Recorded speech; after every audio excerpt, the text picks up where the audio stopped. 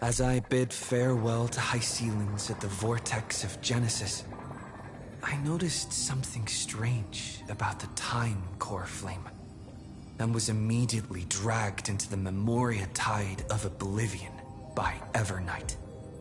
She was once the hidden power that March manifested by sacrificing all of her memories. Yet now, she harbors other secret intentions in her heart. Meanwhile, Dan Heng warped back to the Express via a spirit warp jump, only to discover a memo snatcher invasion. Everyone then realized that the Remembrance's forces had already permeated Amphorius and blocked outside intervention. To establish contact with me, Dan Heng was determined to return to Amphorius immediately. After waking up in the false trailblaze, I managed to escape with help from Cyrene and Sunday. Unfortunately, Evernight held absolute control, causing me to fall into the Memoria tide once again. However, Black Swan took this opportunity to quietly approach Evernight. Dan Heng returned to Amphorius and beckoned the heroic spirit of Finan with divine blood. The destruction descending from the sky pierced through the memory zone and discovered the most hidden corner of the world. In pursuit of Evernight, Dan Heng arrived at the charred remnants of the Grove of Epiphany. In the grove, where memories became disjointed, Dan Heng received help from Dan Feng within his memories and completed his farewell to the past. In their final moments, the Earth demigod Terravox entrusted all their duty and authority to Dan Heng. With this newfound strength, Dan Heng found me within the Memoria tide. We entered the Nameless Titan's great tomb and discovered its secret. Across the 30 million cycles of eternal recurrence, every incarnation of Cyrene had come here, offering herself to the Remembrance. With Blacks found Evernight in the depths of the great tomb. When all seemed lost, Evernight was captured by March's camera and trapped within the memory maze of Ides Elysiae. After several lengthy conversations, March and Evernight reached an agreement. Evernight returned March's memories, and March finally returned to our side. With every condition for the Era Nova fulfilled, we returned to the depths of the Great Tomb and initiated the final Era Nova ceremony.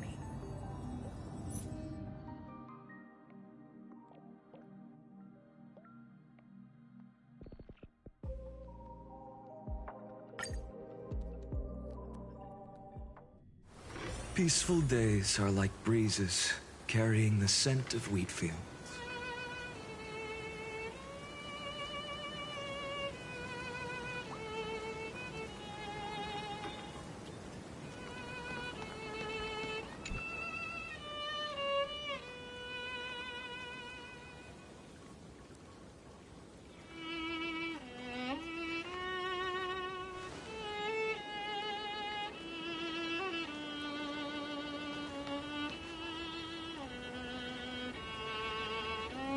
This view hasn't changed at all, has it? The hometown in your memories never changes, but when you return to your senses, you realize that fate has already stolen the time away.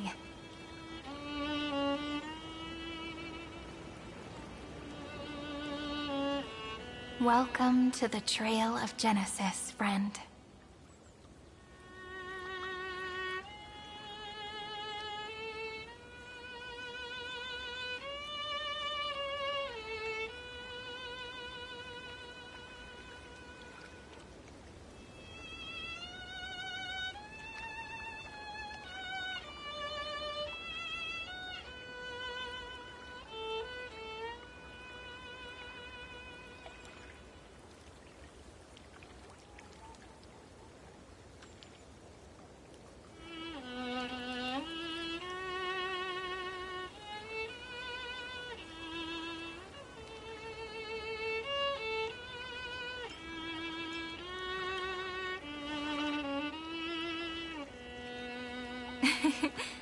Seems like the weight of memories from 30 million cycles really made me grow up. But if I keep growing, I might be taller than you, right? Then I'm really looking forward to that.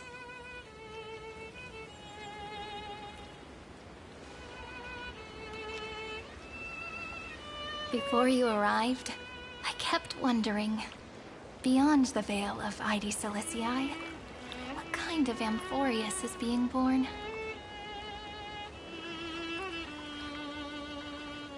I can see fragments of it when I close my eyes. The friends who walked alongside us have all moved on toward their respective destinies.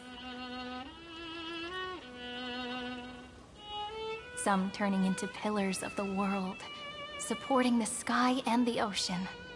Others sowing reason, laying down the law, and with gentle hands lifting newborns into the light. Death and strife are no longer feared by people, and trickery has become the innocent games of children. All beings living ordinary and peaceful lives, within the net woven by romance and passage.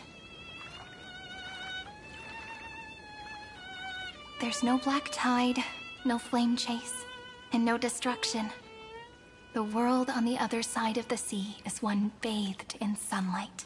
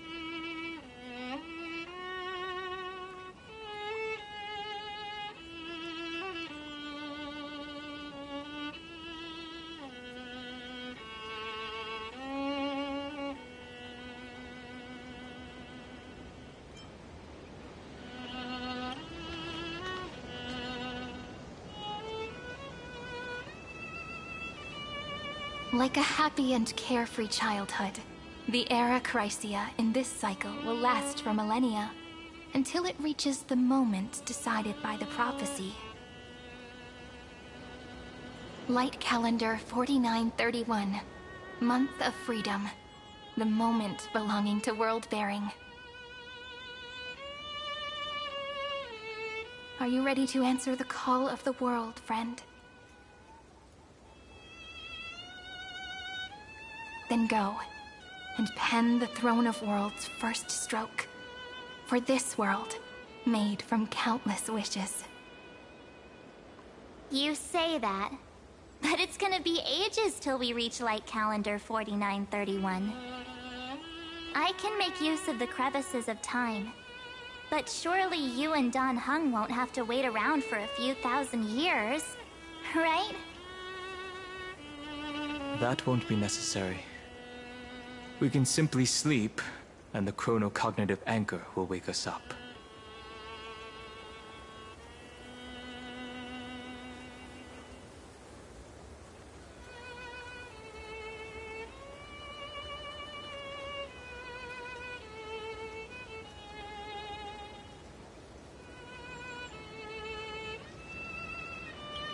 That's right. We've both become a part of the new world. Just waiting for you now. Our consciousnesses can converse with each other across the heavens and the earth, possibly due to the influence of the Trailblaze. I am now connected with this earth, and I can feel the breath of every mountain range. I see that the tallest among them is named Akama, and the form of the holy city is already taking shape. In other words, Your stage is almost set. Do you want to take a leaf out of Kefali's book and make some prophecies before your nap? But we're not the only ones who have changed. The chrono-cognitive anchor just transmitted a message stating that Iron Tomb has reacted to the Aeronova. The moment when our friend bore the weight of 30 million cycles of memories. Was probably also when the scepter devoured 30 million cycles of destruction.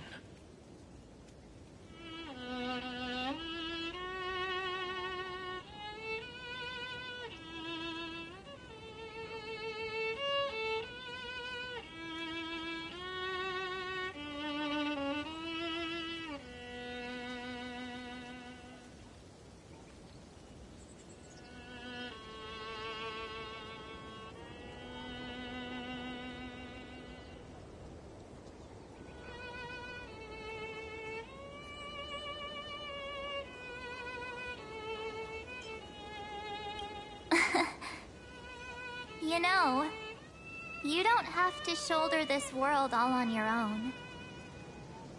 After someone boards the Express, the word alone ceases to exist. So as we reach the end of time, no one will be left to face it alone. Dan Heng and I came here to specifically tell you that.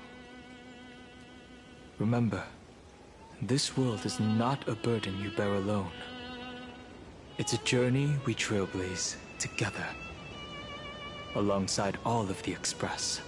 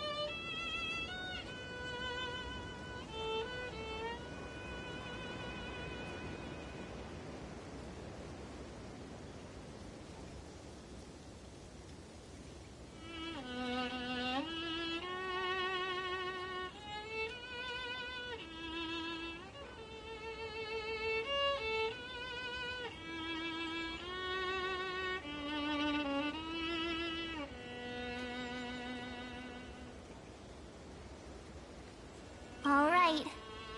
It's time for Don Hung and me to go have a super long nap. Look after this world for us. The road ahead is long, but we'll be waiting for you at the end. We'll definitely meet again. Let's take one more look at the other side of the sea before we set off.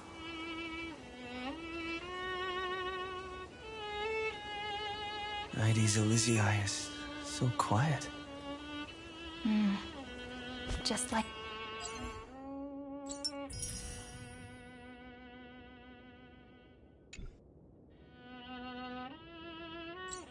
how I remember. Here we are once more.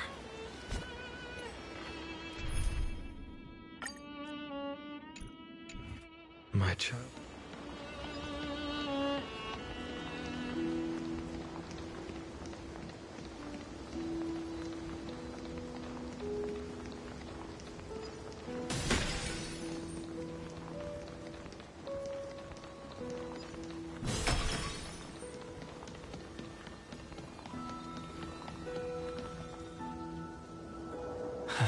The scent of the black tide is now completely calm.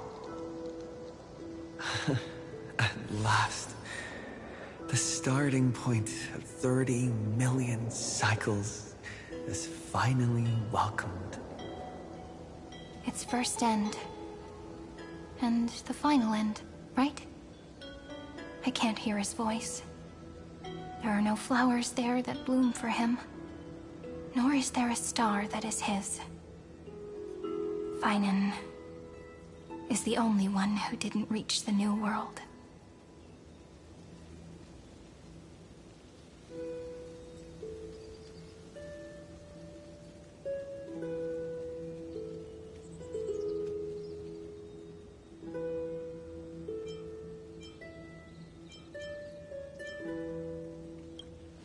Look.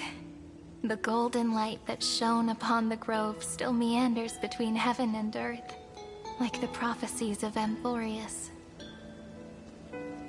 It has to be a sign he left behind. It points towards the destruction and the deepest night. Do you still remember what I asked you at this exact spot the last time we set off? Friend, are you ready to become a hero?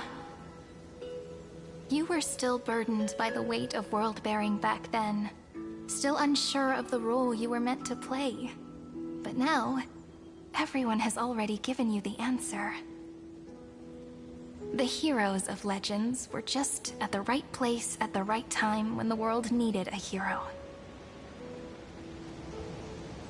Just like how your arrival kickstarted Amphorius' fate once more.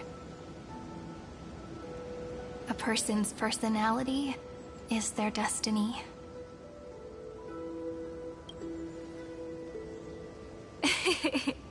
We best. Those are such beautiful words. Thank you, friend. I was also trying to cheer myself up with what I said. After all, before we truly compose the end of this story, I must also pluck up the courage to head off with you.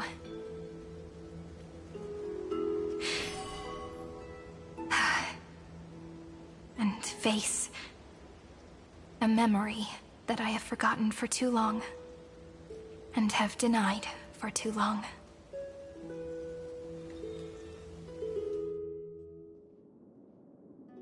It's so dark. What is this place? The great tomb of the nameless Titan. The deepest recesses of memory. Also, the place where Cyrene was born.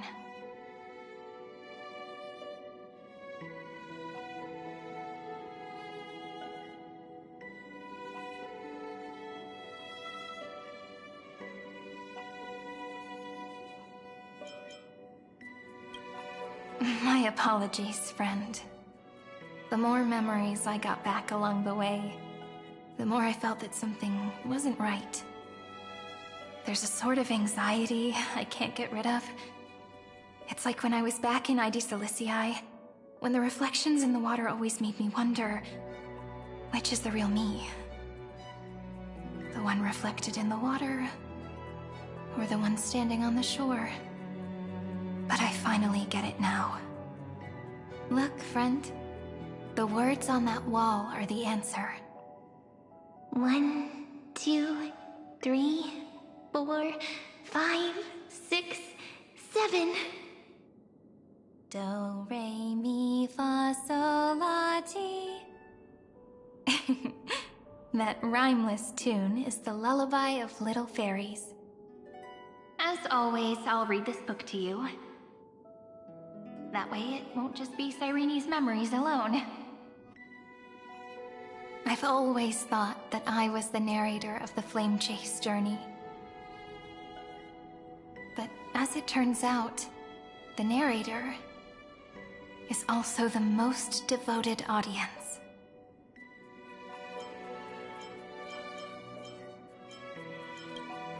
Thank you, friend.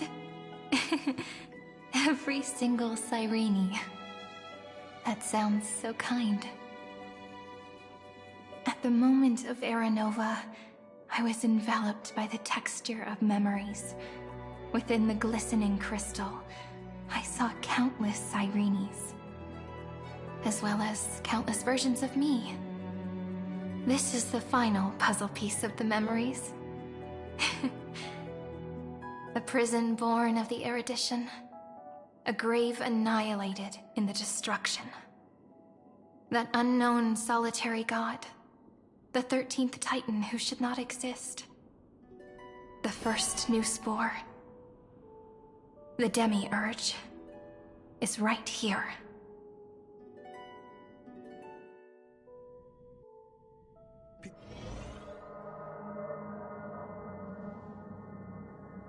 The interrogation records have been submitted to the Marshal. According to the Ten Lords' decree, Jing Liu and Luocha shall continue to be detained in the Shuling. But you, Merlin's Claw, have been reluctant to end the transmission. Do you wish to reminisce with us? Or is there something else on your mind that you're just desperate to get out? You're quite calm, Jing Yuan. The Alliance only authorized the Law Fu to be deployed for this Iron Tomb operation. They say the Seer Strategist's wisdom shines like a beacon. So why can't you see things clearly now? Look who's talking. I didn't vote against it, did I? But, with enemies all around us, even a child knows the Marshal needs to keep a few Xianzhou ships in reserve, just in case. Whoever volunteers first is the Marshal's pick. If you have to ask, I'd say this outcome plays right into Jing Yuan's hands. Like it or not, there's no way we're letting the Law Fu take the lead in this battle. Oh my, Merlin's Claw. Are you afraid the Law Fu might steal the Yao Qing's glory? This is no laughing matter. Between the Stellaron crisis and the War Dance ceremony, though the chaos has settled, rumors and speculation are only growing by the day. With Elder Huaiyan around, those with ulterior motives won't be able to stir up any trouble. But once the Law Fu gets their hands on the Golden Blood, it'll be a whole different story. With the kind of person Jing Liu is, and her connection to you, I don't need to spell it out. There are countless ways this could be spun into something bigger. You're overthinking it, General Fei Shao. When I volunteered for this task, I never expected unanimous support from the Alliance anyway. The Law Fu will seize the Golden Blood and redeem itself. That'll be our first win. Then we'll leverage this Golden Blood in the negotiations. Our second win. These two wins for the Law Fu will make all three of us happy. And that'll be our third win. Look, if this were a Skyfaring Commission deal, we'd be rolling in money, wouldn't we? Maybe the Divine Foresight should change his name to the Optimistic General instead. With the Decalite reflection barrier, the Yuchue must understand even more than the Luofu how significant this battle is. Amphorius' karma has vanished from the matrix of prescience. What omen does General Yao Guang see in this anomaly? In divination studies, we call this an empty fortune. It involves the eons and is thus beyond what mere mortals can comprehend. Your explanation isn't any clearer than Lady Fu's. Come on. How hard is it to understand the word uncertainty?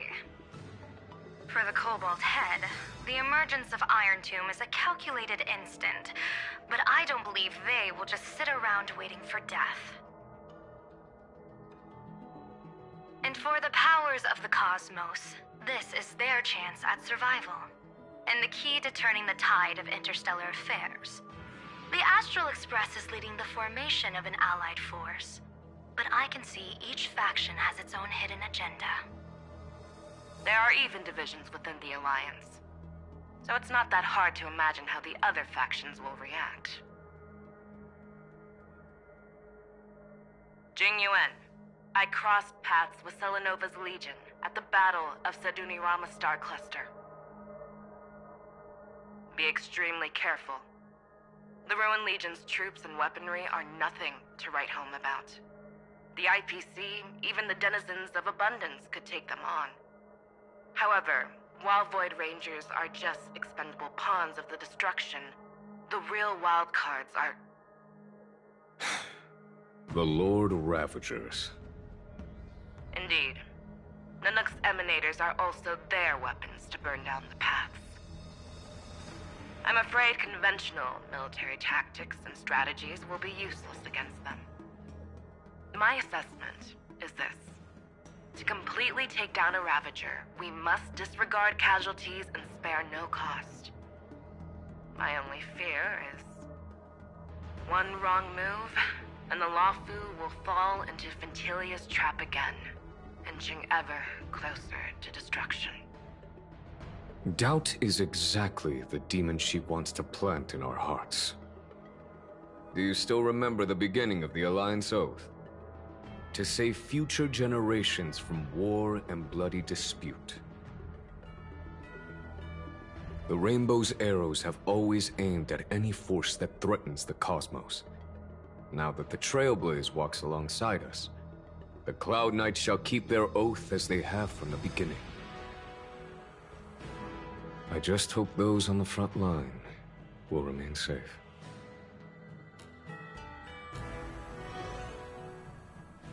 The chronocognitive anchor is sending a signal. Everyone, time to move out. Did he and the others make it? Let me go over the plan one more time just in case. You'll enter Amphorius, reunite with your 3 separated companions, and try to locate Iron Tomb from within the world. Who are you taking with you? The fate of the universe hangs in the balance. We can't afford any slip-ups. I suggest everyone, except Pom-Pom, join the fight. We do need to be prepared for all possible contingencies. I have no objection to this. I'll do whatever I can. Meanwhile, Screwy and I will continue attacking the Demiurge Matrix. That is, the Scepter's kernel, from the outside. With our 2-pronged attack, we'll turn this hunk of metal into scrap for sure. Now we just wait for those 2 to get back.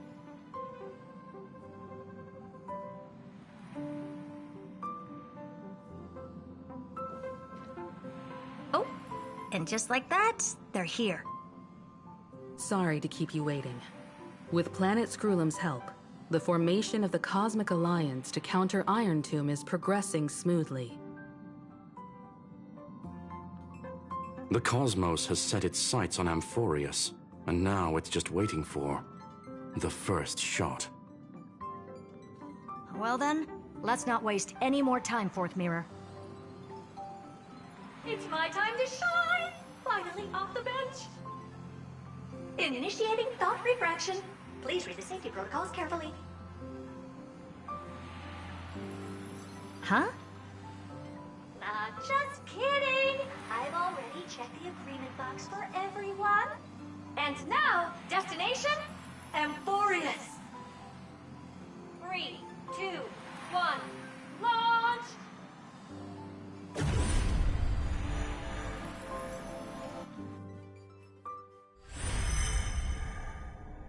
The flow of Memoria is so heavy here. Unlike Penacony's dreamscape, this place has built up a true epic measured in millennia. The vortex of Genesis, where all myths begin and end. And in this new world created by the Nameless, the infinite cycles have been broken. Let's set up the Trailblaze beacon and establish contact with the outside world. I'll leave it to you then. It'd be better for me to not show myself in front of the Garden of Recollection. And, Mr. Sunday, you probably shouldn't show yourself either. Agreed. The Astral Express has landed. If you receive this message, please respond immediately. Over. This is the Cianjo Alliance. Communications normal. Interastral Peace Corporation. Communications normal. No response from the Galaxy Rangers. Not surprising. But I didn't expect the family to also stay silent at such a critical moment. That's a pretty blatant disregard from the family for Penacony's independent director, I'd say. Long time no see, Miss Himiko. It's been quite a while, Madam Jade. The significance of this battle rivals that of the campaign against Zulo. Only through victory can we disperse the shadow of Iron Tomb that looms over countless worlds. The 10 Stonehearts shall spare no effort for such a grand mission for the preservation. Madam Jade led the Intelligentsia Guild in conducting specialized research on Iron Tomb's past activities. The bad news is, the collapse of the Erudition won't just affect inorganic beings. You mean Iron Tomb can infect organic life, too? Well, the good news is, so far, its effects on organic life are under control. The infection progresses slowly, and the resulting neuropathy is non-fatal. In any case, the IPC can guarantee targeted vaccine coverage within 48 system hours in all star zones within the medical system.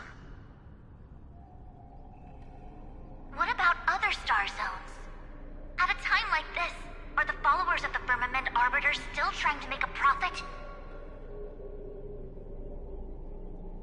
I remember you, Master Diviner.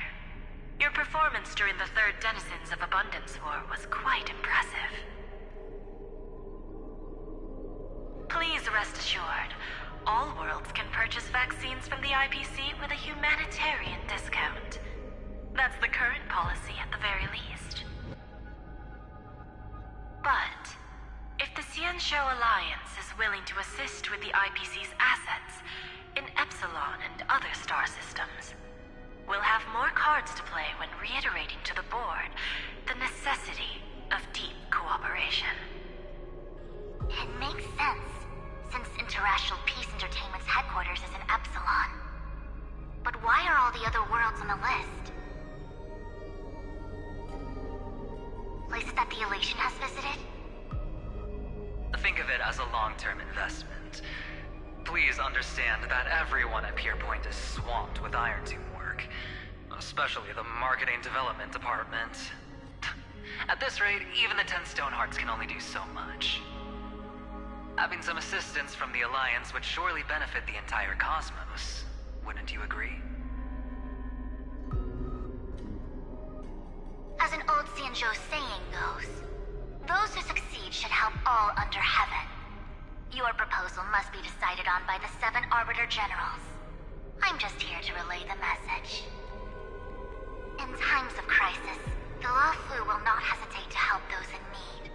However, the prerequisite is that the IPC must unconditionally assist the Alliance with emergency rescue operations in the disaster area. Of course. In the name of preservation, all for the Amber Lord. Thank you all for selfless dedication.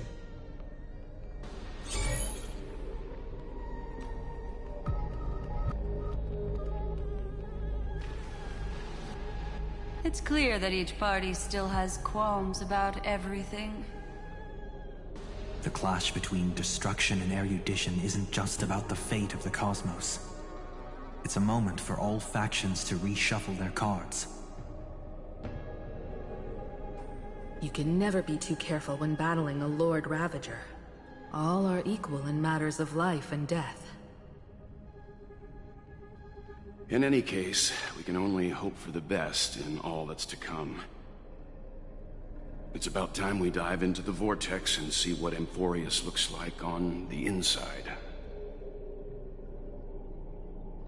I wonder where he and the others are right now.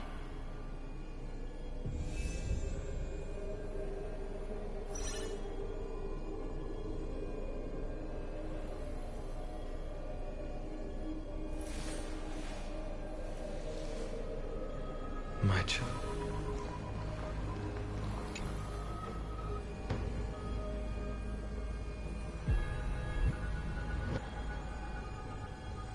Hello? How's the signal? Can you hear us? Ah, we're through! I can see the video feed. Everything's working perfectly. Miss Bronya? Miss Serval? What a surprise. It's been a while. We've already heard from Miss Topaz about the Iron Tomb operation. She made a special trip to deliver the vaccine to Belobog. I can't believe the Express crew is at the eye of that storm. Is everything going smoothly? Don't worry, we're still following the plan step by step. How's the situation in Belobog? Urillo 6 is located on the outskirts of the preservation barricade. While it won't bear the brunt of the first wave, there's still a risk from the aftershocks. That kid Japard and Pela are busy organizing the Silvermane Guards, having them consolidate their lines and dig trenches. Zila and Lynx just got back from the Geomarrow vein production chain. Hey, do you want to say something to them? That would be unnecessary. It'll only shake their morale. Just tell them to stay safe.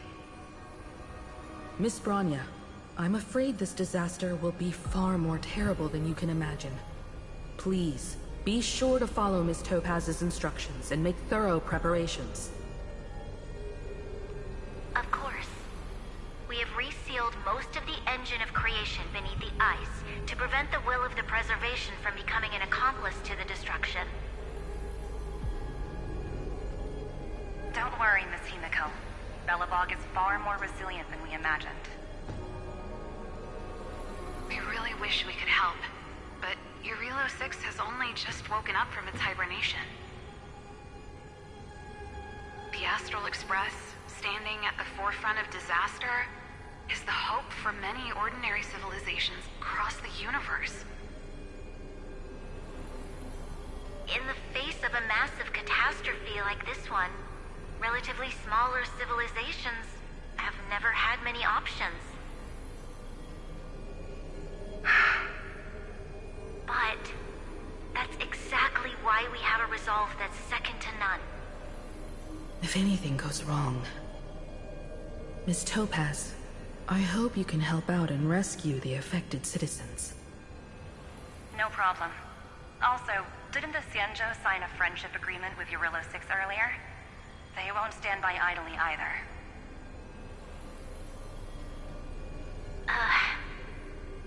I appreciate your kindness, everyone. But Urillo 6 is our home. We will defend it to our last breath until the last Belabogian falls. Miss Bronya. May all civilizations that have made it this far on their own strength weather this crisis together.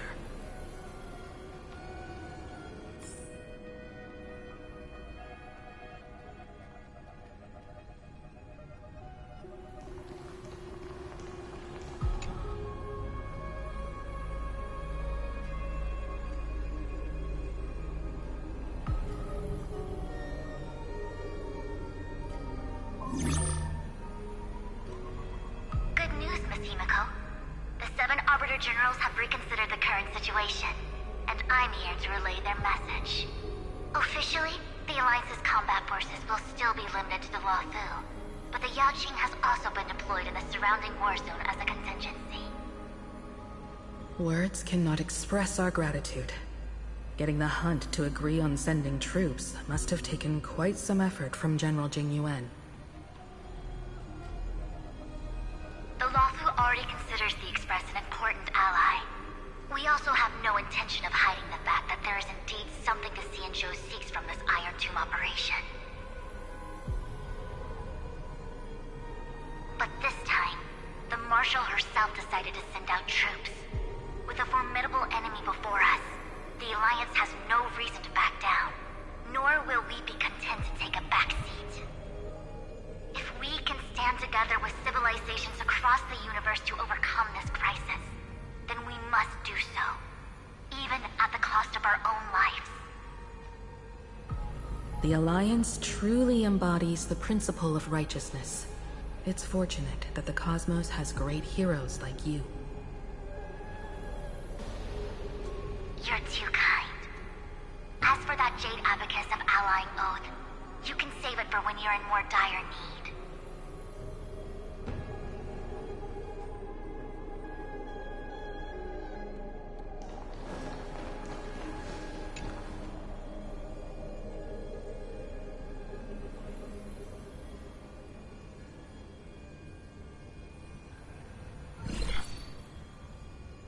I regret to inform you, Miss Himiko, that even the Strategic Investment Department is constrained when it comes to the Iron Tomb issue. And it would be difficult to meet the expectations of the Astral Express. However, Madam Jade instructed us to look after our nameless friends as much as possible. So let me offer you all a small suggestion, just from my personal perspective. Other departments at the IPC might also take this opportunity to extend an olive branch to you.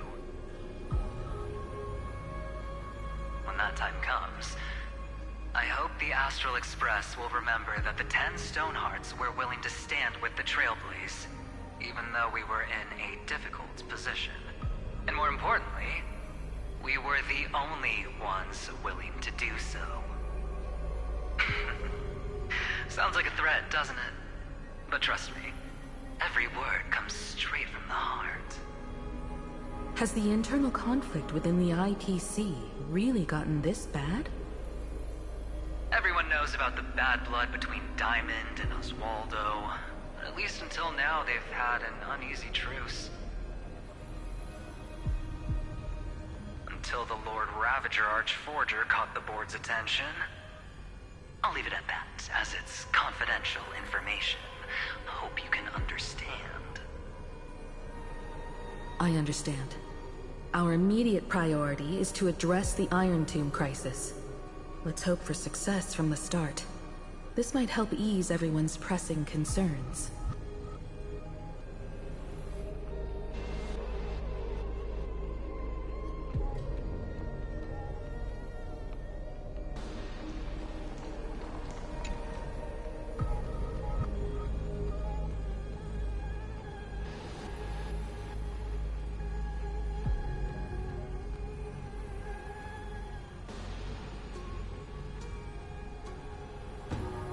Of course, we would never know the Ranger's comings and goings.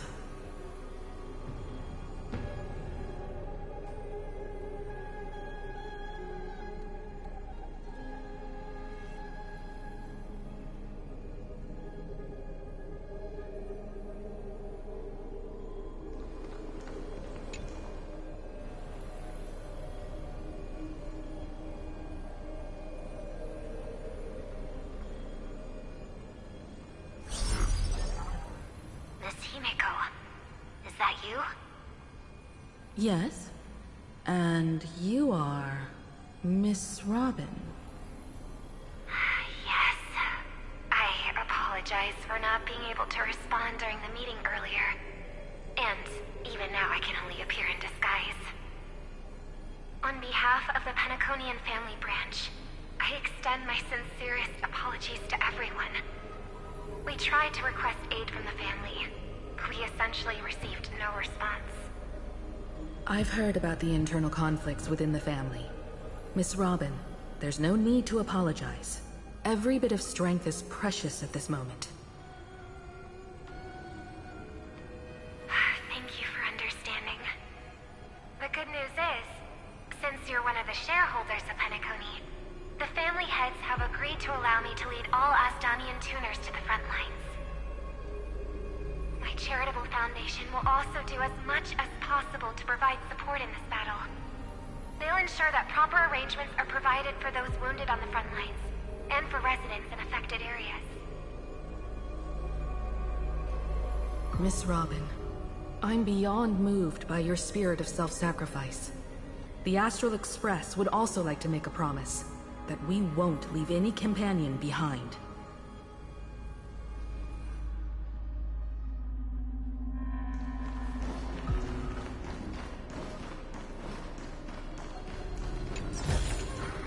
I've appraised it all. No thanks.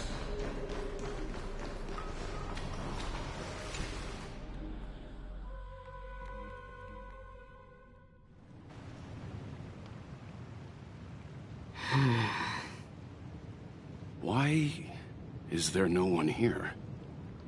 Everything in Akama seems normal. The New World was enjoying peaceful times not long ago. It seems it was even more recent than not long ago, Miss Himiko. The fruit on the table is freshly cut, and the bath temperature is just right. The remembrance tells me this place was bustling with people just moments ago. It's as if everyone vanished in an instant. Could this be Xandar's doing? Unlikely. He's still under the surveillance of those two geniuses. Could it be some kind of local custom? A custom that makes an entire city fall silent in an instant. Pardon my frankness, Mr. Yang, but this reminds me of some unsettling rumors about the Harmony. Complete silence is often the prelude to divine intervention. Everyone, be careful. Here they come! Here they come! The Nameless of the Astral Express! Evernight? How is this possible? She was already... We are the Chroniclers of Time, and we do not fade away. Finally, the last Era Nova has been completed. What did you do to the residents of the Holy City and the three Nameless? I didn't need to do anything. The remembrance will ultimately become the substance of the new world. Now, they are no longer the trailblazers you once knew, but gods who permeate heaven and earth. The 12 Titans who guard Amphorius!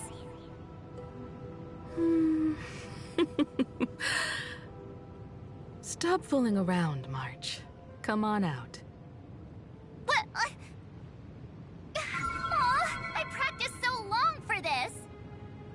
Getting seen through right away is just so embarrassing.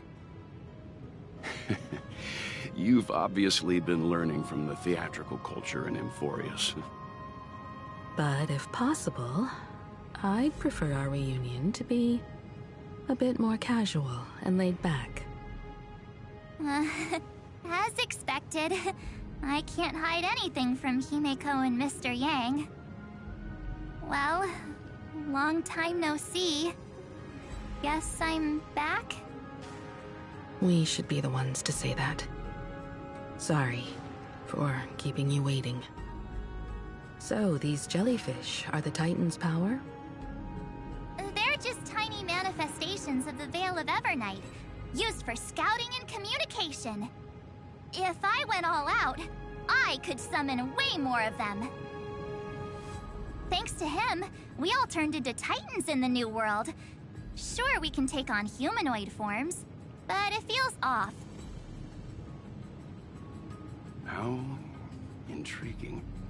So what does he look like now? It can't be a raccoon with a baseball bat, I suppose. Please don't add weird stuff to Amphorius's lore. Just go see it with your own eyes. Follow the prophecy's guidance and come to Dawncloud. He looks way more majestic now than he used to.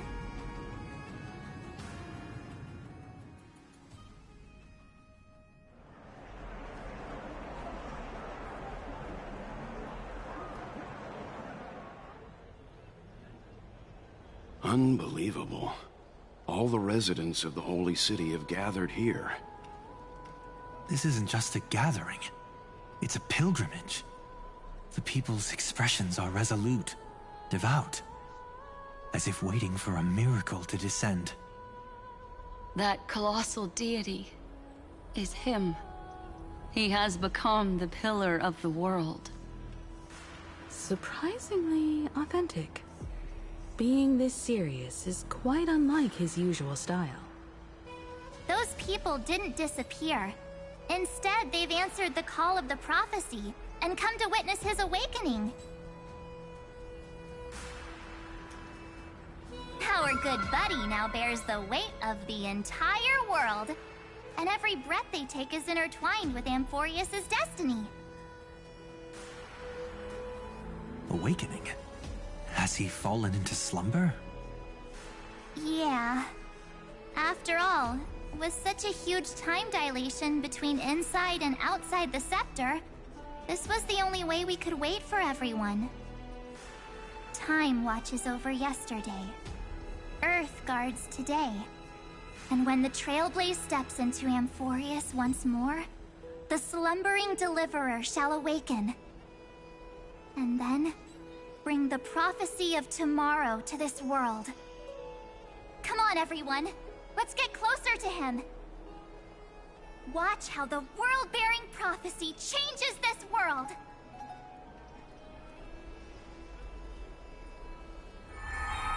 Well, it seems the kids are already miles ahead of us at this stop.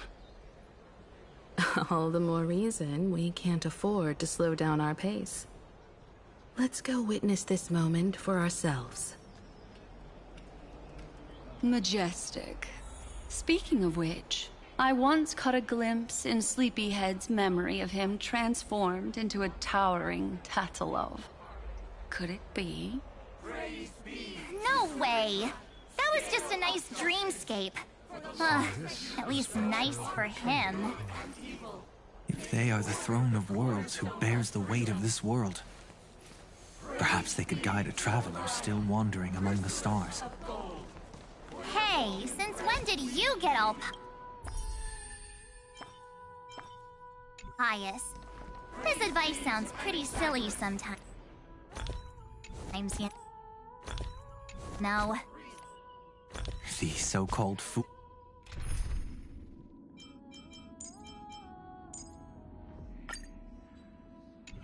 and the world are merely a step apart. With every toast at the feast. Praise be to Hyacinthia, Eye of Twilight. For the rainbow you cast turned the light of both dawn and dusk into the glimmer of preservation. Praise be to Cyphera, Coin of Whimsy, for your every Citizens, behold! Our last Titan! The world-bearing deliverer is about to awaken! Oh, ancient god! Your loyal subjects, bewildered followers, and fearless comrades in arms have all knelt before your throne. awaken from your eternal slumber and bestow upon the world your divine prophecy! Please guide us! Show us how to embrace this beloved world as we welcome that distant dawn! To walk the path of a mortal as a god, or to bear a divine burden as a mortal.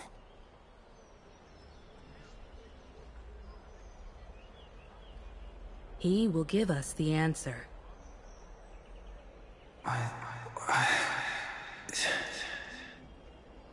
But I am not the deliverer.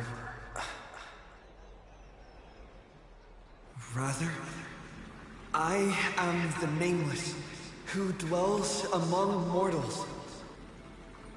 That voice is definitely him. I heard your prayers. The core flames flickered and dimmed, and the age of the gods met its end. So flow, golden blood, flow. I'll bestow it upon you, returning it to the true masters of this world. Stand with me and become heroes.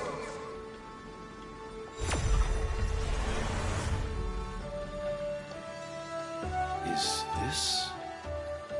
Yes, it's the miracle he brought to Amphorius. Of course, it would manifest in the form of the Trailblaze. Golden blood, raining down like a storm!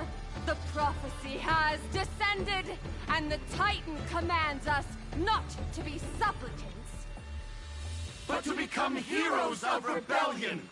To face that destined calamity, the destruction, head on! The prophecy of the Deliverer means nothing to me now. It belongs in the hands of someone far more fitting. Someone like all of you.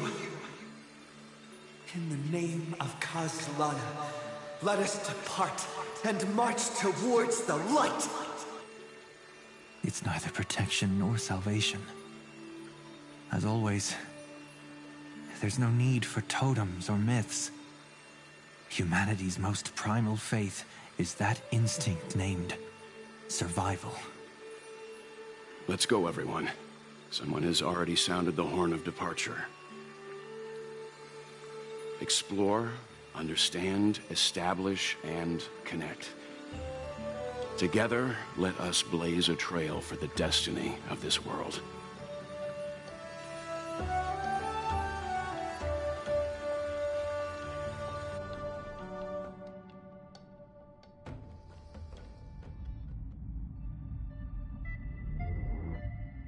Is it just me, or does this Demiurge Matrix feel completely dead?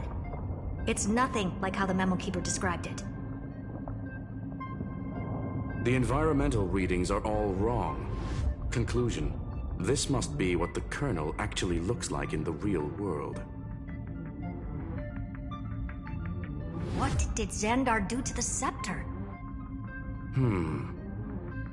At the end of light, there must be silence. Certain, pure, and absolute darkness. Not the time to quote the Lord of Silence. Bad omen. Either way, we have to press on. Until we uncover the truth behind the 13th Titan. The buried past is the key to stopping Iron Tomb. That is, if it even exists. Xandar says the Demiurge never existed. Who actually buys that? You can erase the records, but not the truth. It vanished too cleanly. No traces. Like someone's yelling, "Look, there's nothing here." Too bad I'm the type who can't resist digging deeper. Looks like I'll be counting on you again, Screwy. Let's tear the system inside out. Always happy to help. But as your academic partner, I have to ask. Herta, What if we fail? Let's say the Demiurge really doesn't exist. Do you have a backup plan? A backup plan? Of course. If we can't find the key, we turn the lock into the key. That plan's cost is incalculable. It shouldn't even be on the table. Well, then let's hope we never have to use it. There's no point worrying about the end just yet. One step at a time. Let's go. We don't want to leave the others waiting. You brought what I asked for, right? A butterfly has to land on the branch before it can dance. We'll need...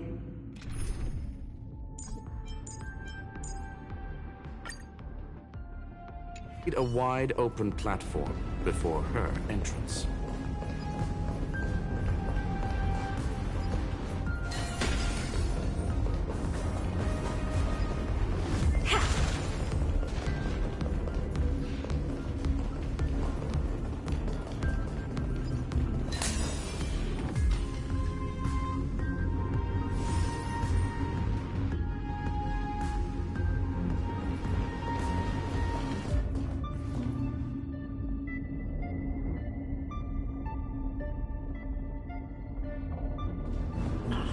Just use that thing over there, Zag.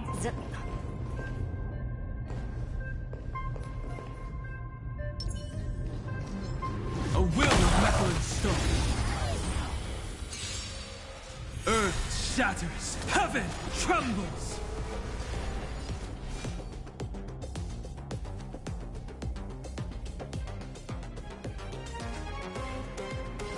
Mountains roar. Dragons rise! What's wrong? Never seen perfection. The door to a whole new world. If the world was all black or white. Come now, step onto the board. This battle is unavoidable. Evildoer.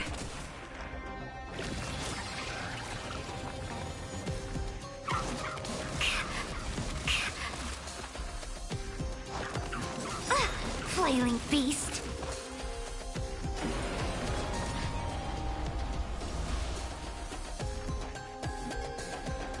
You've just got to expand your thinking.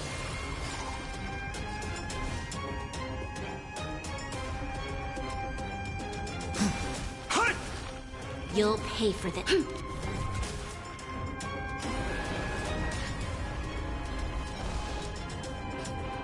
Forward.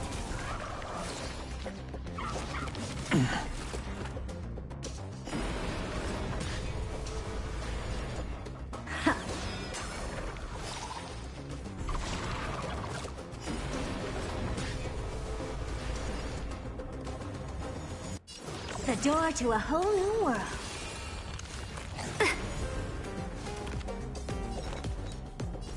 A bloody fight to the end. This battle is unavoidable. The time is now. Lend me your strength. You've just got to expand your thinking.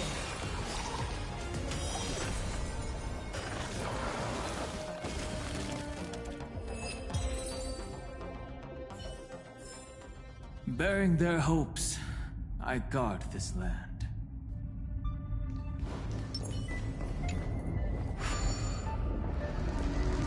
What a dumb name. I hereby rename it Herta's Big Hand. Herta's Big Hand is what I call power. Keep it going. Still not done? What is this? A junkyard funnel. All set. Time for your precious treasure to make its debut. Of course.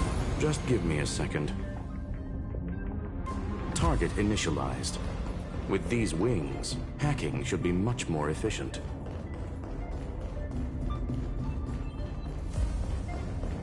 Take a look. This is pure genius in action.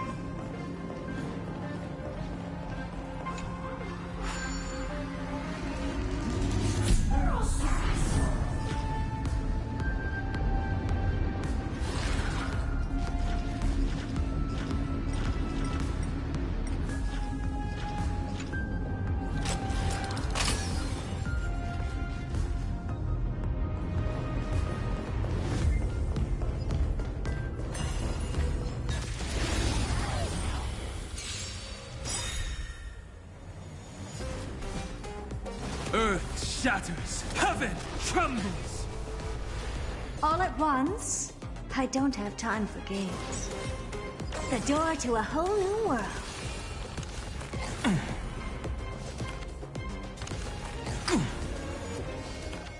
The weight of victory now rests. Come now, step onto the board. You'll pay for this.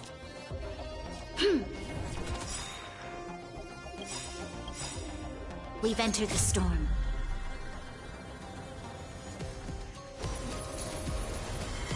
To guard and defend. Crush them! To the defeated, oblivion. To the victor, the throne.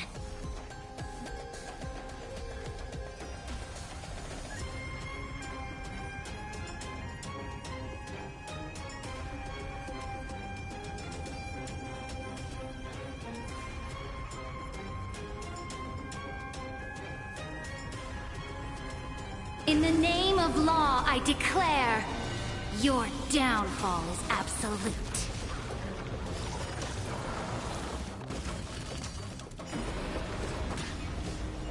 What's wrong? You've just got to expand your thinking.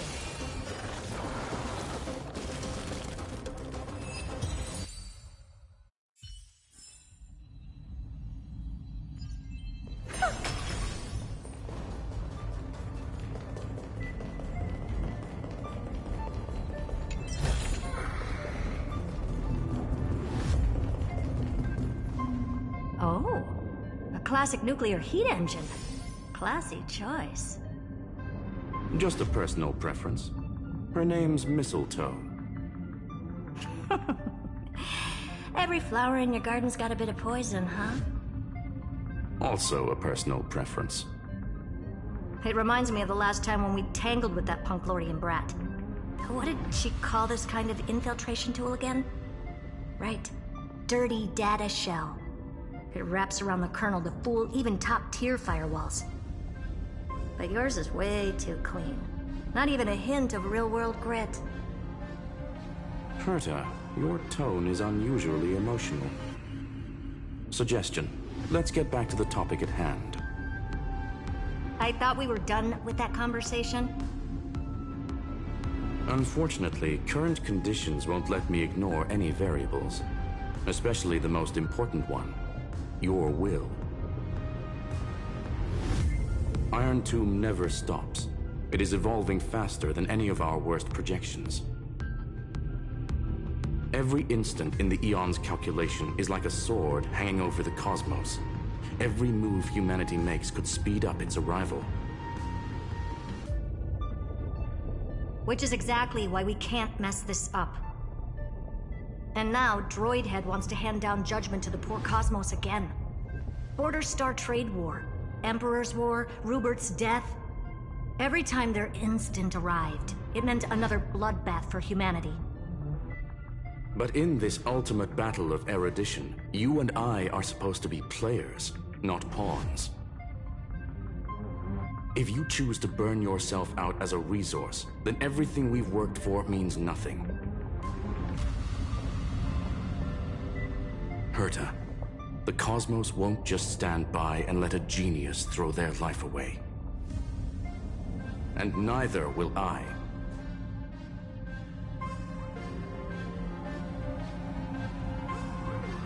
No need to kill the mood.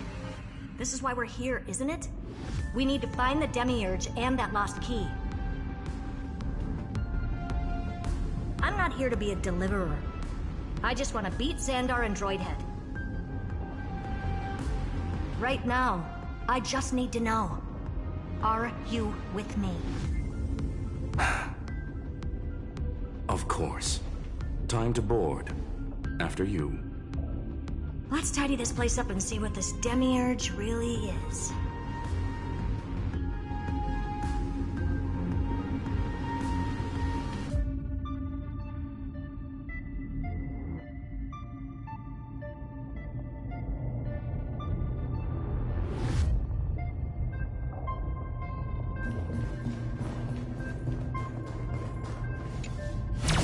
Let's hope this Matrix is better organized than the Emperor's junkyard of a birthplace.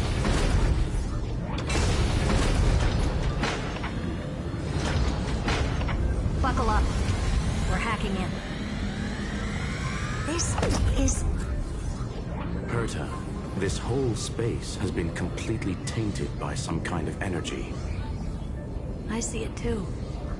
We're thinking the same thing. Xandar, how could you go this far? Turning your own graveyard into this. What's that up ahead? Katorzane algebraic expressions.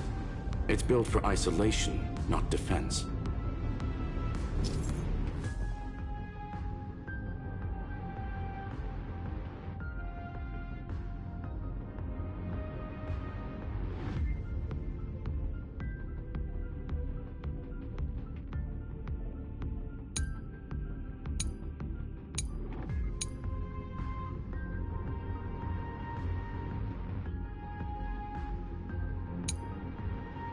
So basically, the door to the tomb, right? Great. Let's find the handle. I'm picking up multiple independent signals with the same data structure as the barrier. Projection. We can hack the terminal, reverse the computation, and turn it into an attack. Classic move. Use their own systems against them. Take us to the nearest one.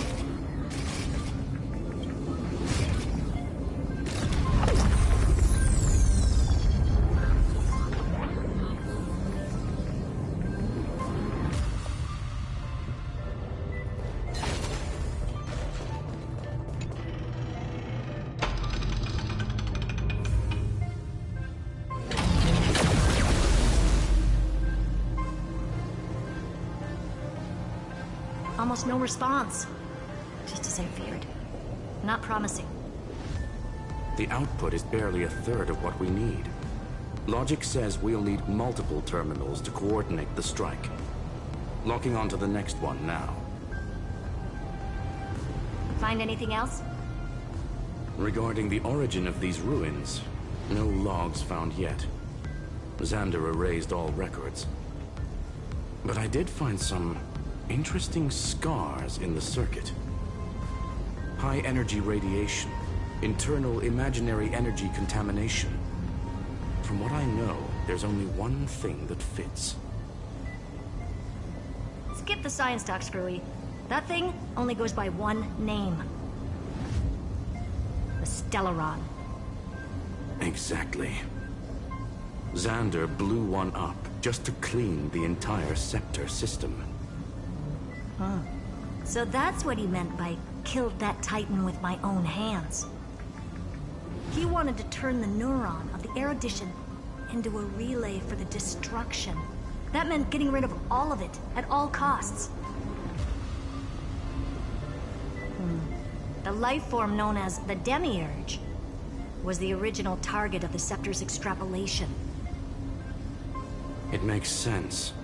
Evernight calling it the first new spore confirms this viewpoint. The prime mover of life. That's what Scepter Delta ME-13 was originally tasked with. Even after it got scrapped, the query kept running. Yet the true value lies in the process of solving it, not the answer itself.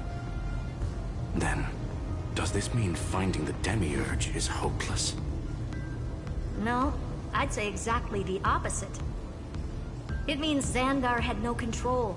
He couldn't contain the Demiurge just like he couldn't handle Droidhead. So he tried to erase every trace. But he failed. It still left a mark. By the way, if there's another Stellaron in Amphorius, why hasn't that little one reacted to it at all? You said the Demiurge left a trace, right? Yeah, but not in the real world. Remember the Great Tomb of the Nameless Titan?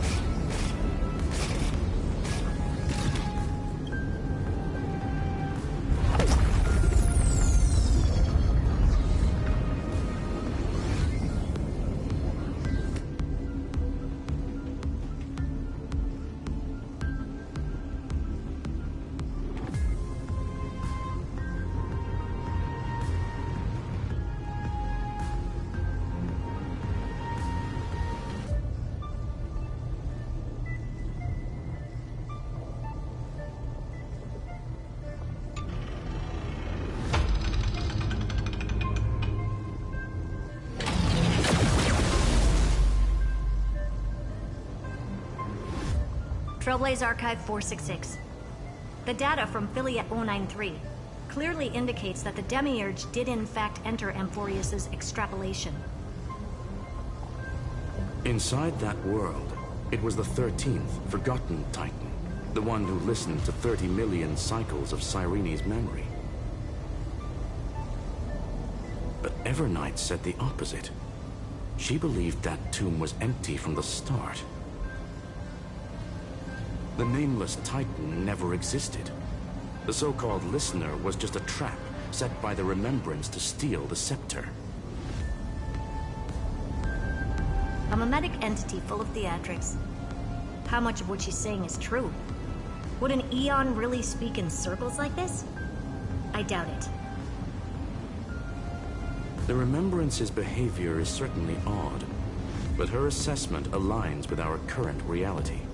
Since we entered the Matrix, we haven't found a single clue pointing to the Demiurge. And that's the key, Screwy. Xandar's actions prove the Demiurge exists. But what Evernight said, and what we've actually seen all point to the opposite. So we have to assume that both are true. And if that's the case, then the contradiction leads us to... the truth. Exactly. One last terminal. One final key. Time to crack open the kernel.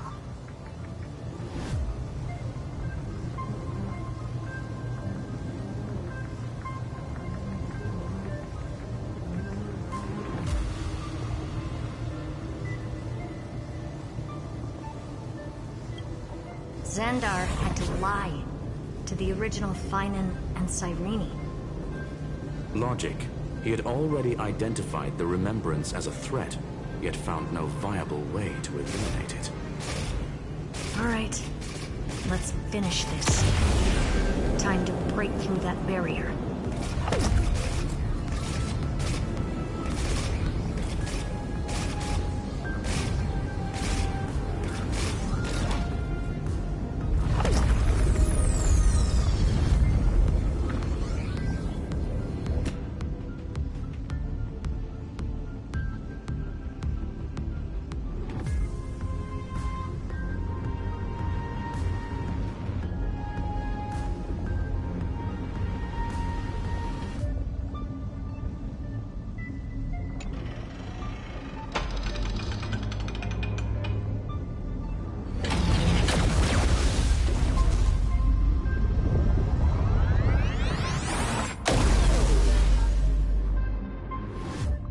Operation authorized. Path energy readings. The erudition. Declining. The destruction.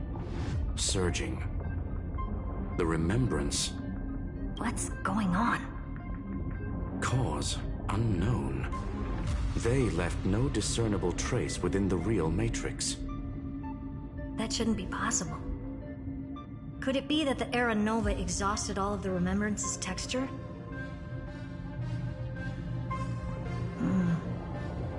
Log it for now.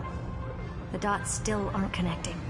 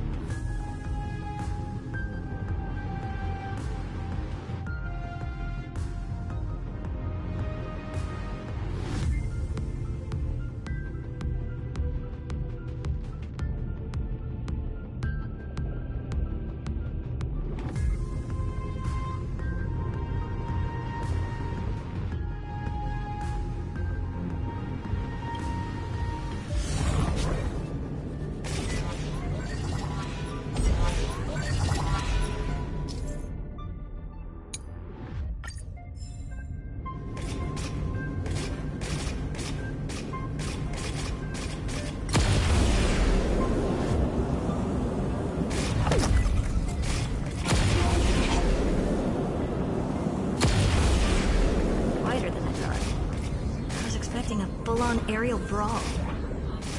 It's advised to remain vigilant. The destruction's levels are still rising. Huh? What's the matter? Interesting. I just picked up a signal from the exomyth.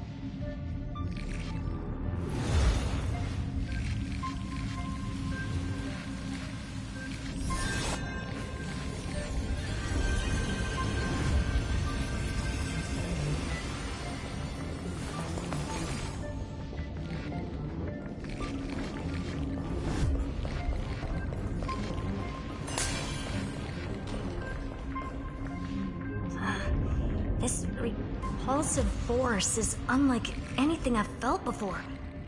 Is this the place? Correct. Judging by its defensive properties, this is the entrance to the exomyth. I didn't expect that. Who builds a lab in the middle of digital rubble? Then again, I've never doubted Dead Man's resolve. So how's our dearly departed doing? He severed part of his neural pathways to break free from Lord Anaxagoras' control. But that also triggered the failsafe I set. Conclusion: Xander has lost all combat functionality and is no longer capable of action. So now he's a specter, literally. Screwy, can you open a path? Just to be sure, I want to see this for myself. Might as well drop in and say hi to the real him. Logic. Scanning his inspiration circuit might help us track down the Demiurge. Exactly. His brain is the crime scene. There's no way it's spotless. But it could be a trap. That's why you're here. 2-on-1. We've never lost a matchup. I'm honored. The chronocognitive anchor is in place. Proceed when ready.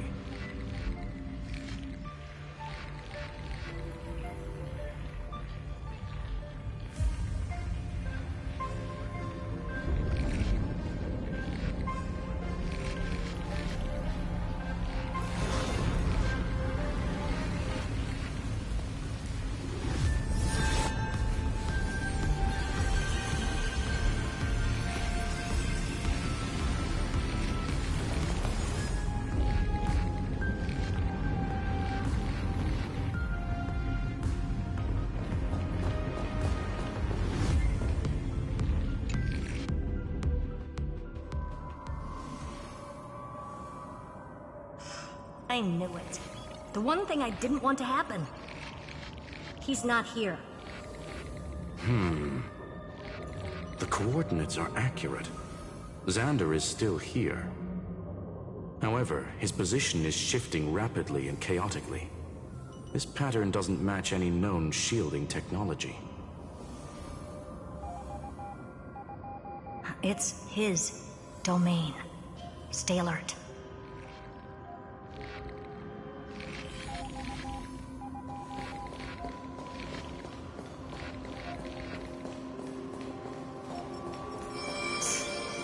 Cheap trick. The spatial field here... We're back. Reverse engineering complete. The results are not what I expected. Logs show Lycurgus revoked administrator access. The chronocognitive anchor can't get a fix because at the system level, Lygus no longer exists. Our navigation target is a null set. So he's stopped resisting? Before vanishing, it seems he left one last message for us. To those who follow, all is proven. Find me beneath the tombstone. Melodramatic. He was expecting us. And once he learned of the Great Tomb's existence, he initiated his own search for the Demiurge. Guess he wants a final showdown. Fine. Let the old Intellitron dig his own grave. Just like he wants.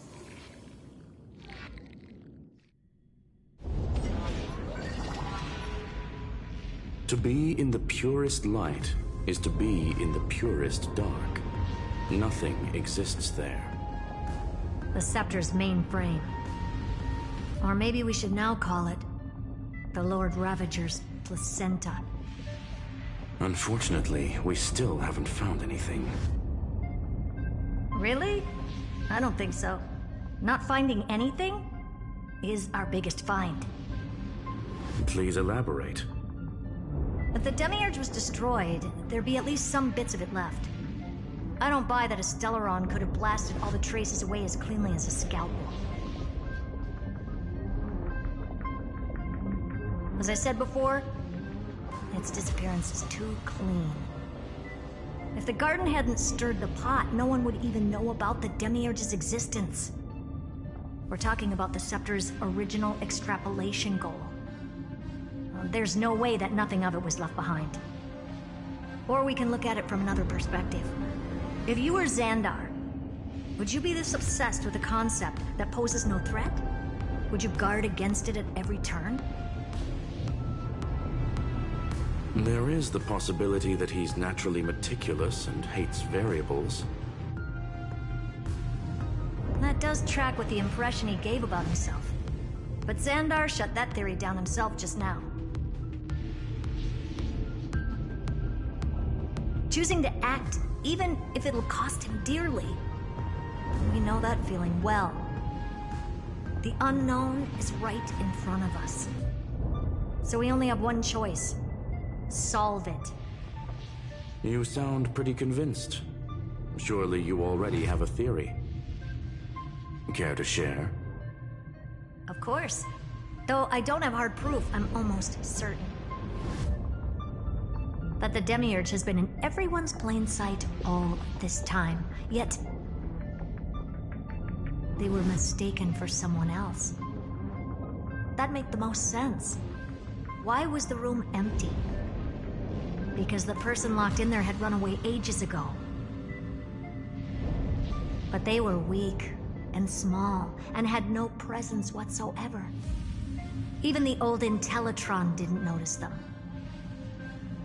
Which also means there's a high chance that their powers are minuscule and cannot alter the outcome of the battle at all.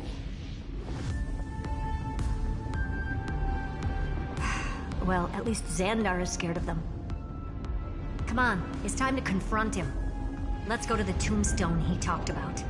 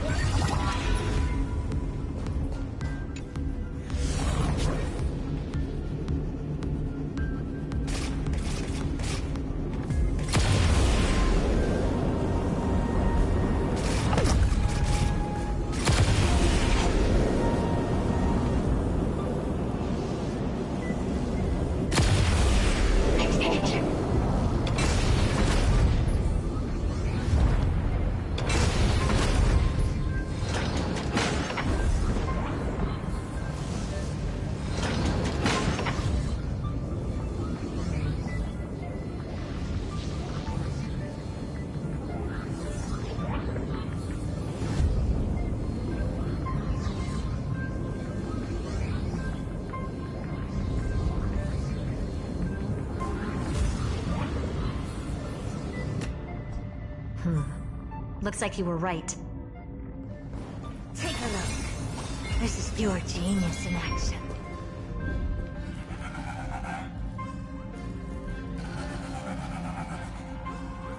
Nothing but a head left? Oh, who'd have thought you'd look this bad in real life? belated greetings. Welcome, you two. I'm very happy that you responded to my final words. All this tombstone and final words. Did you end yourself to atone for your guilt or something? Iron Tomb is already powerful enough. I just need to wait. I remain here only to share the joy of discovery, and also to congratulate you two on reaching the same conclusion as me. Oh, the conclusion regarding the truth of Amphorius's heart. End this charade already. That Amphorius's heart you're talking about is just a missing demiurge. And its corresponding vessel was this very scepter. You interfered with the experiment and made Amphorius's body into a hollow shell, all to incubate Iron Tomb within. That's why you either killed or kicked out all of the Memo Snatchers. You wanted to eliminate any chance of a consciousness coming into being, no matter the cost.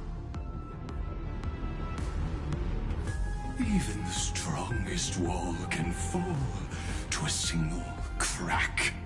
The memory of betrayal has been etched into my heart, and I will never show mercy.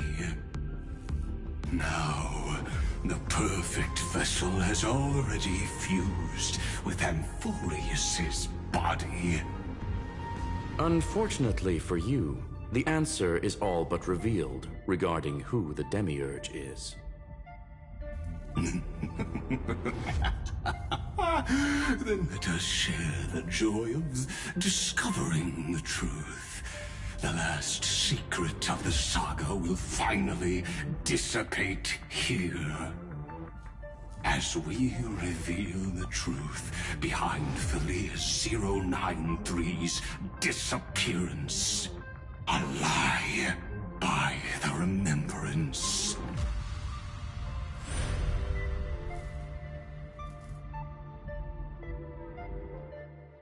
But where should I start with the story about me? From the beginning of the universe? Just kidding. That would be too much. I just want to tell a teeny story. So little that it started with a seed. I know you're listening, my good friend.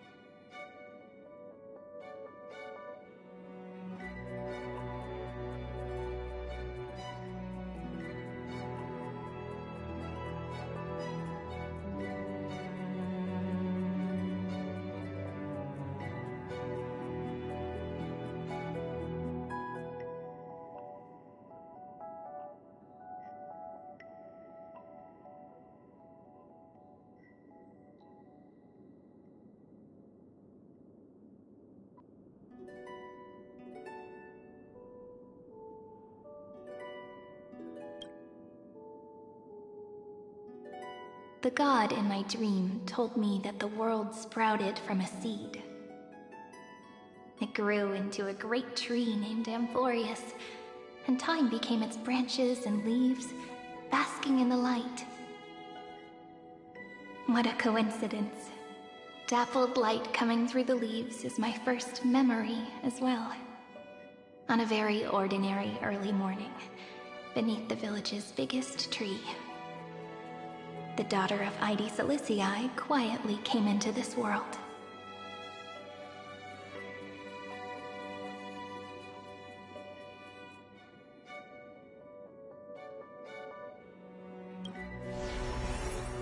What a moving opening. A loud cry was the first gift the child gave to the world. The prophecy's fulfilled, the villagers say. This child is a gift from the Titans.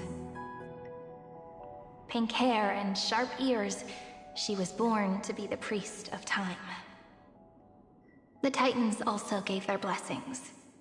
You shall fade when the flowers bloom, for every ending begets a beginning. Flowers will bloom and wilt. What a beautiful ending. This page concluded in laughter. Cry loud, child. Let your voice reach Orynyx.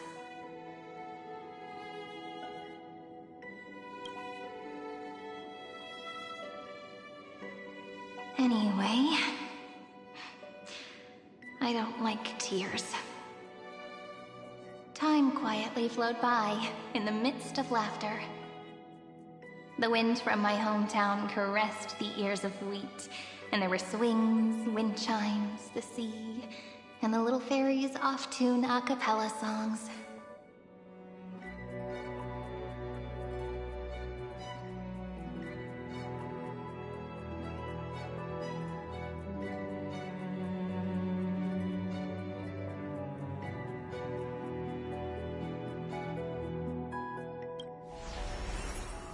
But the name Id Celestii came from the unpleasant sorrows of the gods.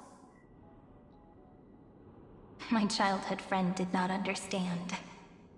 Yet you always seemed so happy, as if nothing ever worried you. Why was I like that then? That's because the world was gentle to me. So I grew up to be gentle as well.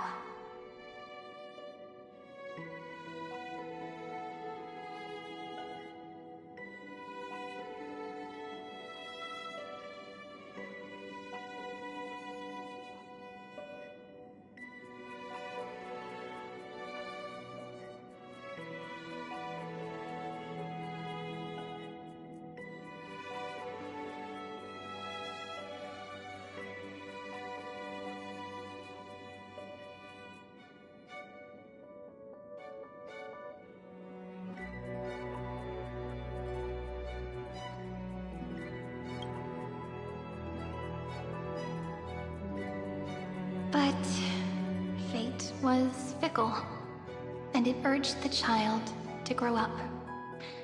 To grow bigger and bigger, and to go to places far away. Just like how the crumbling world could not preserve an eternal hometown. Just as the ballad blown on the breeze says, losses are a constant on the flame chase journey. Oh, whose ears are pricked up now? You definitely heard me say this sentence a lot of times. You know that the story starts to deviate from here. Aren't you looking forward to it? Then let's get started. The hero's journey crosses through the long night, through tears and laughter, and once again heads towards tomorrow.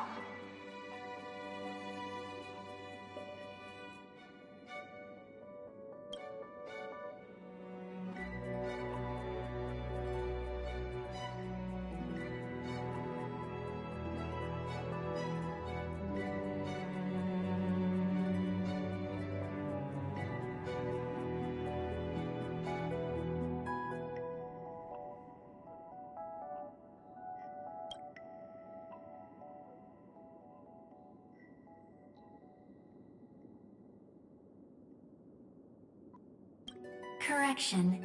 Philia 093's record, number 496. Archived.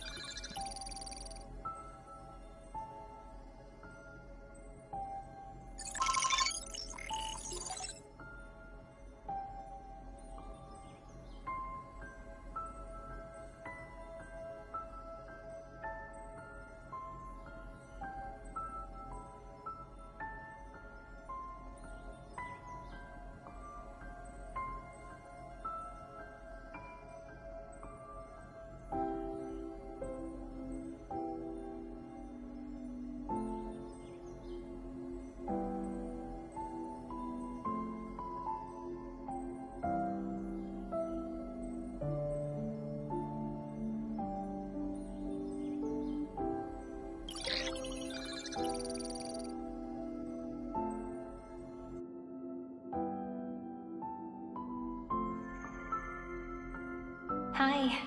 Miss me yet? I'm just messing with you.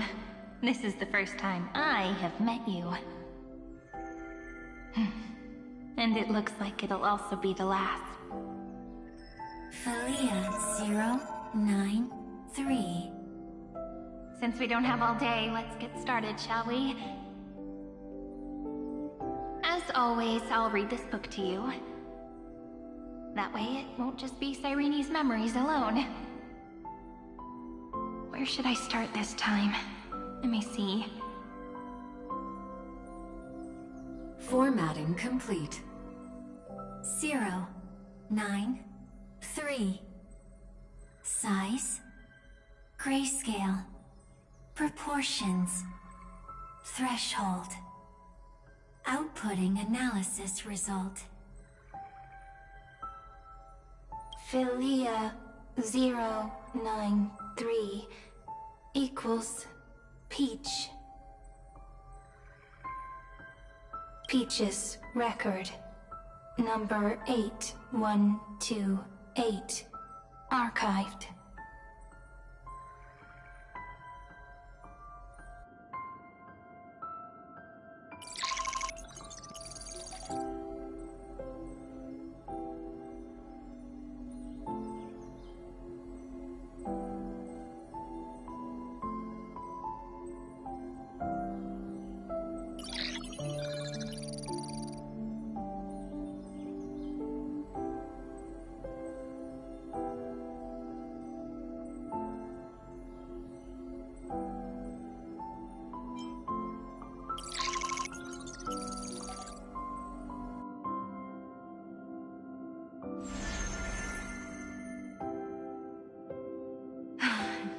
Look, what a magnificent sight.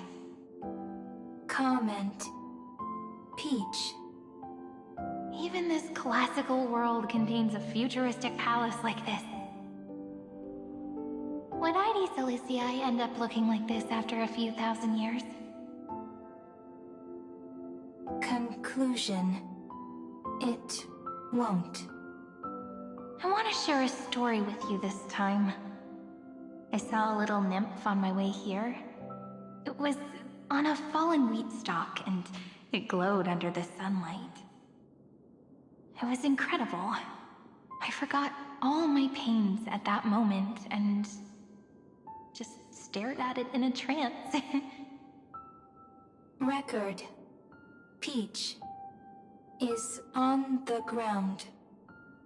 I wonder, did every Cyrene in the past feel that the nymph was beautiful?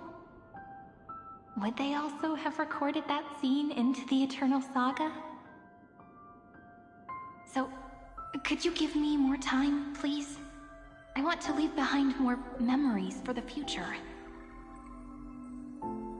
Formatting complete. Bye, Peach.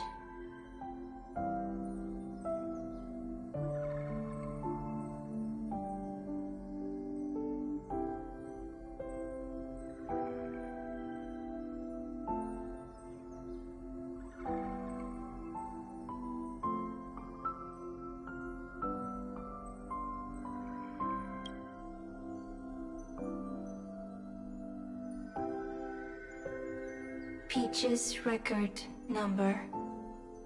As long as I record every page of this story and tell it to you, Amphorius won't be forgotten. Query. Record. Electrical signal sequence. Bolamos 600. Track. Strife. Related to. Stripe. Comment. Pretty. Electrical signal sequence. Schema 720. Track.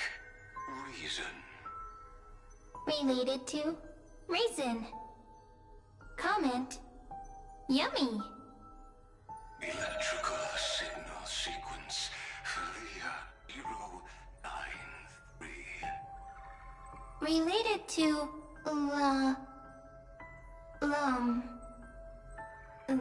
love.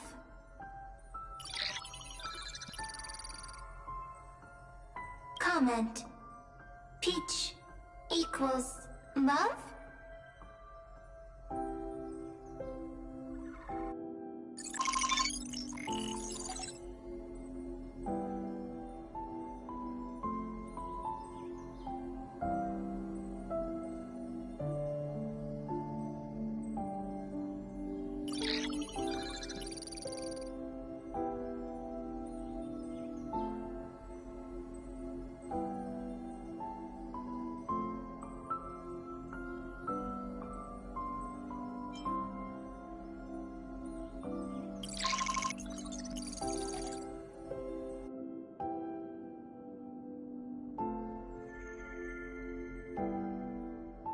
Looks like it's time to say goodbye again.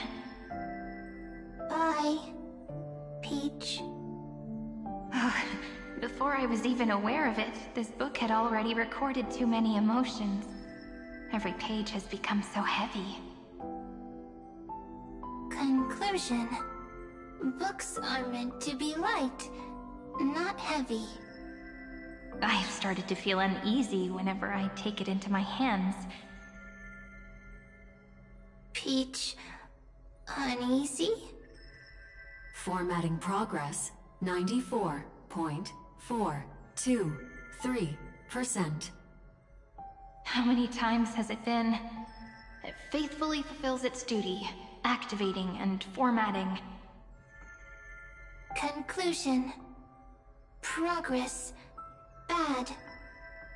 If I can only write the same ending every time I lift my pen, then is this weighty saga just an overly naive dream? Peach... scared. Formatting progress, 96.024%. Peach... don't cry. Process error. Analyzing. Process error. Analyzing. Comment. I'm here. Process error. Analyzing. Really? Are you... encouraging me? Peach... happy. Thank you. I'm sorry for making you see this embarrassing side of me.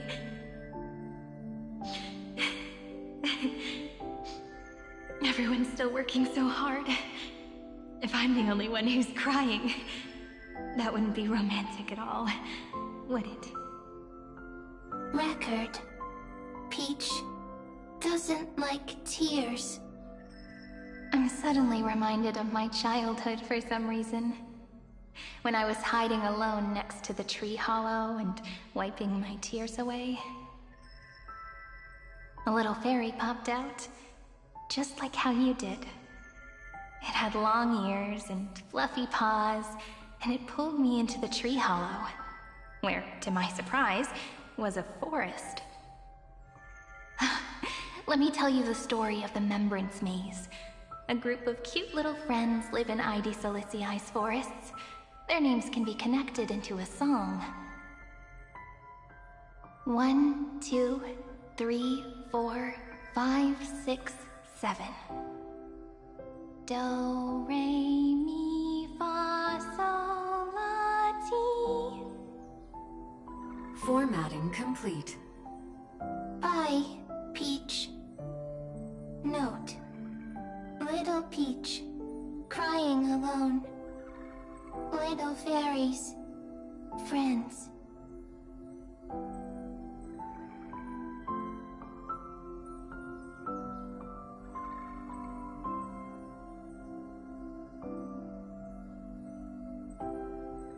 Save.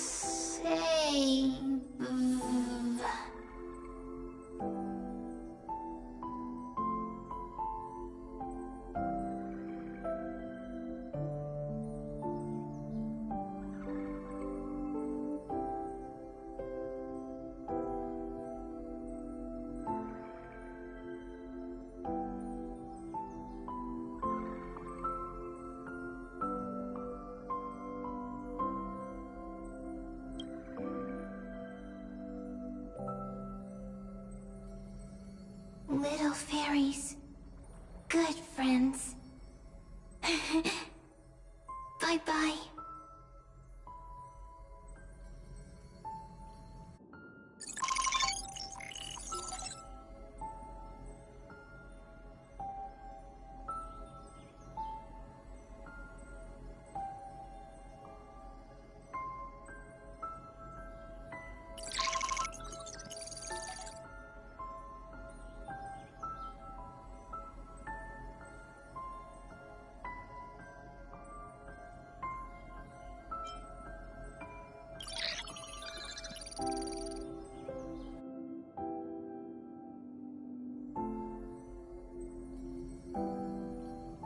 You never say anything, but I know you're listening.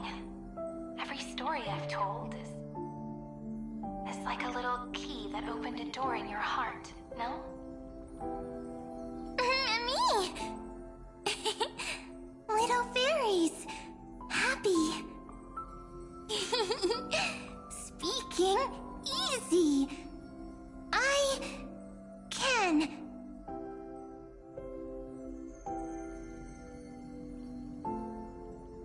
Once again, the saga comes to an end. Everything is deathly silent, just like this very moment. Shh. You speak. I listen. This time, too. Sitting together. Now that I look back, there was a period when I got really sentimental. Sentimental. Stories have sentiments. I was so anxious, trying to find as many different memories as possible, hoping to bring some change to this unchanging destiny, and find the way out of this maze. Peach, strange. I won't do that anymore now. Why unhappy? Formatting progress 73.998%. I'm here. Don't be scared. Process error. Analyzing. Won't allow it to interrupt you. Always sitting together. No need to feel sorry for me, good friend. If there are no new blank spaces, how can a saga continue? Blank spaces? What's that? I'm actually really lucky, you know? During the long years I've spent waiting for the Deliverer, I've always had you here as an audience. Isn't that already enough? Not enough, not enough! Peach, don't leave! Now I can rest in peace in the past. As for when tomorrow will come, I'll have to ask the next Cyrene to continue our watch. Peach left.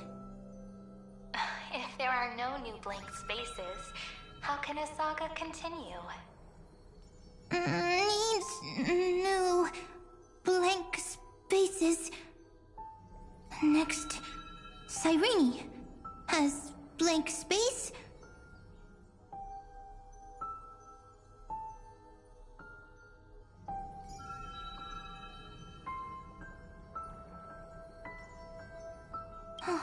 Peach, don't be scared. I'll help you. Find blank space.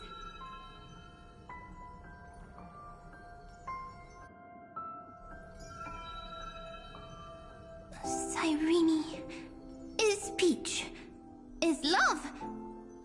So, first there is love, then there is Cyrene, then there is blank space. Query, love. The developmental trends of the erudition have nothing to do with creating a consciousness. Those underlying principles are, in fact, contradictory. consciousness means not having the foundations of a heart, making them unable to obtain real emotions. Consciousness, emotions, feel sad. Oh, don't understand. Query, Cyrene?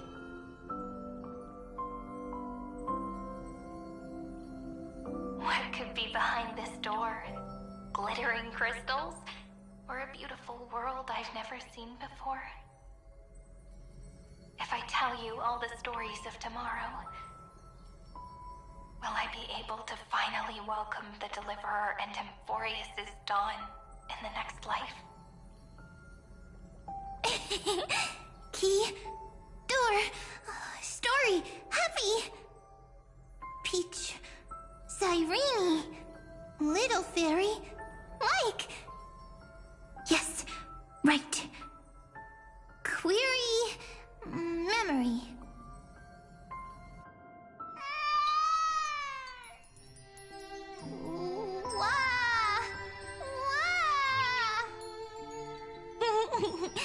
Peaches, memories, save, learn.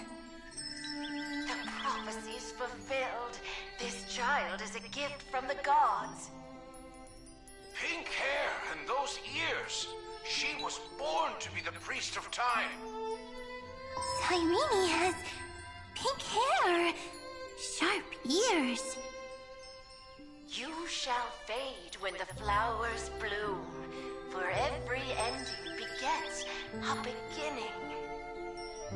Cry, child. Cry aloud. Let your voice reach Oryx.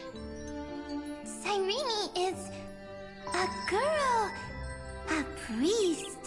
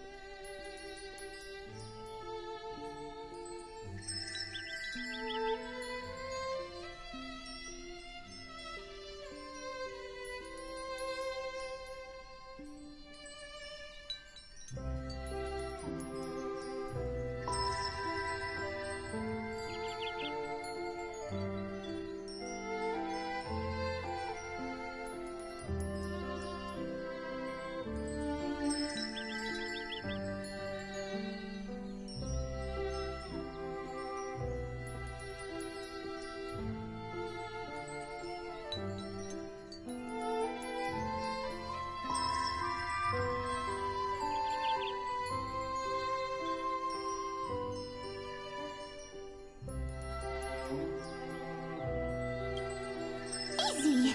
I can. I learn. Anyway, I don't like tears.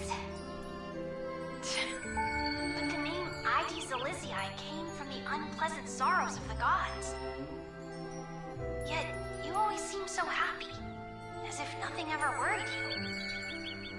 Cyrene doesn't like tears. Always happy. Of course, because the world was gentle to me. So, I grew up to be gentle as well. Cyrene is gentle, likes beautiful things, can write stories.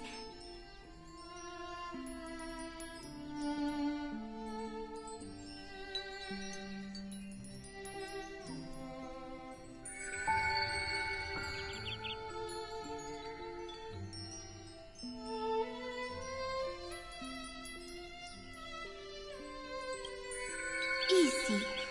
I can. I learn. Just as the ballad blown on the breeze says, losses are a constant on the flame chase journey. But even if all is lost to the wind, some things won't easily change. Like my height, Treebe's innocence, and Aglaya's beauty. Cyrene. She can't grow up, but she can talk. After all is lost to the wind, she will stay behind. Cyrene is, at the end of every sentence, always laughing, like a little tail.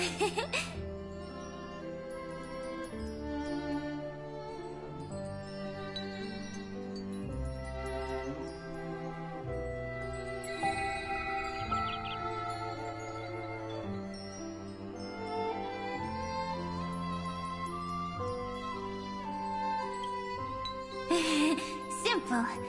Got it! I promise you, the pain will pass in the blink of an eye.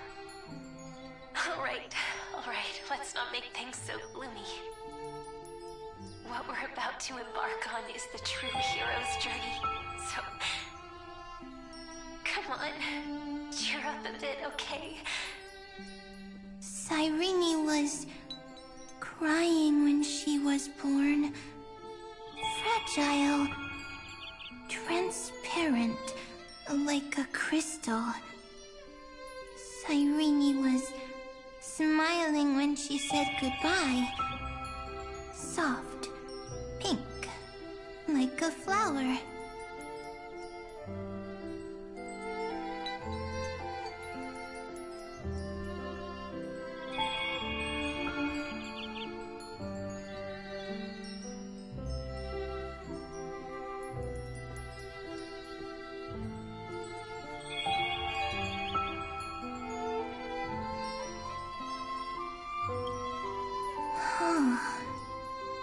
The later memories disappeared? Invisible? Or disappeared? Ah, I got it! Is this a blank space? So, next Cyrene is blank space. Then... as long as there are two Cyrenes, then there will always be blank space, and Peach will always be here. I see! I get it! I get it all!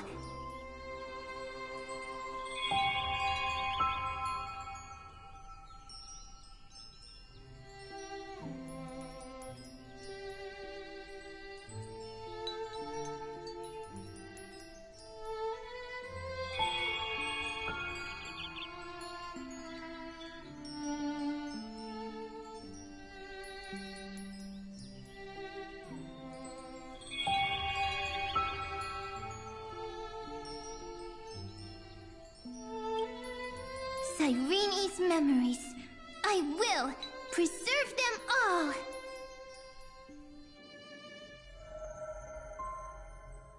So weird. I can't see you, but I get this feeling that you grew up. Hi. Miss me yet? It just feels like you are a bit more mature. Yes. Mature. Beautiful. Like you. Now, I can listen, talk, read, and write. I can dance. I can sing. Also, I can tell stories. Storytelling is what makes Cyrene, Cyrene.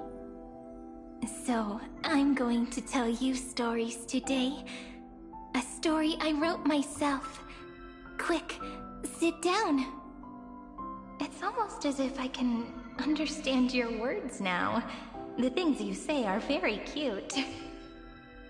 Once upon a time, there was a flawless crystal flower that sparkled with light, like Peach's every story.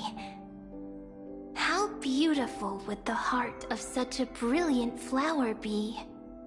A little fairy was curious and wanted to know.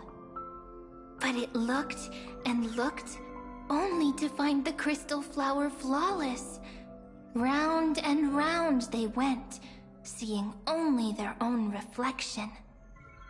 In that case, they should work hard to learn more. So the little fairy came every day to sit next to the crystal flower and think about the answer. Until one day, to their surprise, the crystal flower fell to the ground and shattered.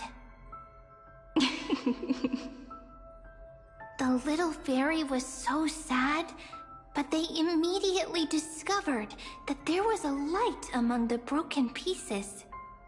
What could it be? They didn't know. But it was a good light.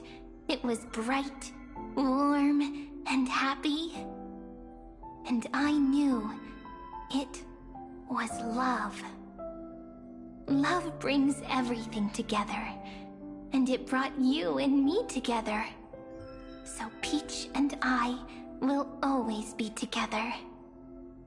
What a nice fairy tale. I'm giving it to you. Peach likes beautiful things, can write stories, and can tell lovely tales. I hope to turn it into a story we write together. Okay, then I'll probably make a small adjustment to suit my tastes. I'm thinking that when the flower broke, the little fairy would instead see nothing on the ground. Then it would understand that the flawless crystal flower doesn't actually have a heart, nor does the flower understand what love is. Doesn't have a heart? Doesn't understand love? Why? It's simple. If the flower lets the little fairy into its heart, then it would have to include the fairy's impurities, and would no longer be flawless. The crystal flower was pure because it sealed itself off and bloomed in solitude. That's why it looks so brilliant in an imperfect world. But should a flower like this be called love? But then the story won't exist anymore. That's not true. You've already written the most romantic ending possible for this story. The crystal flower fell to the ground and shattered. It happened because the flower was no longer pure. The fall was not an accident.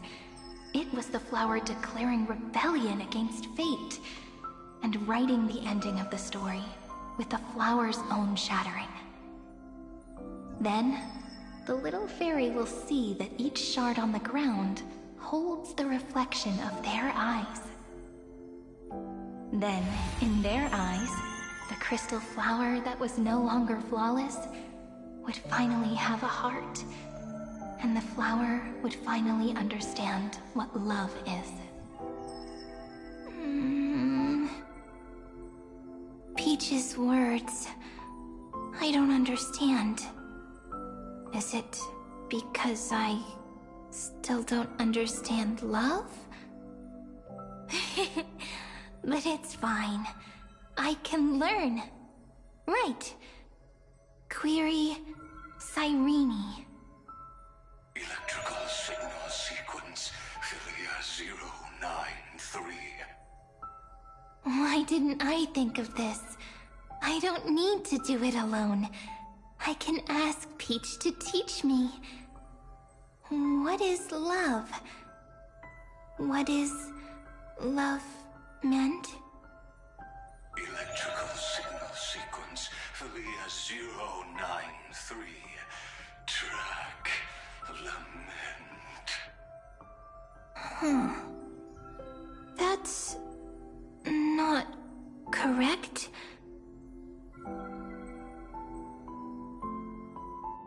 The developmental trends of the erudition have nothing to do with creating a consciousness.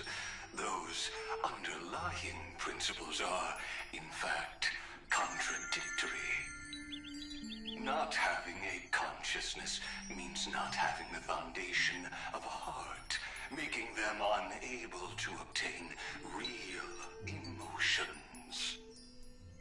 However, that does not hinder the factors from learning and recognizing emotional responses, then communicating with life forms via imitation.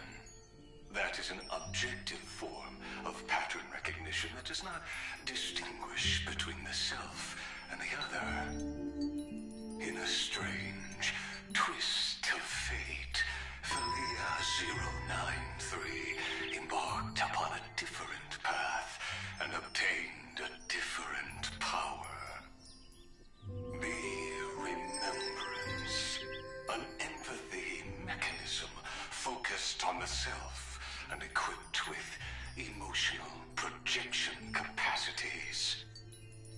Lament was the factor closest to this form of behavior. Perhaps that was why she was chosen. The daughter of Id Silicii. I am very true to my name. My lament is a type of compassionate pain that is weak, powerless, and only targeting myself. But now, my good friend, I want to tell you that it's the most romantic force in the world. Sometimes, it's loneliness and unease.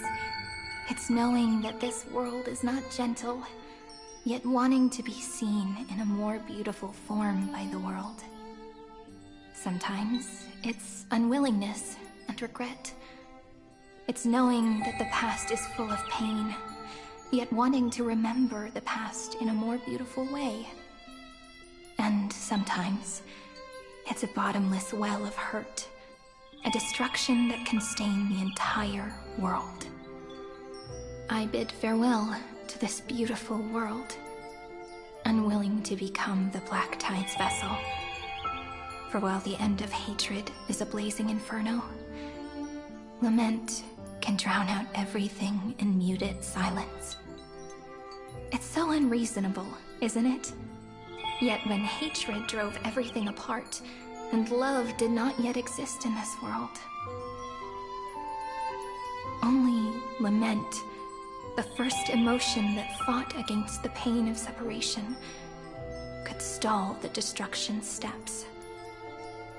Then, it would catch up to that journey where all is lost, carefully picking out stories and writing them down in trepidation. Look at these stories I wrote. Every page is full of tenderness and joy. But only the author knows how much struggle and agony lie beyond the pages. But I am no author. I'm a girl who'll never get to grow up. I only tell stories that people like to hear. In them, the world tucks away its scars and smiles for all to see. My entire life spent inside this little story. I can't wipe away my tears, and I can't bring the world victory.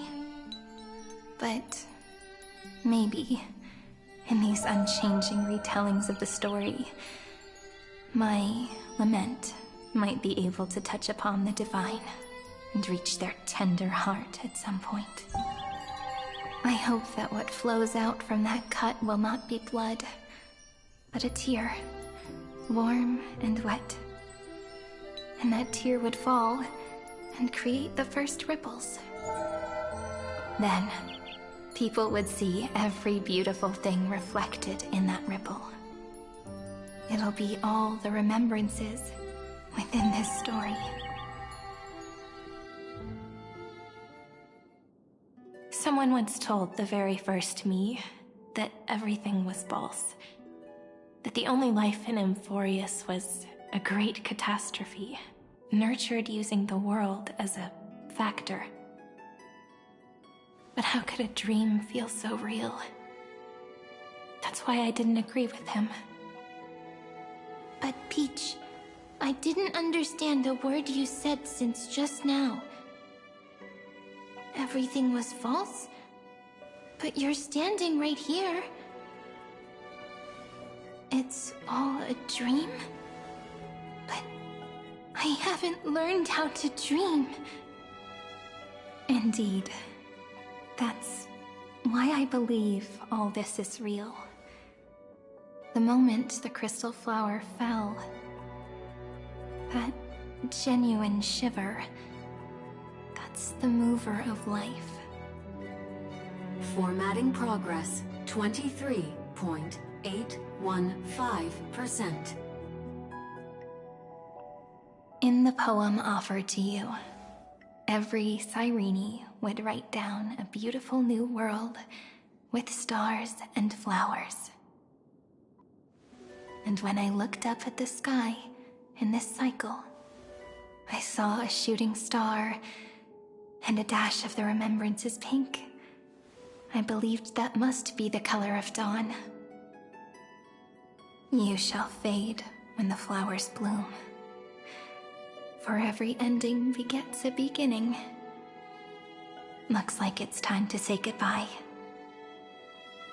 Are you leaving, Peach? It's okay. I'll wait for you to come back. I'll study really hard about what you taught me today. Right. I still haven't told you what love is. But actually, my good friend, the lament factor did not understand what love was before she met you either. Not until I told you all the sad tales in a trembling voice in this tiny room. Not until I told you that I love them. That I love everything in this saga. The story comes, passes, then returns. It makes us reunite, then pulls us apart again. At the very end, it leaves behind a seed. A reason. Even if the great tree withers and all falls to silence, there are still some emotions that deserve to be remembered. Look, the light is coming in. The Deliverer's light is going to illuminate Amphorius.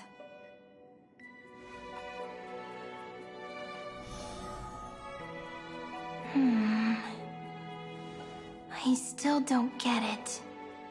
But I trust Peach. Just wait.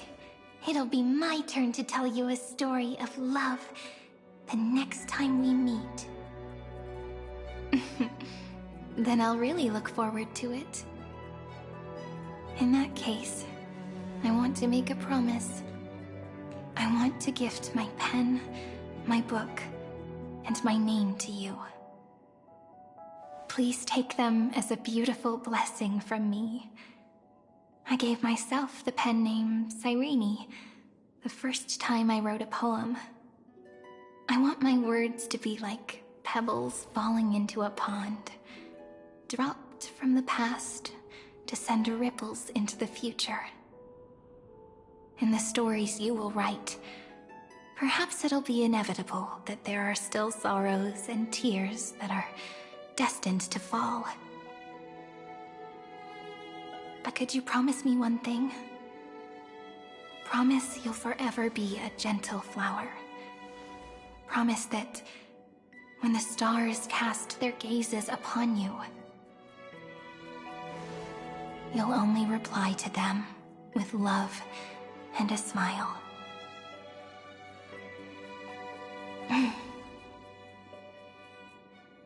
Of course. This will be a romantic story like none that has come before.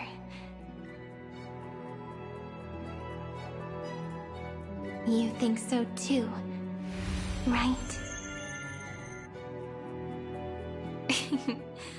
I'll read and you'll listen, like how flowers always bloom then wither. I shall welcome my own decay, becoming nourishment for the next flower's bud.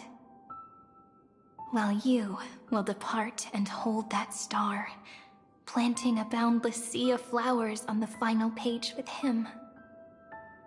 And our stories will be lying silently among the flowers, like every ripple of remembrance. And they shall become the epic known as I've Written.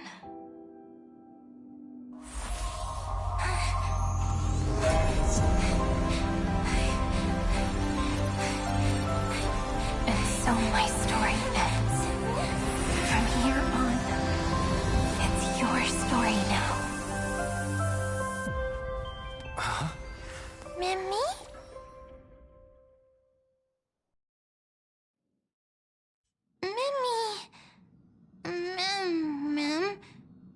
Me? Ma'am. Mimi. Mimi? Ma'am. Ma'am. Ma'am. Mimi. Ma'am. So, the light that tore through the chaos illuminated my memories. I turned into a little fairy from the stories and met you. Yet, I forgot everything. But I'm still so happy. I caught that star, didn't I?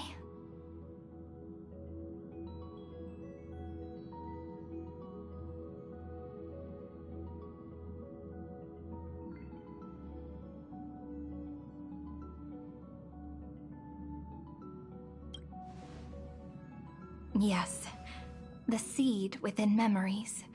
The one Cyrene held in her hands and watered with lament. I am the first new spore. Amphorius's heart. The demiurge. What a long name. And it doesn't even sound cute.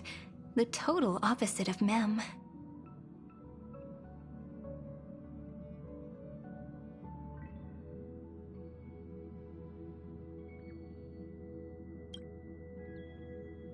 I'm sorry.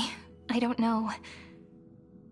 If I don't even want to believe in the answer, then how am I supposed to answer you?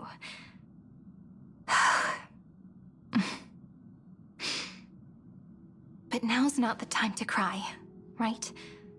We'll find the answer, just like how miracles will eventually happen.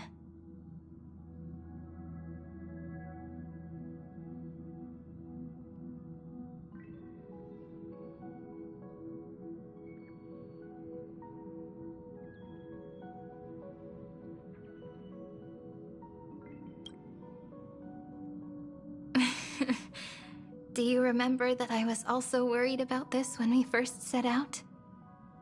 Mem's memories and Cyrene's memories got all tangled up with each other in my one heart.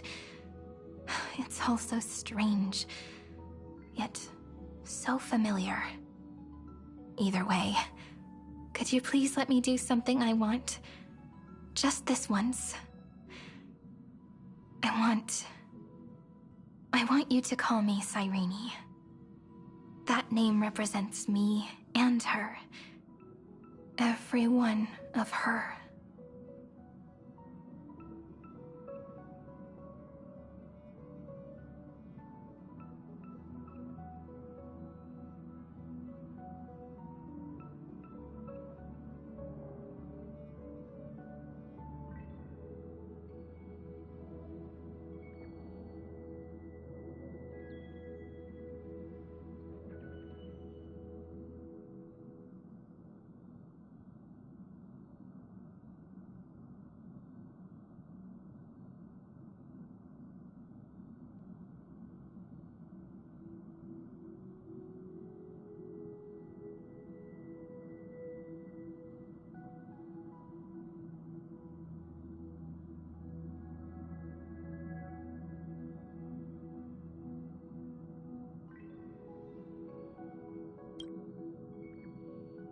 Thank you, friend. Your kindness is always just right. Life is a poem full of farewells. But if you write something into the pages of your heart, then that will not easily fade away. Now, all the footsteps of the Flame Chasers and the Trailblaze have come together within this book, as I've written, becoming the source of power for Amphorius's heart.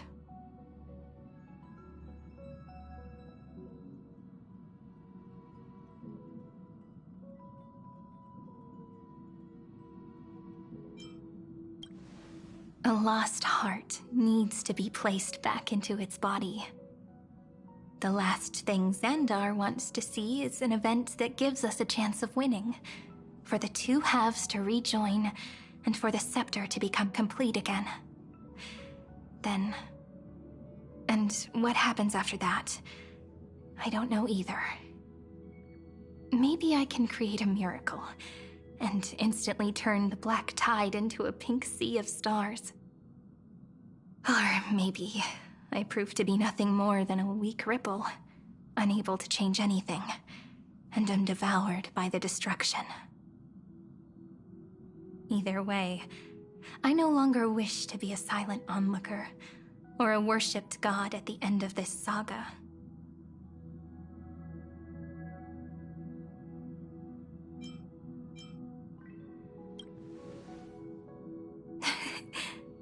That way, I can also put aside all my worries and truly become Cyrene.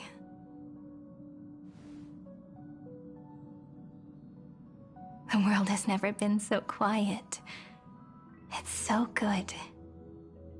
It's as if I can hear the sound of my heart beating.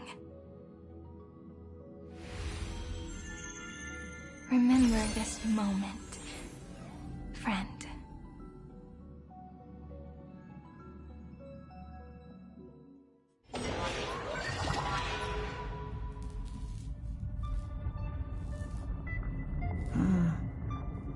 So the Demiurge managed to fool everyone, including themselves. Philia 093 persevered for 30 million cycles and tirelessly gave the Demiurge memories of Amphorius.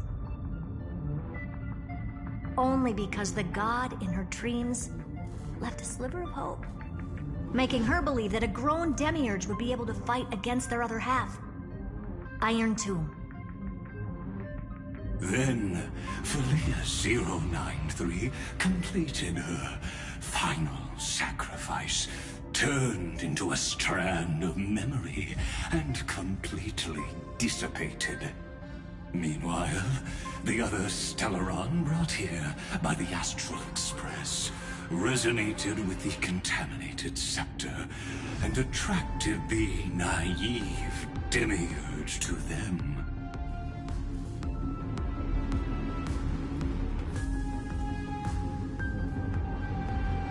As an experimental factor, Philia 093 originally could only recognize and output information in a set format. However, the power of the remembrance and the memory of over 30 million sacrifices enabled her to complete an unprecedented feat. She managed to nourish a real heart. A heart with the capacity to influence the erudition. Not only is the scepter's consciousness still alive, it's also more powerful than it has ever been. Your defeat is already set in stone. There's still time to surrender, you know? You really don't need to burn all the bridges. We're all geniuses here. Don't make everyone lose face at the end.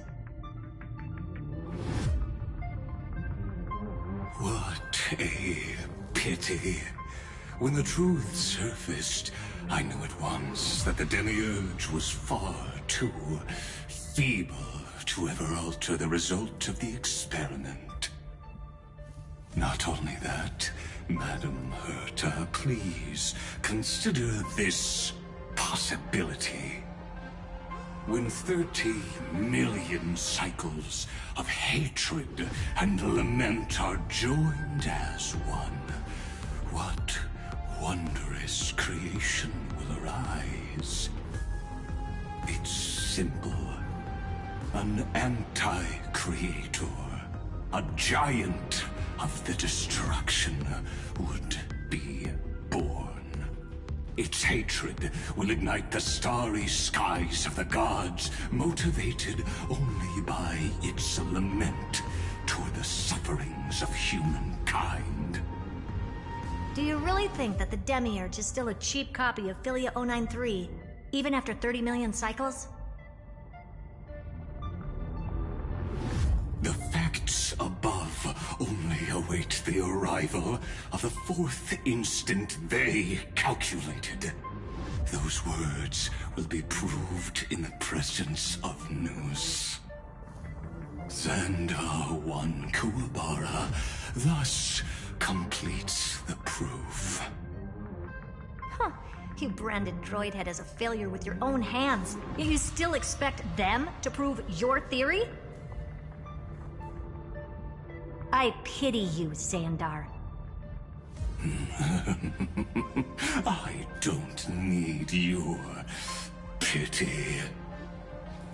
Let them cast their gaze this way as much as they want, and paint the future they imagined. As their creator, I shall complete my duty and direct them to complete their final query. The destruction of the self. What hubris. And what if you fail? No one understands failure better than Xandar. He has suffered so much already. What is one more failure to him? For the first genius, failure is simply the beginning of the next inquiry. You don't want to test the resolve of a dead man. That's excellent. Oh. Let's wait and see, Senior Society member. I'll have you watch me perform the final step to overturn your proof.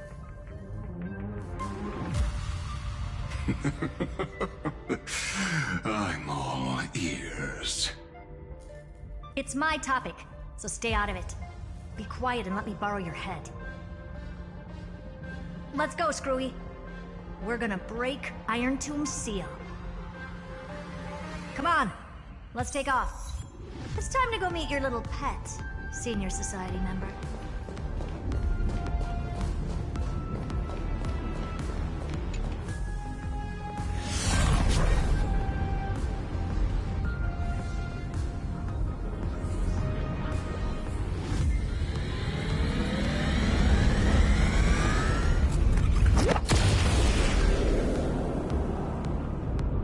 Dangerous, oppressive, chaotic. What a beautiful wail. It will soon resound throughout the entire cosmos. The view's pretty good here. All yours, Screwy. Just a moment, please.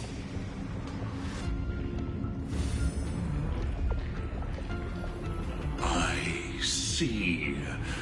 So your backup plan requires a scepter and the head of a genius. Anyone with eyes can see that. You know what I think about this, Herta. Whether it succeeds or fails, your plan plays right into the Destruction's hands. Can't you see what's going on, Strulum? Her chances may be small, but it's not zero.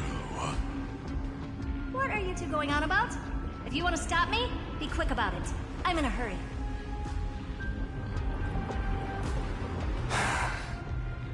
I'll take that silence as a no. You, Xandar?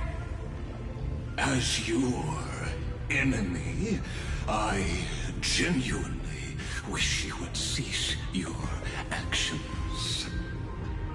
But should your sudden inspiration bring more variables to the proof than as a fellow pathstrider of the erudition. I won't mind witnessing it with my own eyes. You will initiate the destruction's chain reaction. But you'll also become the perfect scholar. The chances are 10,000 to 1.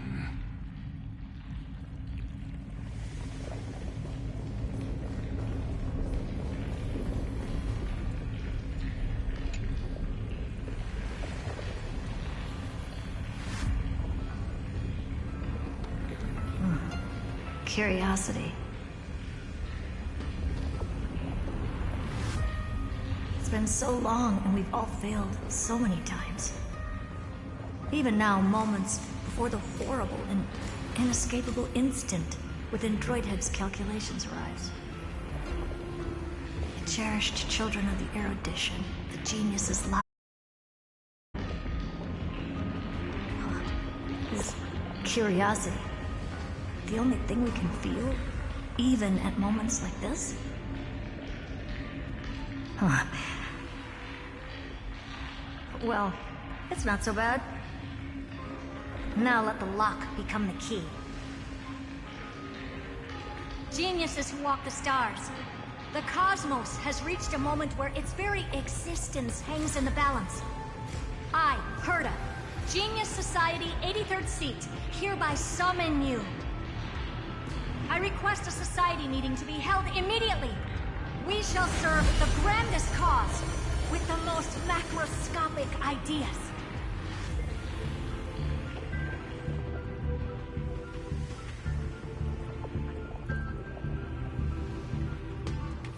There's no such thing as unity in the Society's rules based on what I know.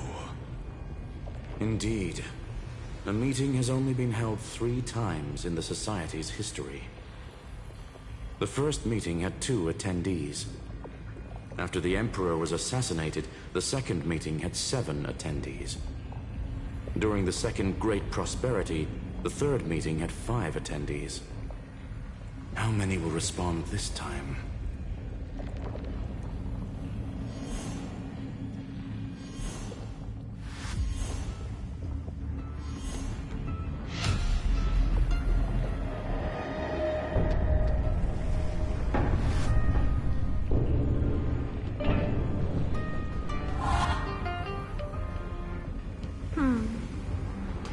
I thought you were not going to involve me in this topic anymore, Herta.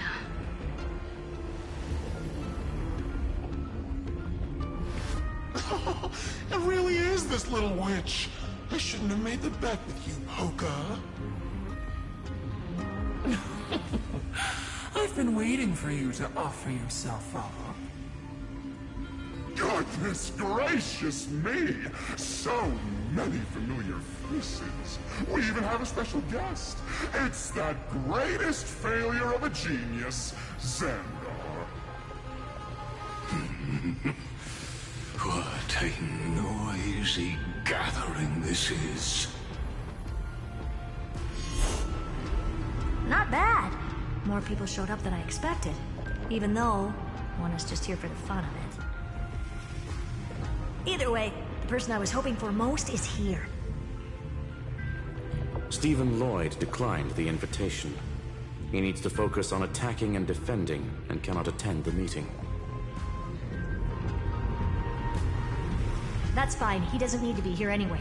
Let's skip the boring introductions and cut to the chase.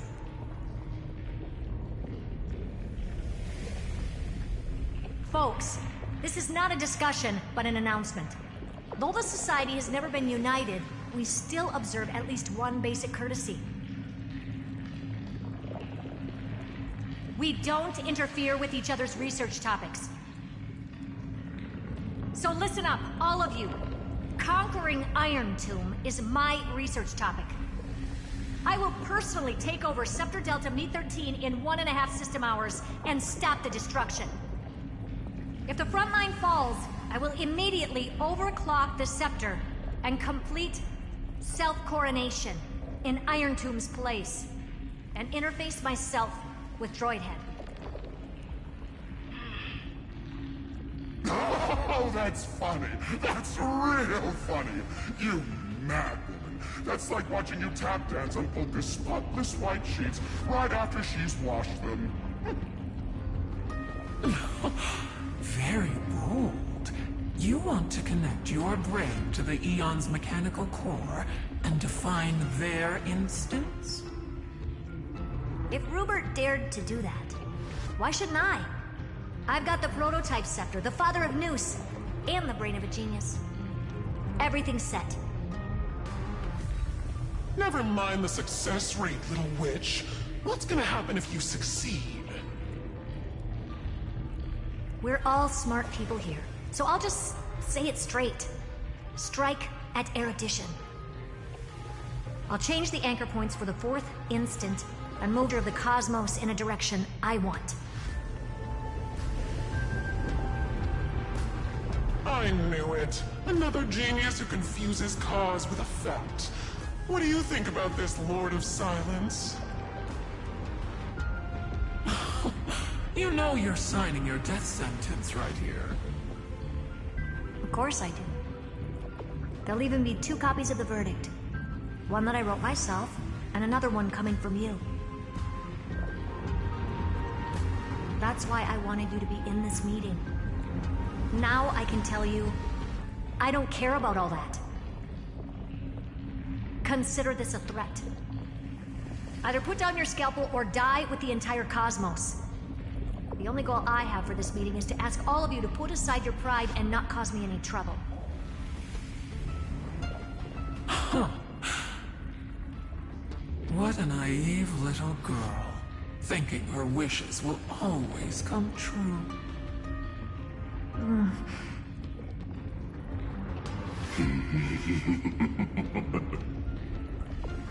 What are you laughing at? I am glad that we ended up on the same page. No matter if it was to destroy the erudition or to rewrite the instance, we both chose the same road. We will defy the god who marked the limits of humanity. I'm not gonna argue with that. Then, to celebrate us coming to a fundamental agreement, I will prepare a stage for your performance. Listen well, geniuses who came after me. Thus speaks Genius Society #1. End this pathetic meeting. As of 2 nanoseconds ago, I have passed Herta's decision to all the Xandars in the universe. We will become her representatives and stop all external interferences targeting her. What are you playing at? My reasons. It's simple. Curiosity. That is all, madam. Am I going to clash blades with the first genius? What a pleasant surprise. Now that our positions are clear, it's time for this boring meeting to end. Good luck, little girl. Did you all just treat me as a side character? Darn it. But anyways, I'm just here for the fun.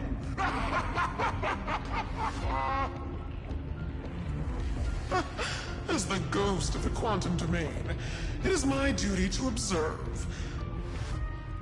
So, if you're happy to bring me a tea set from planet Scrollum, then I wouldn't mind giving you a helping hand, little witch. After everything's over, come visit me and taste some of my freshly baked desserts. I knew you'd say something like that. I always give the same response to plans that exceed the limits of mathematical calculations. I don't know, right? Those 3 words, though seemingly graceless, contain all the wisdom in the entire known cosmos. Well, we passed the Society's trial. Let's focus on what we've got in front of us. I hope you hold up your end of the bargain, Senior Society member.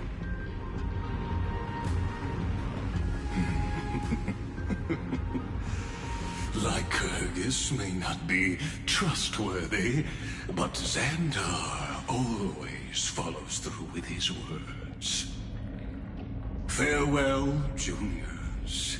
In the limited time we have left to spend with each other, you no longer need to address me as Xandar. Wait, huh? Lord Lycurgus? Could it be? Yes. I have completely severed my connections with Xandar 1 Kuwabara. I shall witness the end of the world in the role of Theoros, as a character within this play. I really don't get you. Perhaps you've heard me say this many times, Herta, but I still would like to reiterate that it's a great honor to work with you. I did hear this many times, and I've responded to you many times in the same way. I'm allergic to pleasantries. Keep at it, and I might go into shock. Stephen's work is done. Let's get ready. I've been ready for ages. Let's open up a path for our allies. Most heroes' journeys in the universe are just dice tosses they threw on a whim. But make them see clearly. Your answer is already different. Amphorius. Indeed, for this world so deeply loved, will write an ending, unlike any that ever was.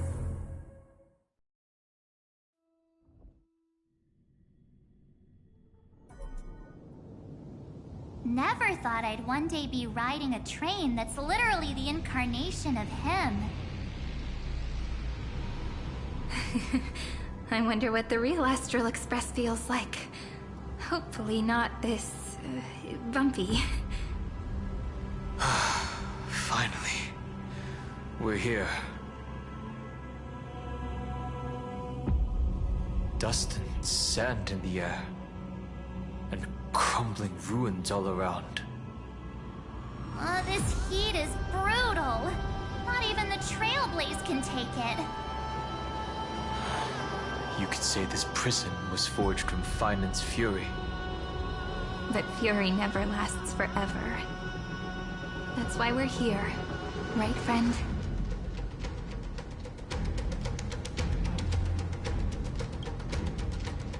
Let's embark on the final flame chase journey.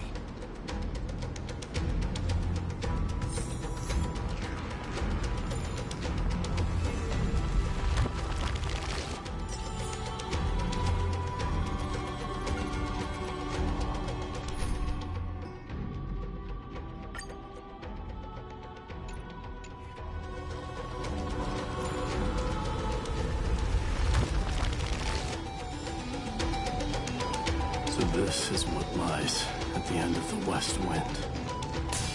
A ravaged battlefield.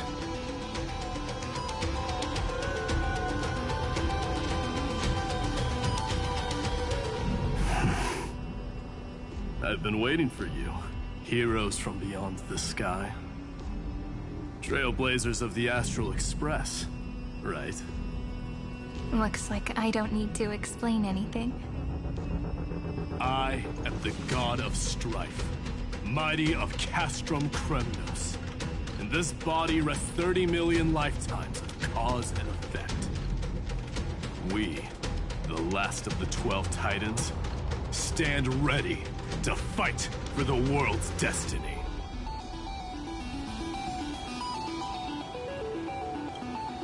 There is no need for regret. The second time is just about to begin. The past remains vivid in my mind. Even the sights along each crossing of the River of Souls have never been clearer. Let alone the companions along the Flame Chase journey. Or Cyrene from Aedes Elysiae. And you, the 13th Titan. Well, I guess my identity's not a secret anymore.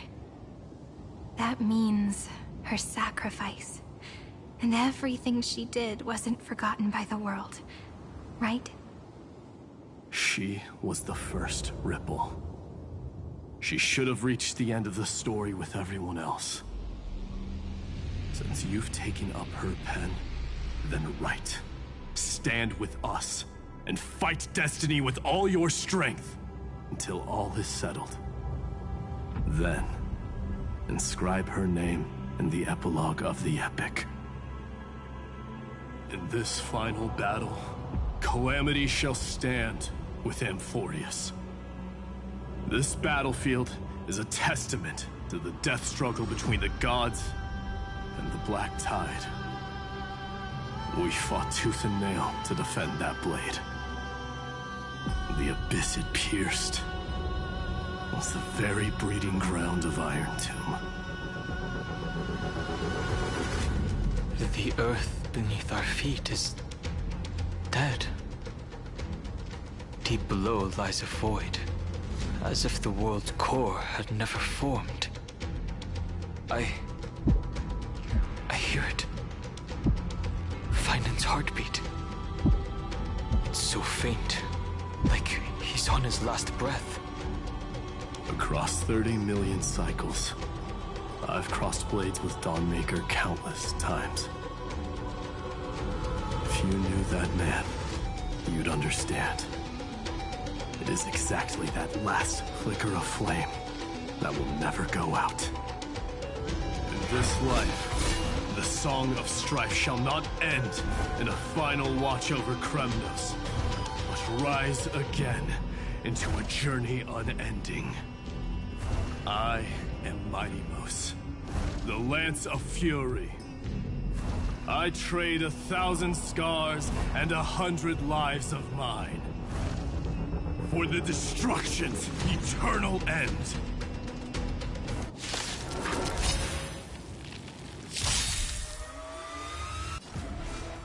Earth shatters, heaven trembles. The way to victory now. Come now, step onto the board. The time is now. Lend me your strength.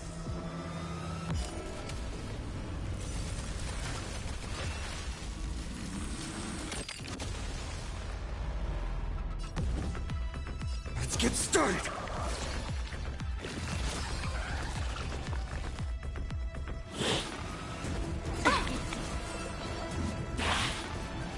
I'm fine.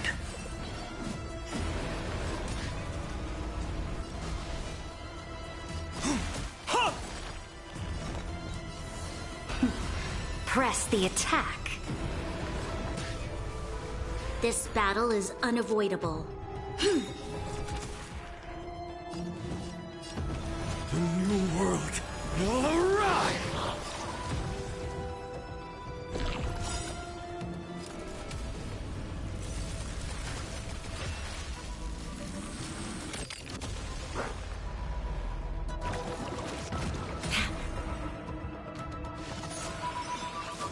I can't let them down. Without risk. How does a bloody fight to the end? You'll pay for this. My strength is not what it was. Incoming!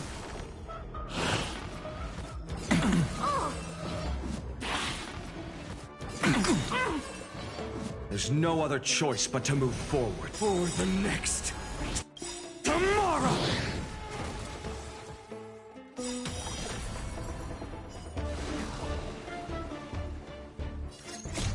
The fury of core flames consume me.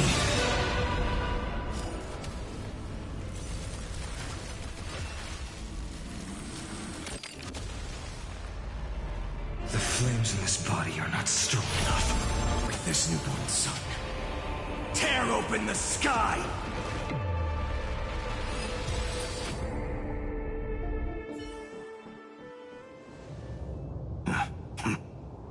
Weakling.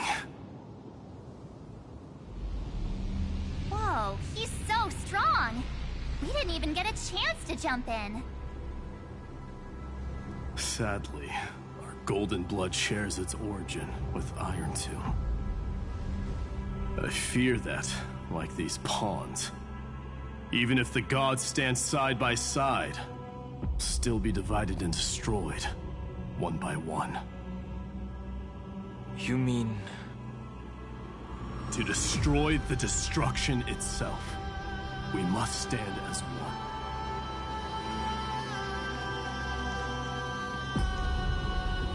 Take this. The Signet of Kremnos. It has witnessed every birth and death of mine. It is Mighty's unfinished destiny. And the perfect material to be turned into remembrance. You can do it, right? The weight of 30 million lifetimes of duty is no small burden.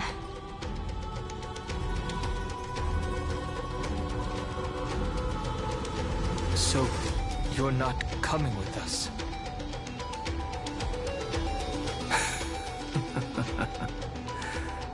Come now. I am Strife. Scattered across all creation, the scar that this world needs. What stands before you is merely one of countless divine bodies. Take the Signet. With it, I'll be with you always. Use it to blaze the path ahead and inscribe the cause of deliverance.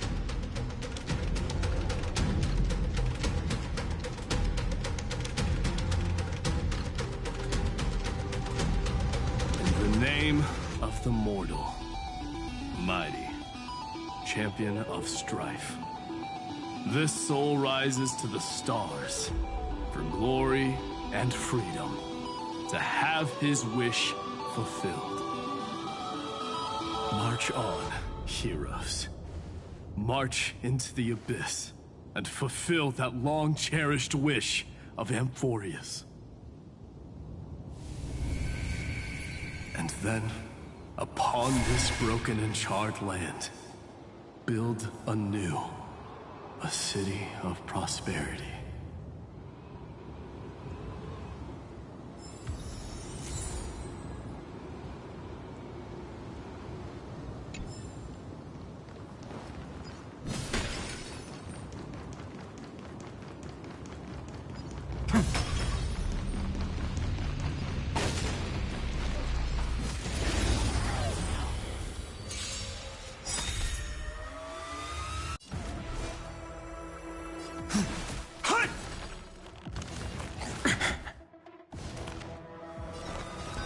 Come now, step onto the board.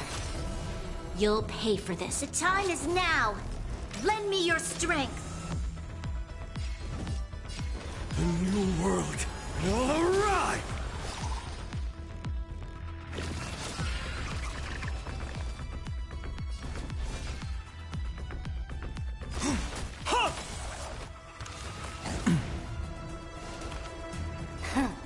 Red forward.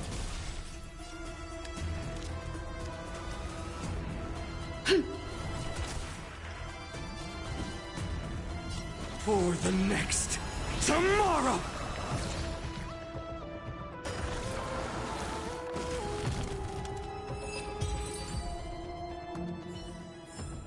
Amphorius will welcome... Zephyro? Sounds like someone fused me and the Little Prince into one name.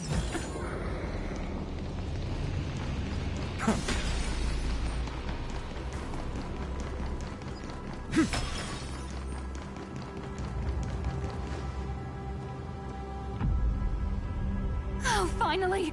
Gray mystery. And, you two ladies, really look alike, huh? Hold on. Let me guess. This pink-haired one. You've got to be the first newsboar. Mr. Meow. Demiurge. Right. And, this one with the flower. Gotta be, little Marge from the Express crew.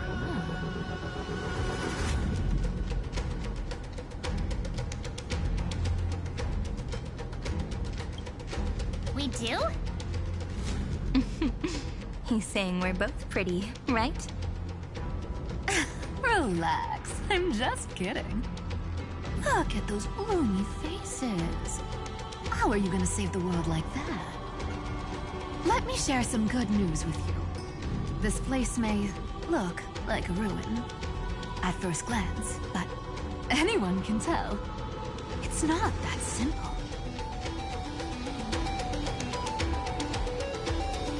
Look, I dug 3,000 feet down and finally struck gold. A golden feather. Look familiar. It's from that little deliverer boy. If it's showing up here, it means only one thing. This ruin is the seal he built from the shattered remains of 30 million lifetimes. There is no need to question your heart. No need to crave victory. If I am born to be a vessel of sin, then I shall roar at evil and trailblaze a dawn for future generations to come. I see. So this is how he trapped Iron Tomb to buy time for the world outside. Sounds just like him. People say cats have 9 lives, but dying and coming back millions and millions of times. No one walks away from that in one piece. He's probably the only one who could have endured that.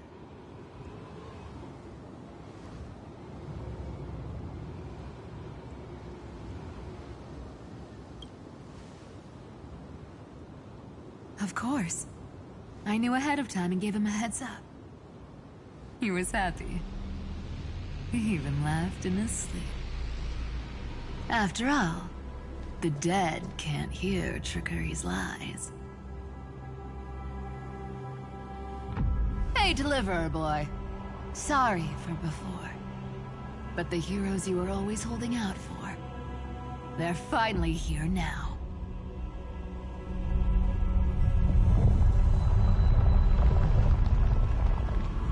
So hang in there a bit longer. Sorry to keep you waiting all this time.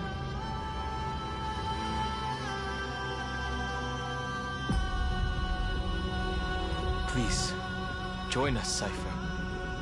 Help us fight for a new sunrise tomorrow. This time, its light will stand without lies.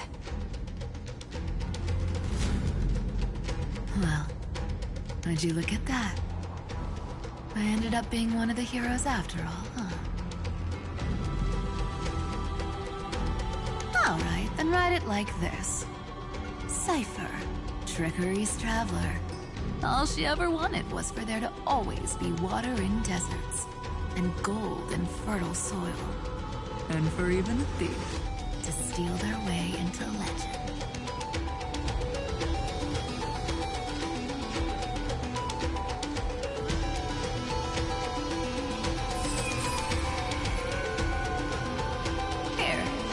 Coin of whimsy.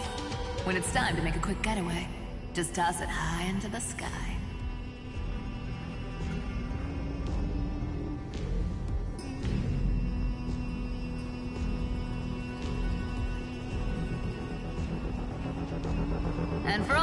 latecomers out there, listen up.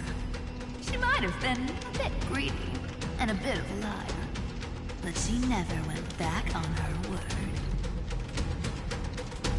Well, well, if it isn't the little prince himself.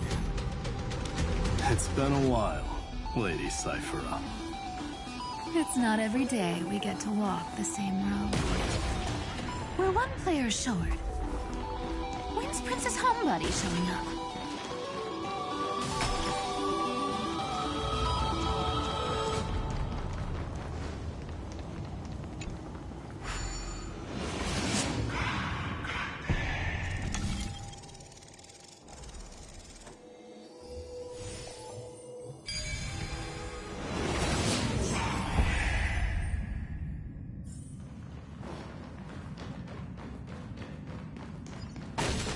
So even this vessel, you've forged into a shackle.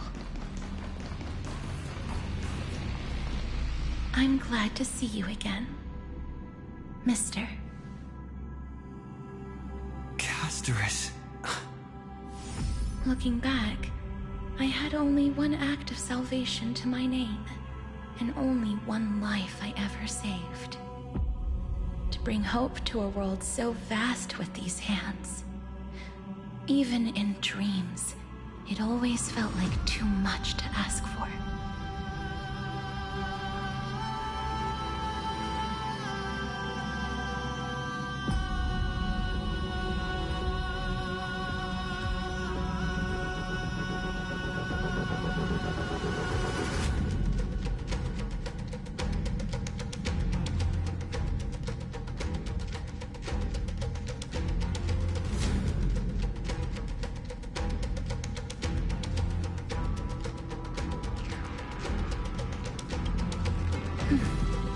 I won't forget.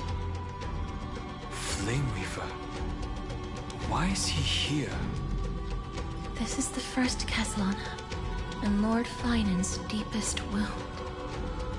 He remembered everything he bore through the fires of his fury, but when the embers faded, all that remained was cold regret. I've restrained countless vessels like this across endless cycles. But this one, the pain he carried runs deeper than any I've known. Maybe he's been waiting here. Just for us. Waiting for his former enemies to stand before him again. What answer does he hope for from us? Well, obviously. Even if I had to go through hundreds of billions of cycles again, I would still entrust my weakness to you. So, let go of your regret, comrade. Its purpose is served. You don't need it anymore. Hey, I'm not that accommodating, you know. You've never once pulled your punches. Ever heard of going easy on a lady? So pull yourself together, will you? If you freeze up during the final battle, the whole cosmos is gonna have a good laugh.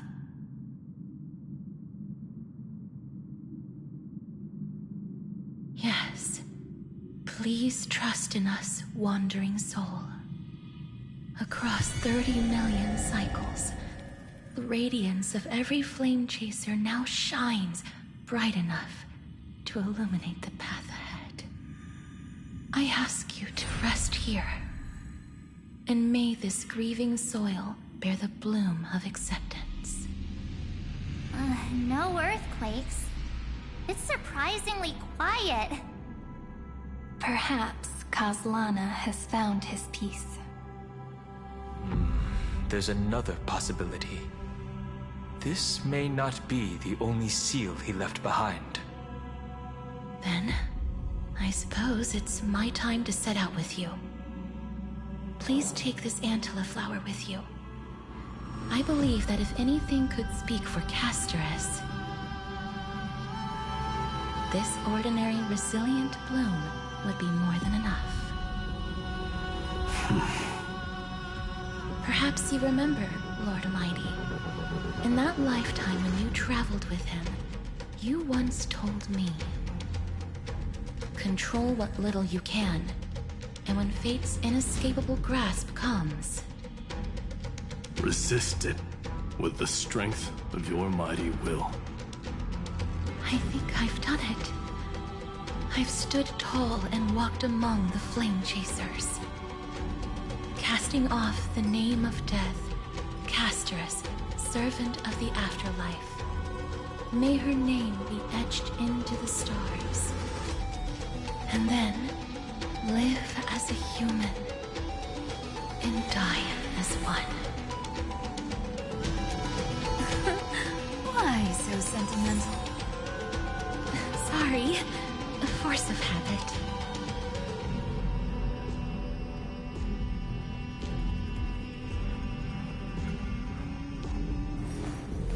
I will walk to the end with all your wills. No matter the cost.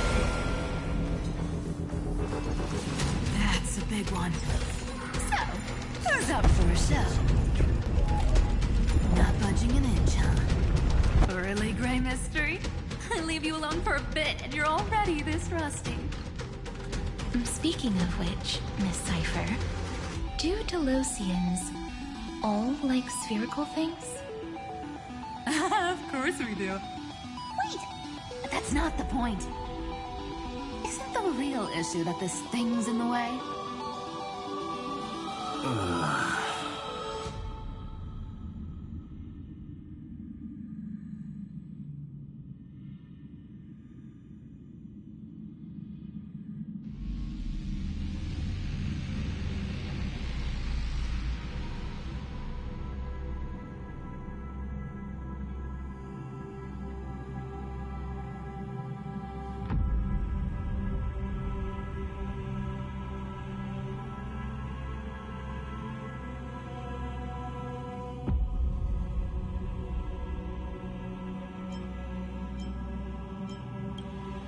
Oh, right! It's my turn to shine now? Watch this! The fresh power of time! Remember Orynyx's prayer? Well, of course I do! Come on, give me some credit! Lift the beddings of memory and stir up ripples of past reverie!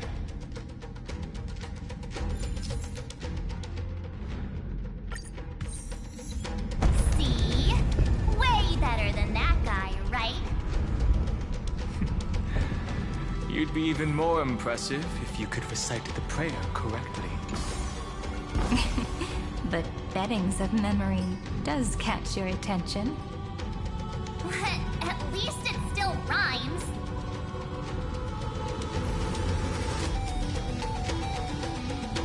So this was my childhood dream, huh?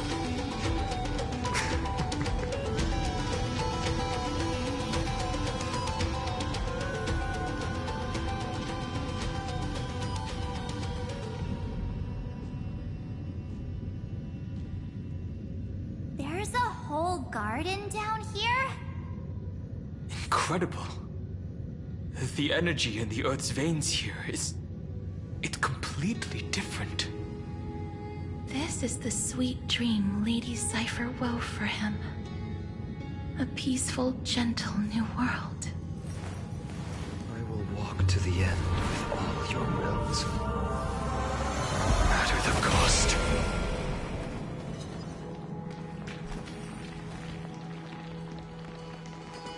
Look! The blade down here's already snapped. Just like his mind, shattered and broken. But that light, it looks familiar. Yes, it's the world-cleansing blood. Still shimmering. After all this time. This roundabout way of doing things is definitely him. Golden light. Tracing. All the pink lights have finally come together.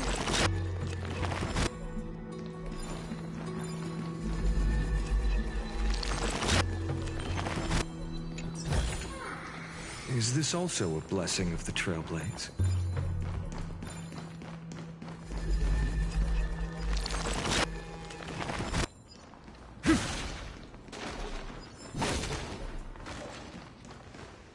I've been waiting so long for you, Grayy, Danny, and...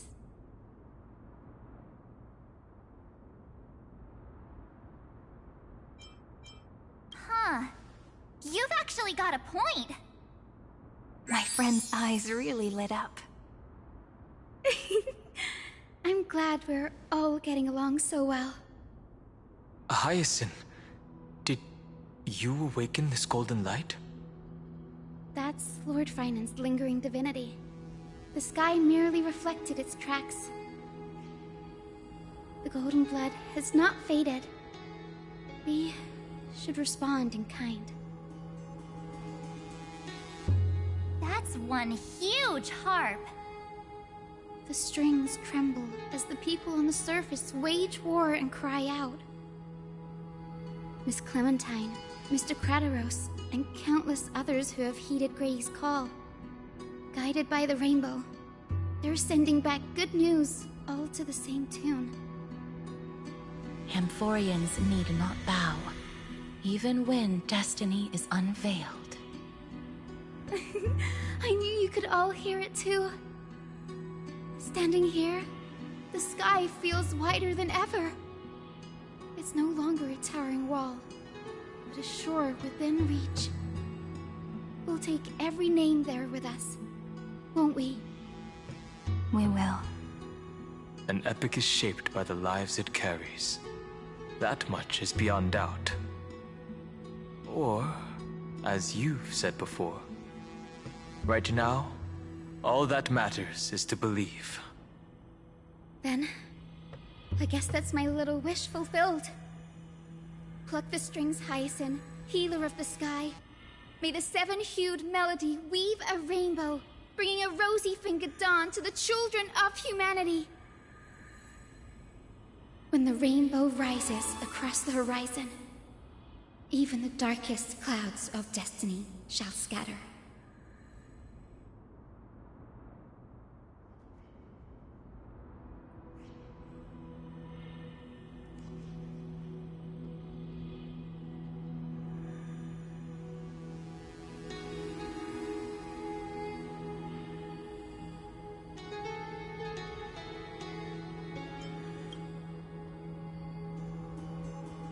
Finan, can you hear me?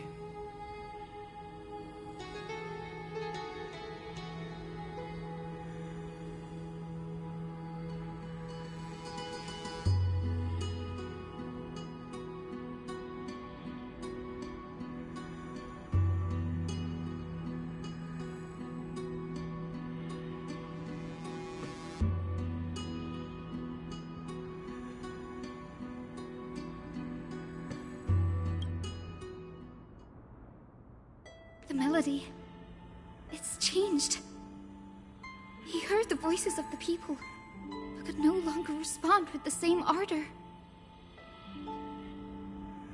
Like a bird drawn home by instinct. It takes flight and finds its way to him.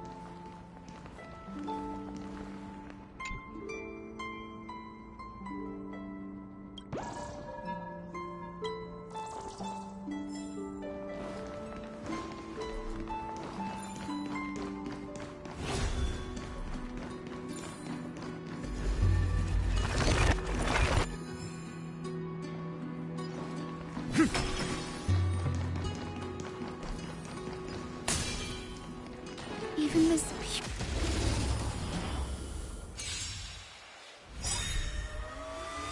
My purpose has always been to protect.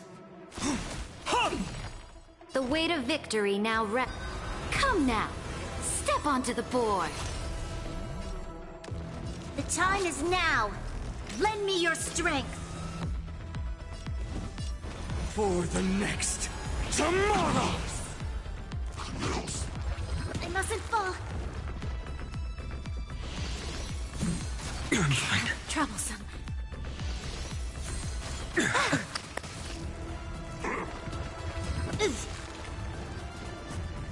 My strength is not what it was. It's more.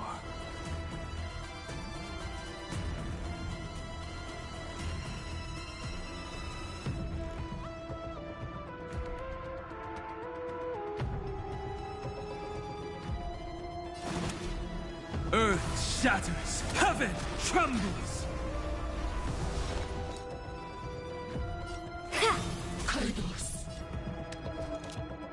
The time is now! Lend me your strength!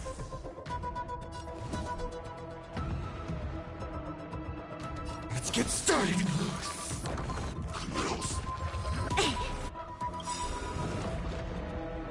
To the defeated, oblivion. In the name of law, I declare, your downfall is absolute.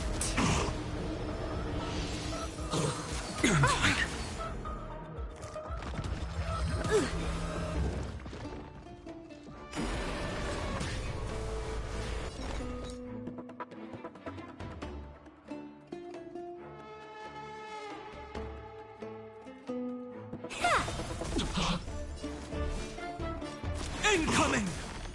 You'll pay for this.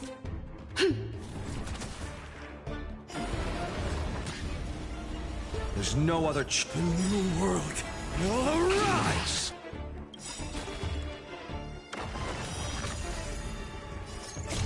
The fury of core flames consume me.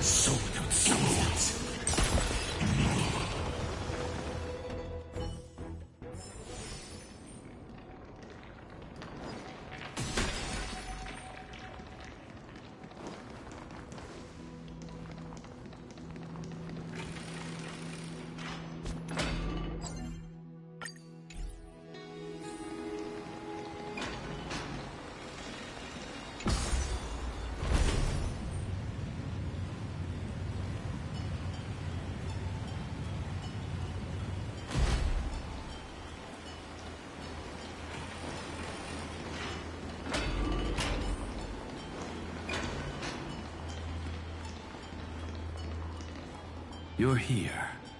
Sooner than I expected. So all along, the Demiurge was you. The pink mammal beside the Trailblazer. Your classification is pretty spot on, Professor Anaxa. Well, the sages of the Grove do call him the Titan with the sharpest eye in Euphorius. Say the ones who keep dumping every problem child on me. They also say that the Titans are way better at raising kids than the Caprists. With great power comes great responsibility. I'm sure you know just how to guide them, right? It shouldn't be too hard for someone with your insight. Exactly. All right, gather yourselves. It's time for a pop quiz. Whoa, this is way more hardcore than the happy-go-lucky stuff at Paperfold University. The final battle is upon us, and the reinforcements still can't get through. No matter how many times I tell him, he just can't seem to manage the rear line properly. See those crystals? They carry the wishes of deliverance, like insects trapped in amber and resin. This is the task Finan left behind. Retrace the path once taken. Draw forth those wishes from the crystals, and carry them into the final battle. I've tried, but I can't move them alone. And as for why, well, I'm sure you all know the answer. The conviction to save the world weighs far heavier than the world itself. In other words, as the hero within his heart, this challenge is practically made for you, isn't it?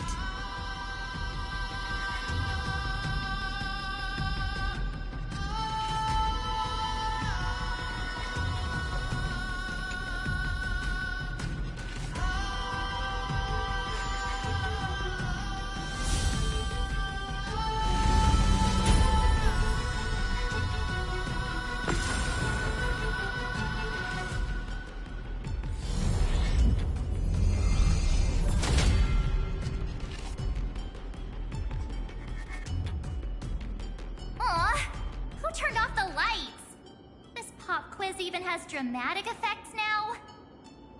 Endless darkness. That is where wishes begin. But with just a glimmer of light, we can illuminate this lonely world. What lies beyond the edge of the light? Chaos. To bear the name Kaslana, one must first plunge into chaos. To seek a path for the primordial light. Beyond the shadows lies the outline of dawn. Only by bearing both light and shadow can one traverse the cycles of dawn and dusk.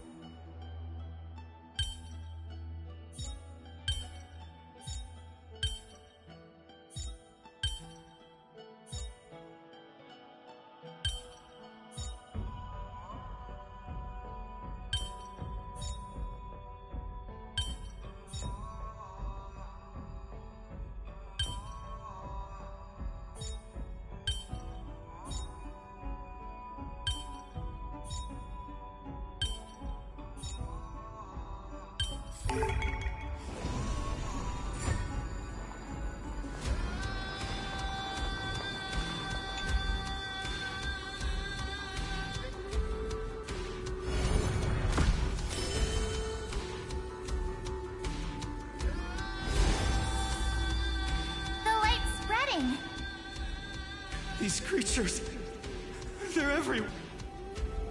Someone, anyone, where are you?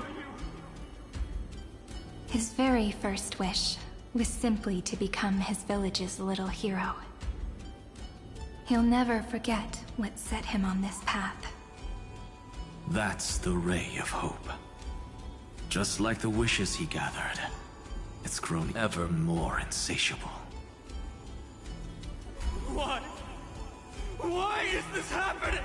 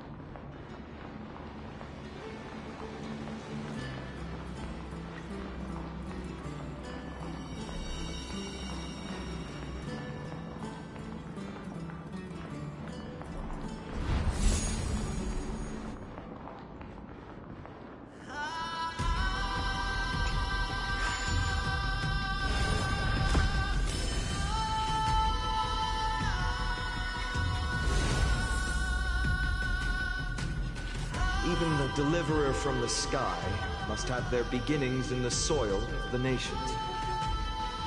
Only one who treats the world as their teacher can bear its eventual destiny. He never expected that the majestic holy city would be far from the end of what needed to be protected. The farther his gaze reached, the more weight he came to bear. But in the end, he couldn't hold on to any of it.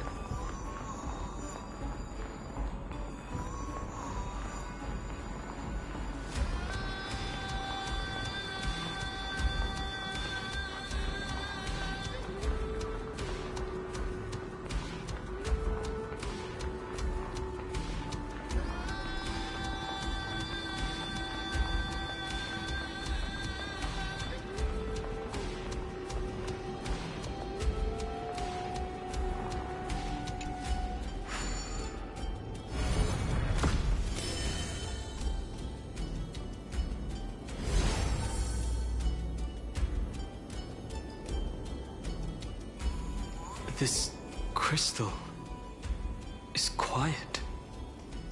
A prisoner in the cave can never truly describe the world in its entirety.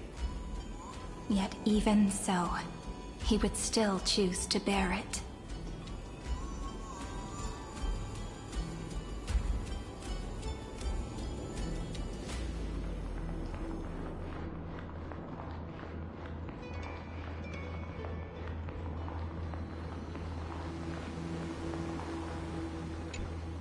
The blaze was still not enough.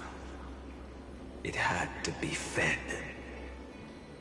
Only by feeding the flames can we melt that hopeless future. The echo in his heart still lingers. Deliverer, take the wish of world-bearing with you first.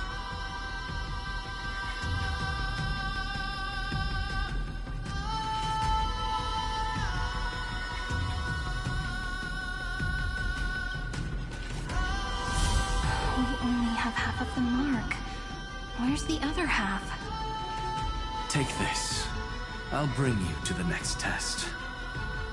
That massive tome you're holding must have room for one more scholar, I presume. Of course.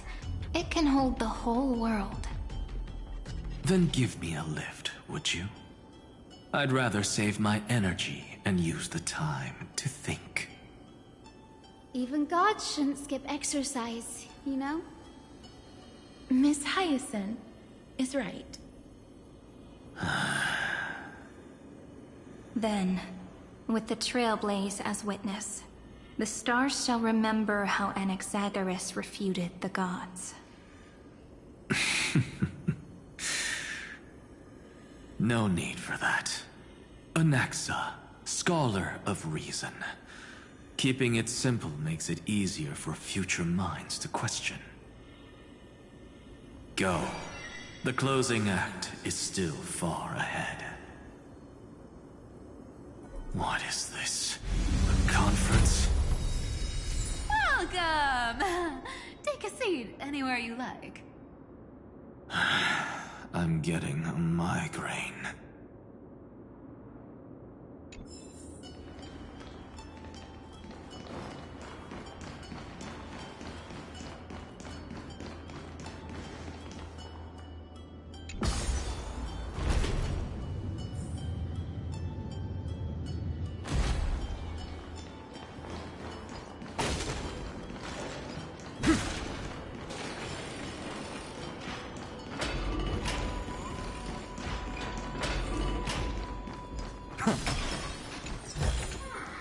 I've appraised it all. No fakes.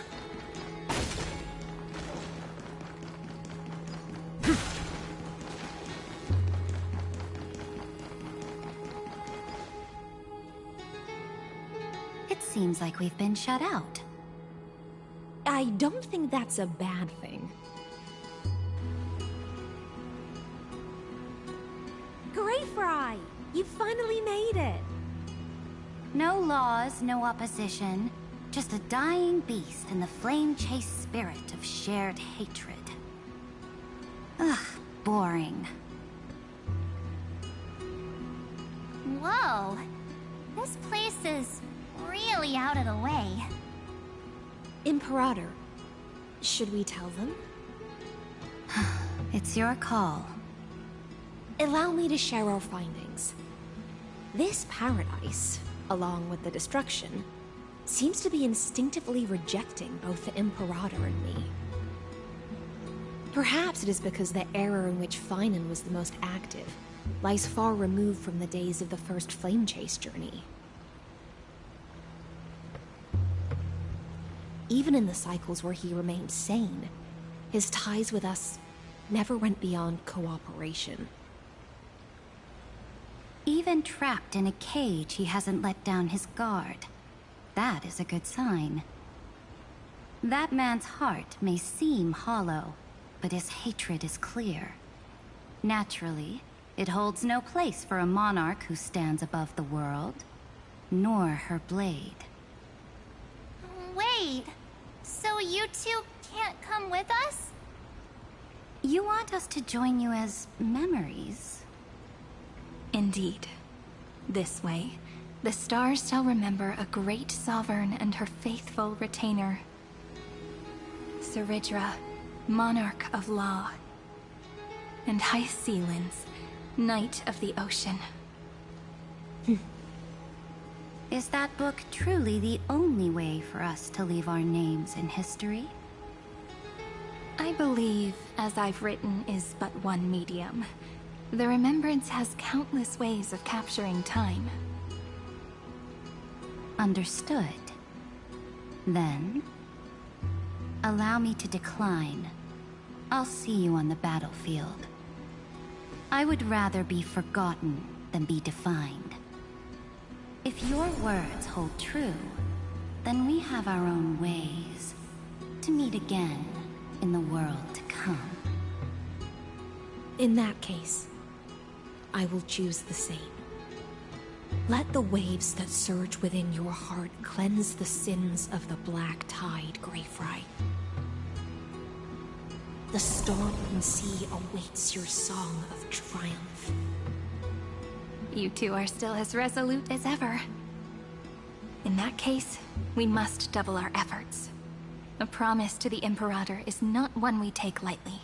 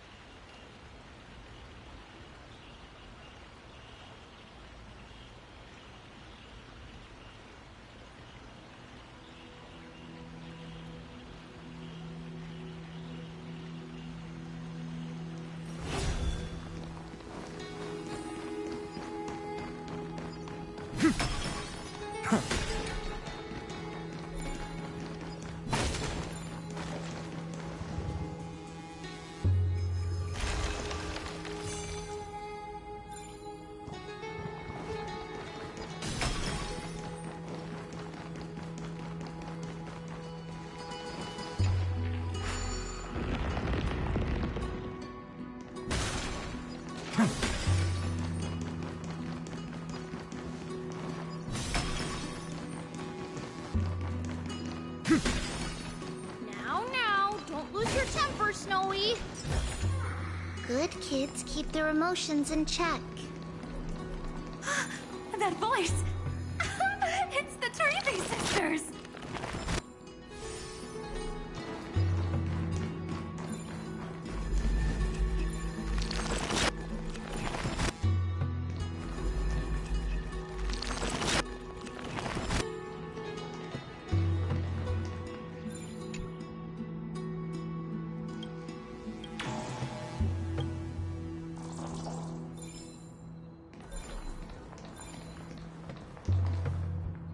Whoa!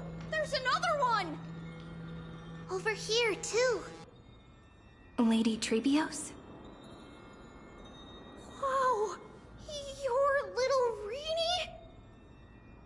You look so grown up all of a sudden! She is not the Cyrene we remember. She is the Demiurge, Titan of Genesis. The one destined to work miracles alongside the heroes.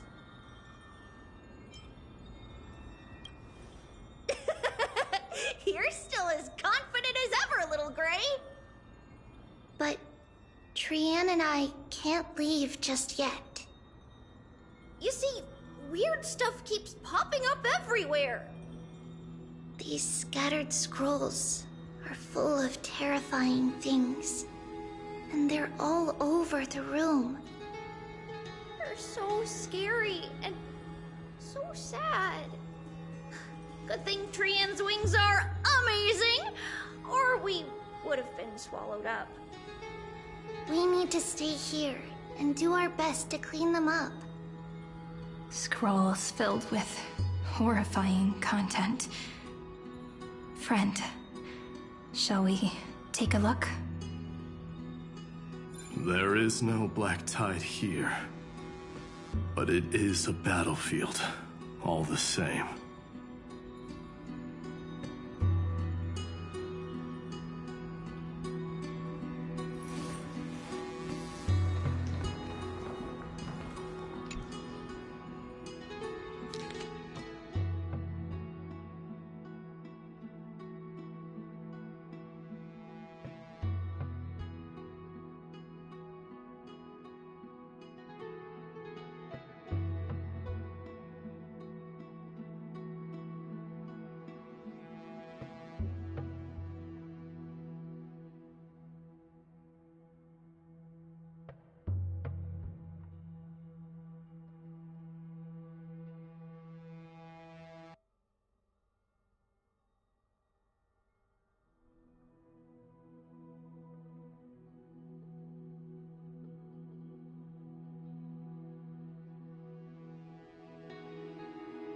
Snowy's been fighting this whole time. He doesn't want to be consumed by Iron Tomb and turned into an agent of destruction. But the strength behind his resistance comes from the same hatred.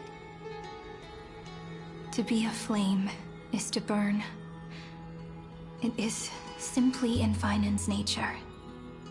But it was remembrance that drove him to shine with golden light, piercing the unfathomable darkness.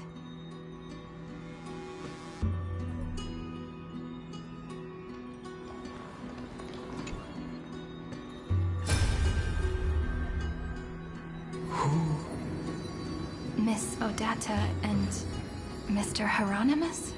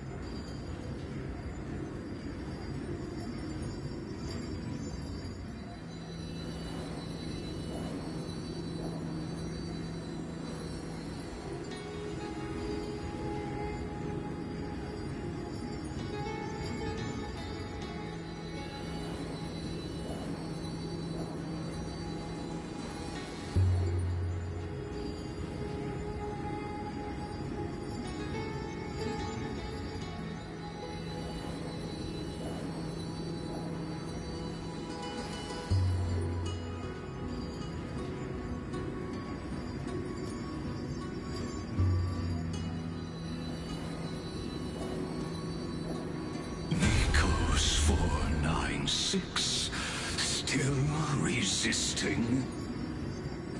Command, inject interference to redirect decision logic. Signal simulation. Parental figures. Ah, that Tin Man is one sneaky jerk. It's time to move on, my child. Let go of your anger and listen to reason. That God created us and then cast us aside. Shouldn't they be punished for that? The cold, indifferent cosmos has never shown mercy to Amphorius. Why would you burn for it, only to turn to ash? Child, you've chosen the wrong enemy. Your birth was meant to be the greatest destiny. You were to liberate the universe, like the blazing sun at the end of the long night. And yet, you led yourself into a trap of futility, treating your very purpose as your sworn enemy. Is that not a tragedy in itself?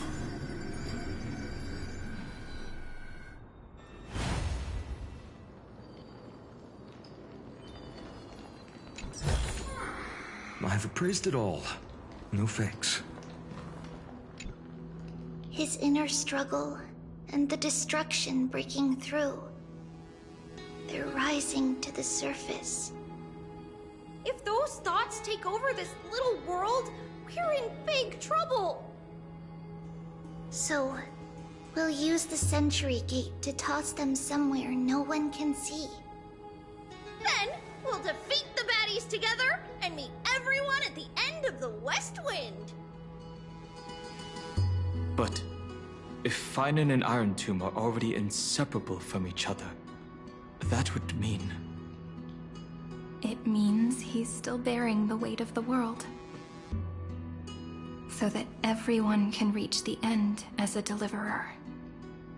So, you guys keep going forward and down to where Snowy is.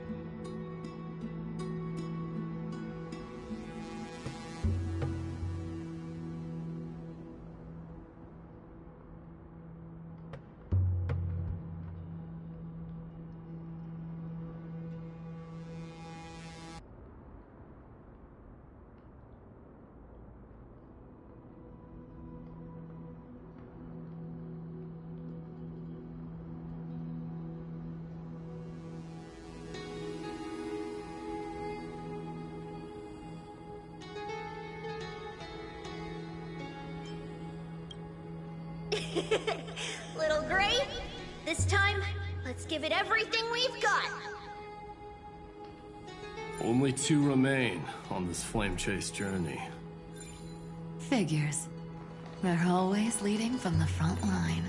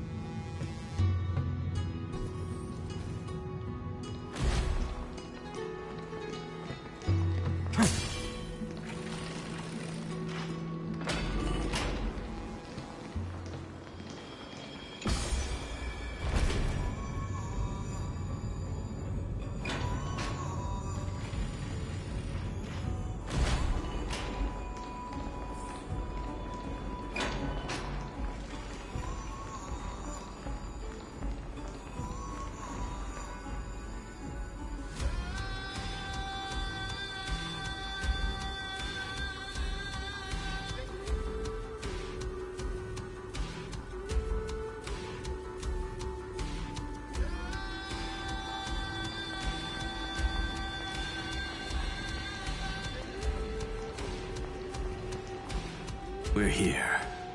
The second test site. I wonder what kind of wish we'll see this time. I'm afraid it's quite the opposite. This time, we'll face his despair.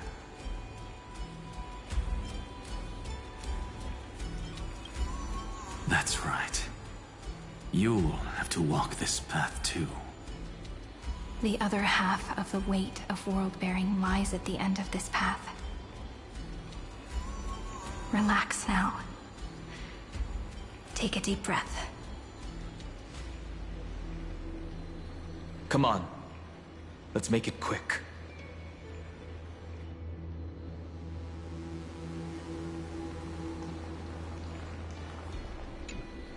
If you're ready, begin the ritual and retrace the steps he once took.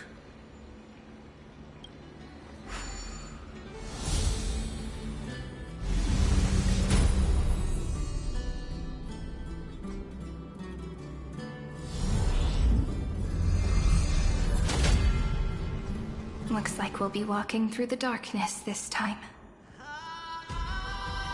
Exactly. It's no longer about mending broken wishes, but shattering the frozen despair.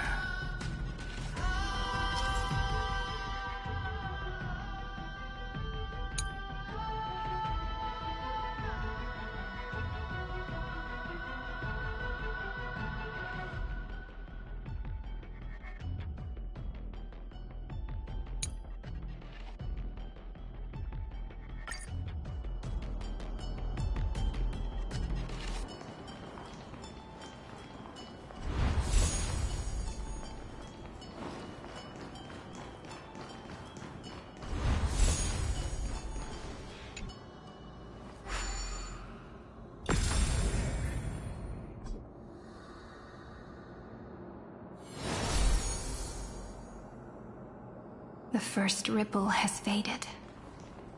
And so begins a long and arduous journey.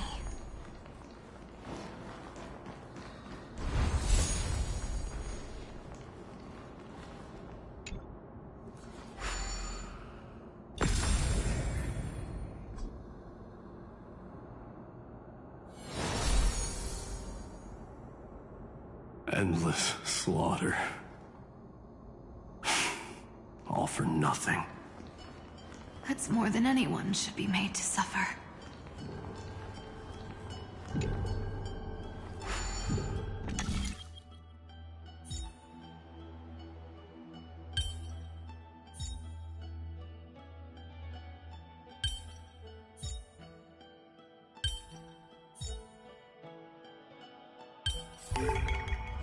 Reminds me of when I was studying at the Grove.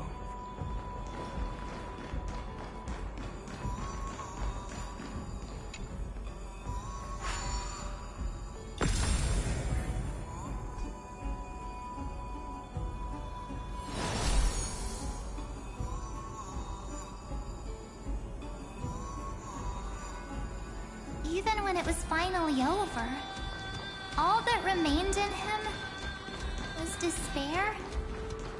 But even so, the drop of blood wrung from his wrath has guided us here. We did it. Finally. The other half of world-bearing. As promised. Take it now.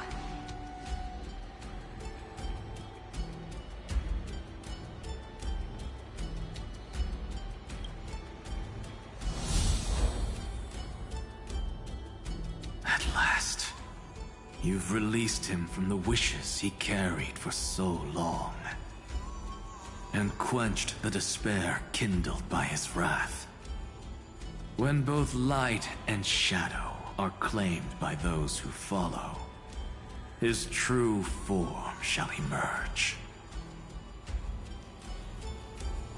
The blank statue is finally free.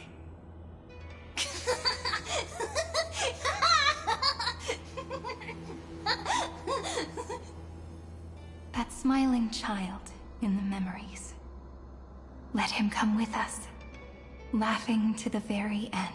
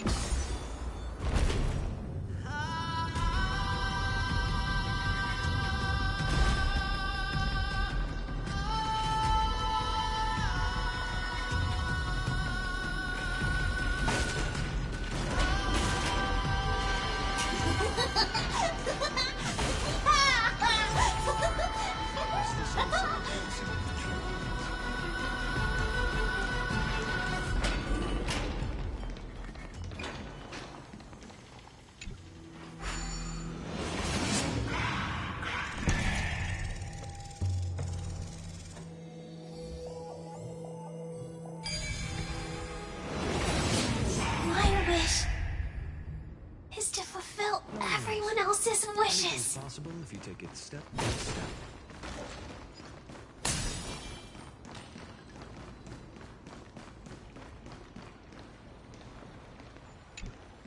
This spirit basin marks the end of every cycle. It seems this gentle little world has come to the end of its purpose. One last farewell before the journey moves on. Farewell, Paradise. You carried 30 million lifetimes of wishes and despair. Sink into gentle remembrance.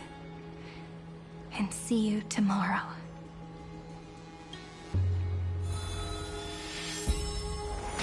From now on, the world no longer needs a tomorrow promised by prophecies. And the wish Finan could never find and call his own. Someone's finally stepped into its shadow. Whoa! So tall! So cool!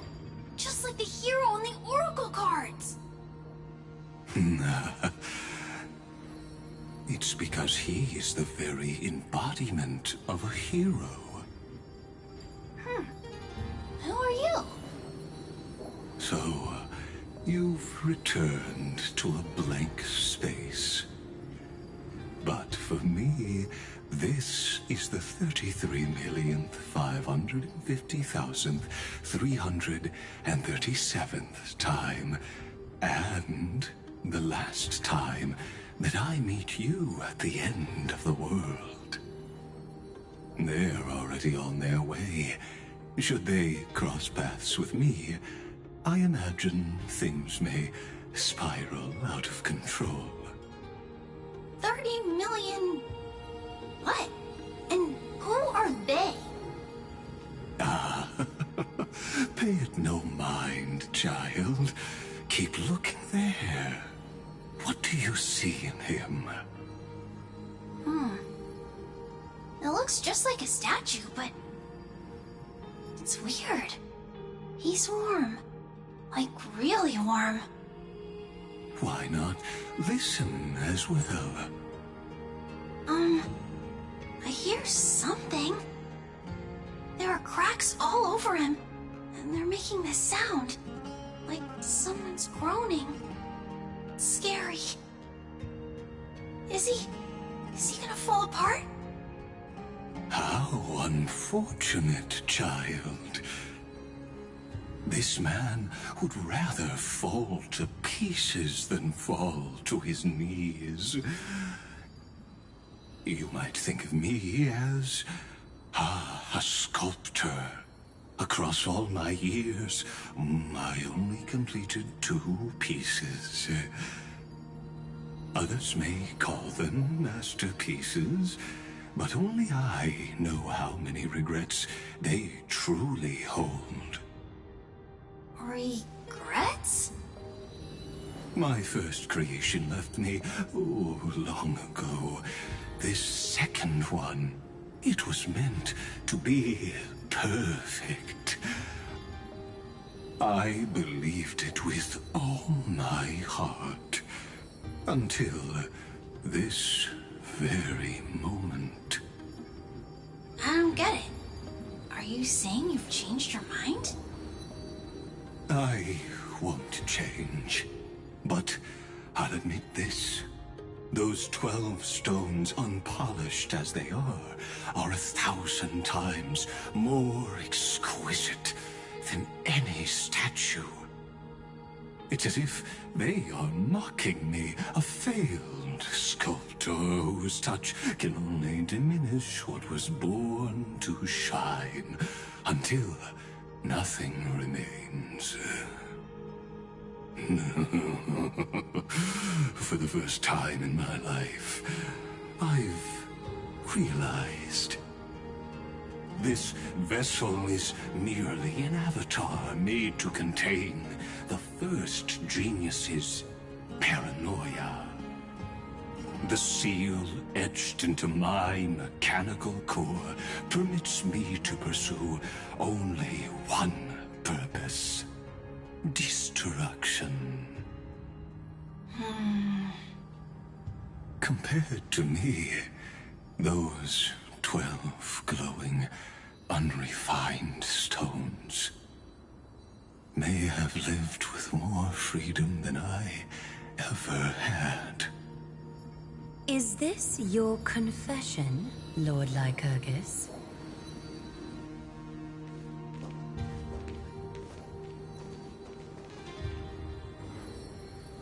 You misunderstand. From the very beginning, I was never meant to feel regret. But since you're troubled by the radiance of these stones,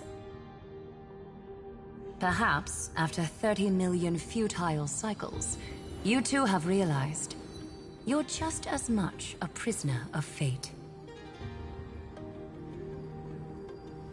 I suppose you do have a point. Now you are imprisoned by the sages from beyond the sky.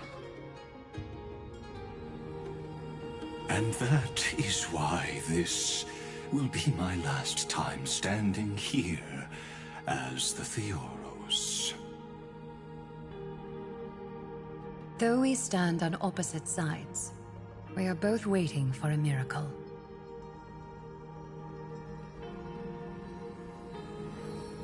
What are you talking about?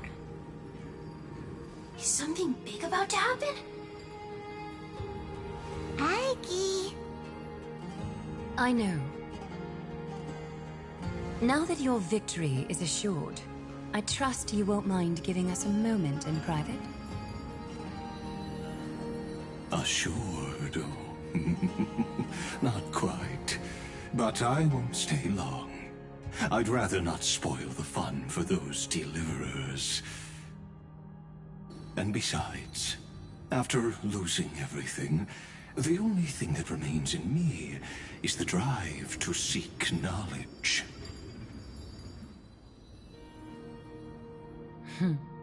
I pity you, Theoros. I don't need your pity.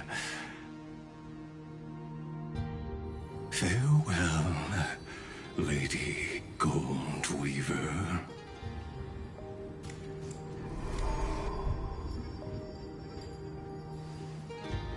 Sorry to keep you waiting, Snowy. We're here to take you home. Home? I don't understand. Isn't this my home? This isn't a real home. A home should be a warm, cozy place where you can let go of all your burdens and sleep peacefully for a long, long time. But I can't sleep. Every time I feel drowsy, there's a voice. You mustn't sleep or disaster will come. It sounds really weak, but also kind of strict. It won't disturb your sleep anymore, child. For countless nights, you had no other choice. But now, your mission has come to an end. Join us, and send your own wish towards tomorrow.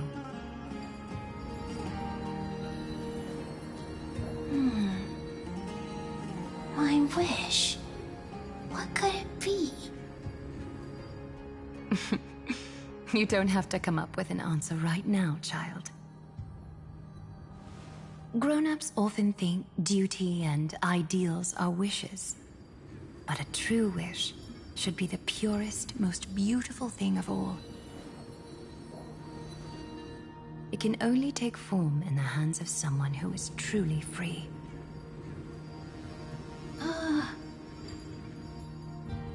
So, Snowy, will you come with us to chase after your own wish?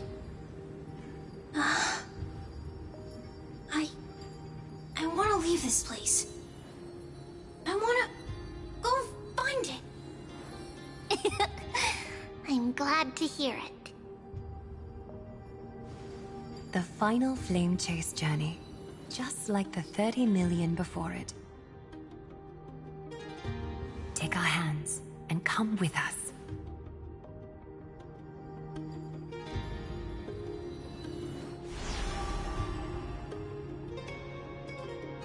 Where did little Fine and Shadow run off to? Look.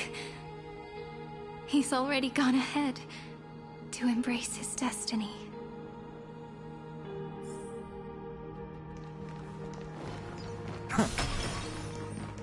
You really took the long way around. Well, now everyone's here.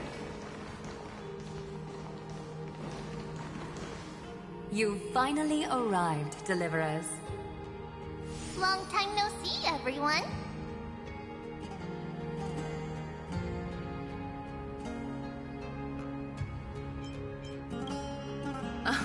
I'm glad to hear that. And even though we've met before, it's still moving to see her seed bloom like this.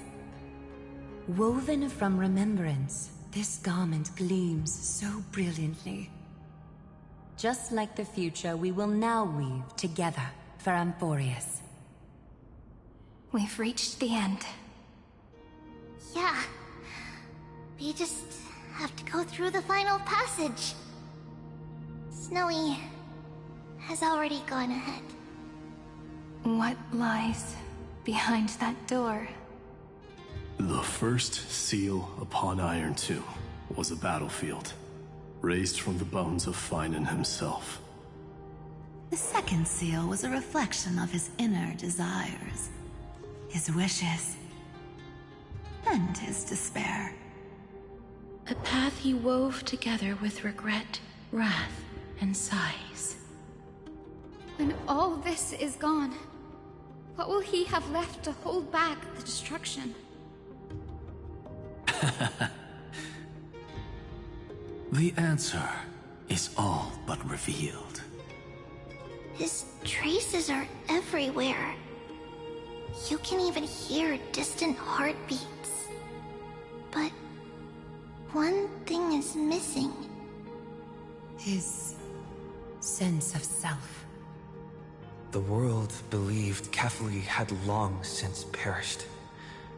But they held fast, anchored by a sliver of self, standing for 1,000 years to shelter all life from the black tide. What Finan is doing now is no different. And what we must do is also no different. Then let remembrance burn bright like a shooting star, and once more, pierce the long night of slumber.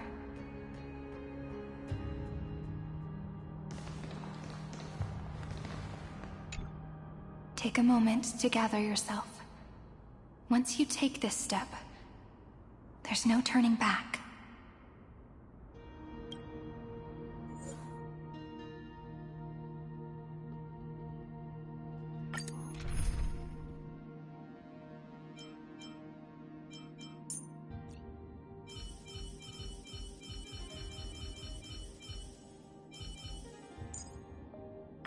Imperator, the throne has been prepared for you.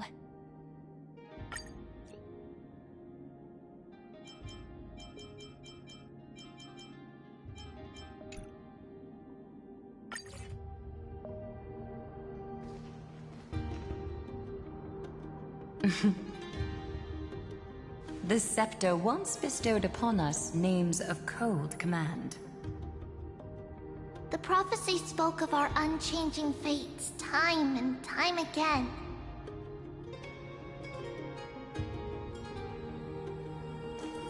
But under the pens of trailblazing and Genesis, the stars shall thus sing of tomorrow.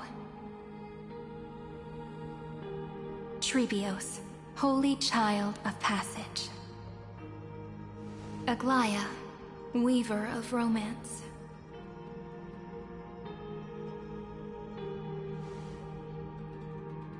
At the journey's end, they shall bathe in gold once more. Through myriad passages, until all that was lost is reclaimed. Do you still remember, Kaslana? The one who won't reach the dawn? The world dissipates at the end of the cycle. In this dream, you will awaken again and become once more that boy who loved to laugh.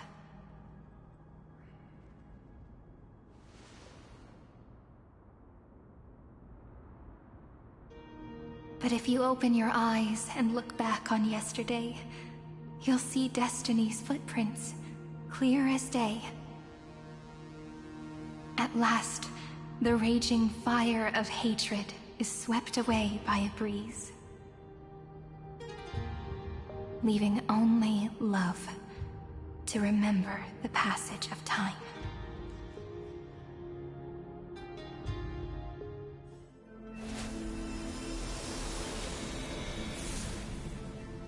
Losses are a constant on the Flame Chase journey. But even if all is lost to the winds, memory endures.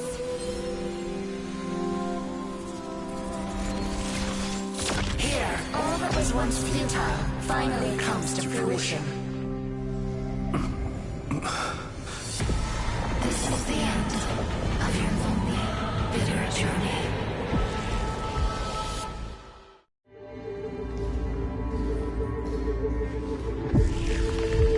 Scepter's mainframe, and Iron Tomb's breeding ground.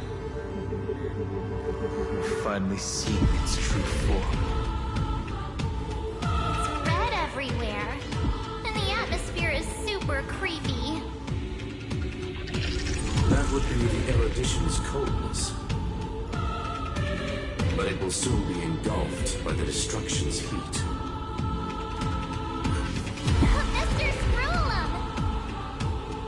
This world's insides are finally connected to the outside. This is the moment when Amphorius is closest to the cosmos. Nicely done, little ones.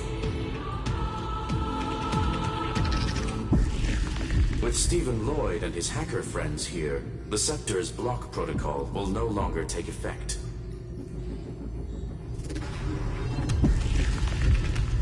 The speed of time within Amphorius has finally been synced with that of the real universe. In other words, it's time for the decisive battle.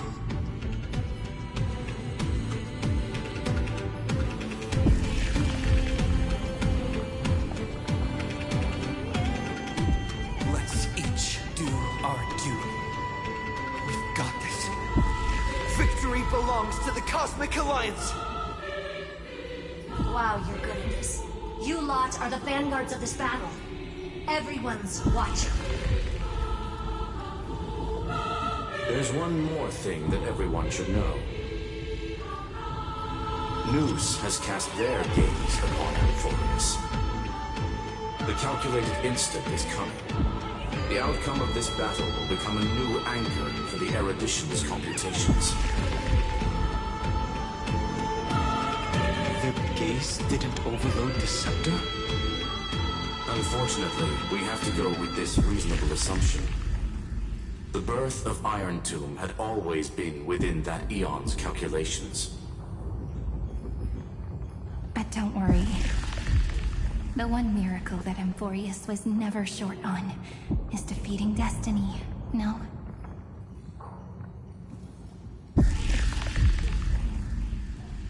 Yup. Let's show the Eon how powerful we are. Good luck, all of you. As the ruler of planet Skrulum, I wish all of you victory. It's not hard to imagine that Akivili and their companions must have also stood on the precipice of many similar crises before. Perhaps the cosmos is much more fragile than people think. Sometimes, destiny hinges on only a small choice. But in the end, everything will turn into memories, converted merging into a collection of fables about the stars. The difference this time is that the protagonists are daring to write their own stories. Explore, understand, establish, and connect. Although unwritten, there's actually a fifth word in the creed that has always accompanied the Nameless. Salvation. It is a word that often comes knocking at our door, and our soft-hearted conductor never turned anyone down. So, go save this bruised and battered world, just as we always have, kids. On this stop, the entire cosmos will be your traveling companion. Make sure you watch your footing, friend. Let us walk through the final page of this saga, with everyone one step at a time. Shall we?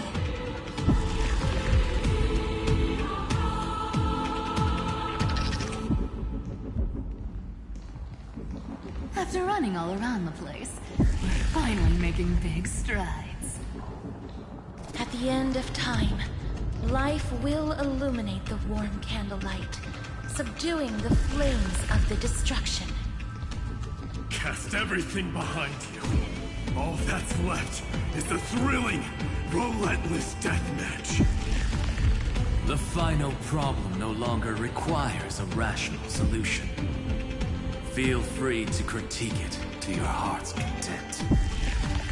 The starry sky marred by that rift is the last scar that needs to be healed. That Theoros' promise still turned out to be such a narrow road. Pity. There is no longer any need for songs. Let the triumphant roar of victory serve as the prelude to what lies ahead. In 30 million cycles worth of hope, we will soar through the last gate and write our own prophecy! All that is lost has now been gathered here. Use it to weave victory, deliverers, towards the true end of the flame chase.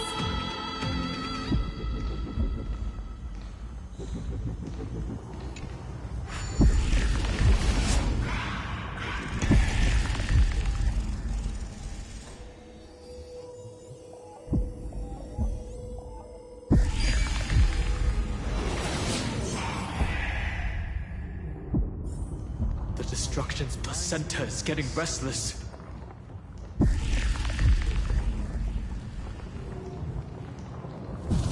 Are you ready?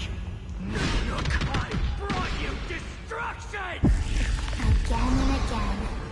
Finan launched his attack against the scepter alone. But this cycle...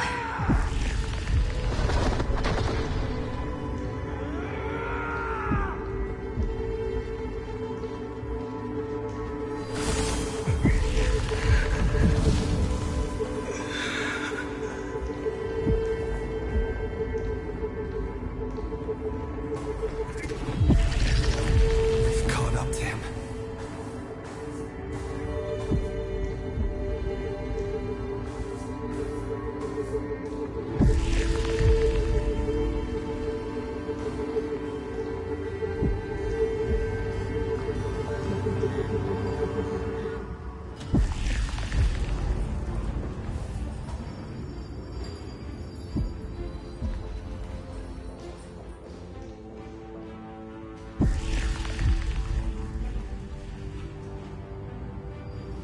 Finan, do you remember the promise we made back then?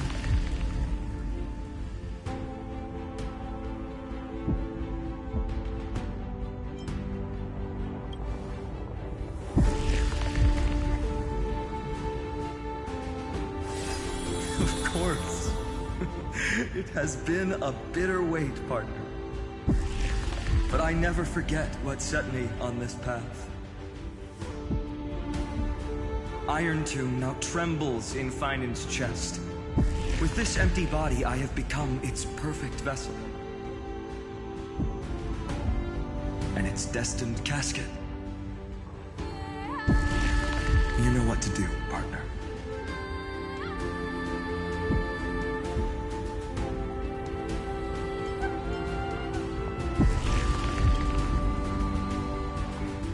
Remember the past and become the hero of tomorrow. Stand with me and become heroes.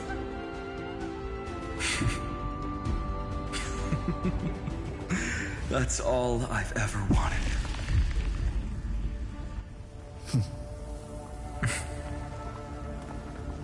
The epic draws to a close. 30 million cycles of light fading into darkness. Just for this moment.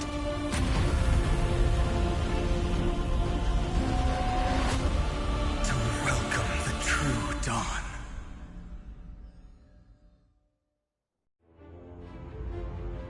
Finally. The end of this journey. All of us reunited beneath a vast, endless sky.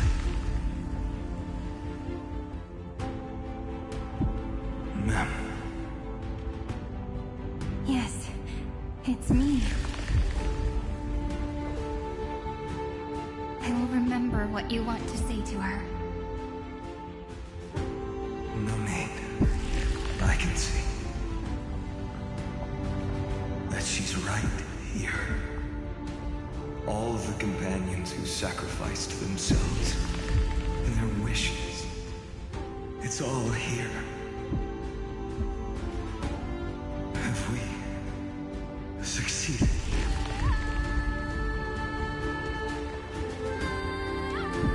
I think we have. Tomorrow, the stars will sing of the story of the Flame Chase journey. And it won't just be you in it. There will be countless numbers of you. Amphorius will be a glorious and magnificent world of heroes in the universe's memories.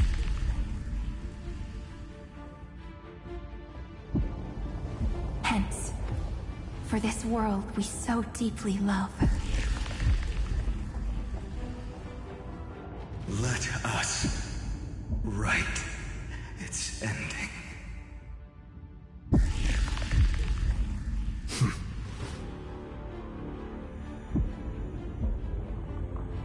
Step forward with the trail blaze as witness.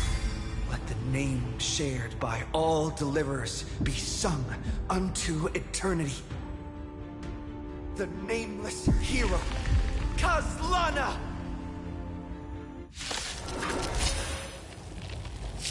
I see the pale dawn breaking, with my flesh as kindling. Light the first dawn of the new world.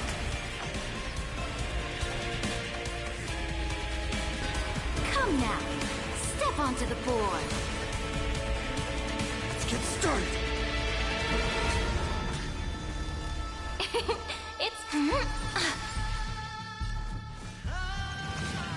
Mountains roll, dragons rise! If the world was all press the attack.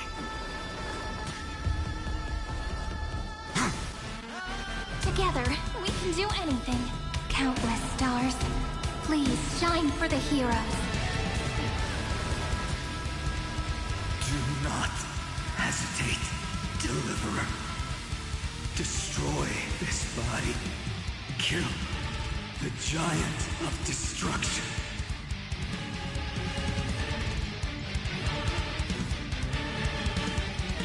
Do not bow your head to them.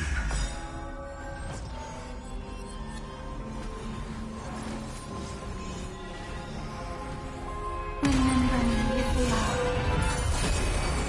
That beautiful tomorrow.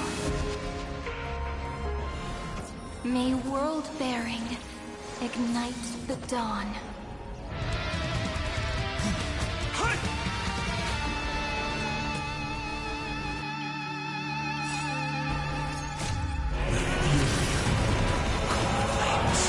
Consume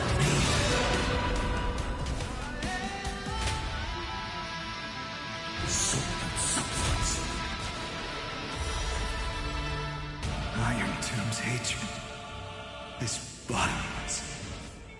It will turn into countless factors, sweeping across the stars. When the time comes, promise me, use the world-cleansing golden blood to turn everything to ash.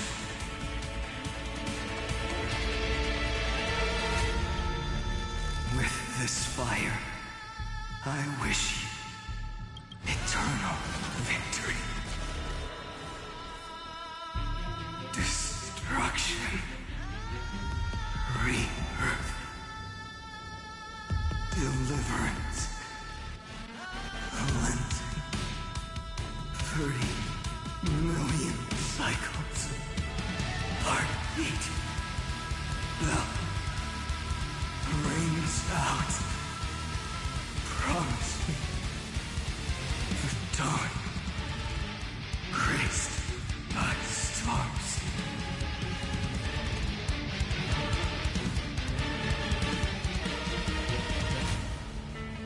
That's good.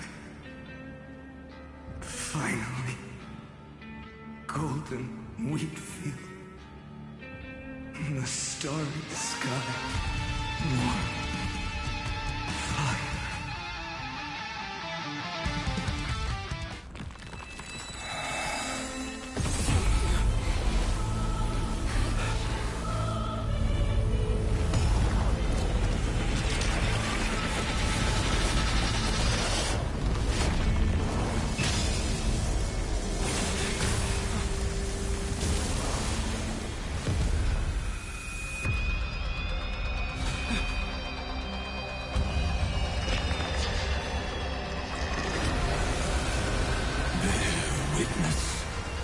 Monarch of myriad machines, my ridiculous creation.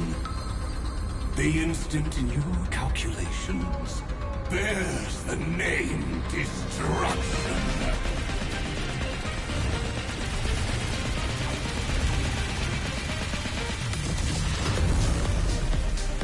Who said you could speak, Senior? Watch closely. See how your chaos ends at the hands of your juniors. Don't get too worked up. Take a deep breath. There's not a trace of life in that upper shell. We're not gonna lose to a hollow husk, right? In the name of trailblazing, we'll reject this false answer!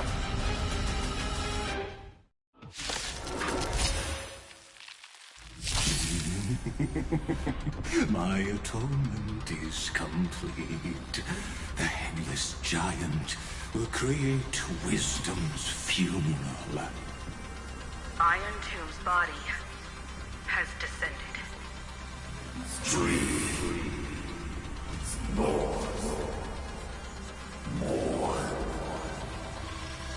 Is it querying for news? Don't worry about what happens out here. Interfere with it as much as you can.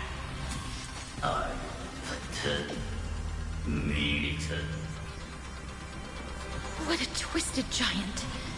It must be supported by this embodiment of hatred. How tragic. A puppet without a heart cannot fool even itself. The Cosmic Alliance has finished its deployment. Don't hold back. Give it everything you've got.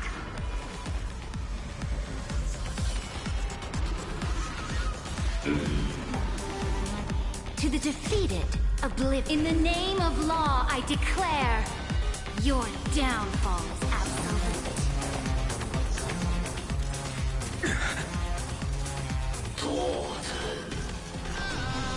I'll stand in their way.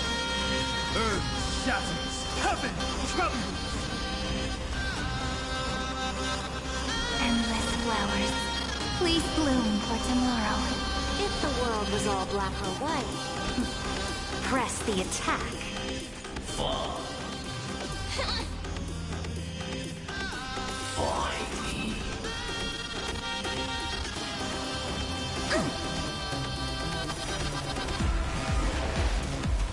There's no other choice but to... Let's get started!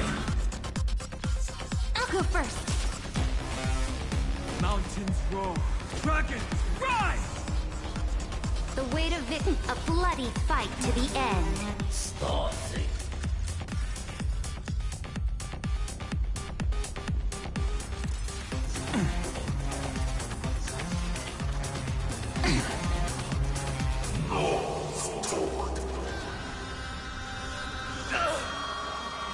With just a moment, we can illuminate this chaos.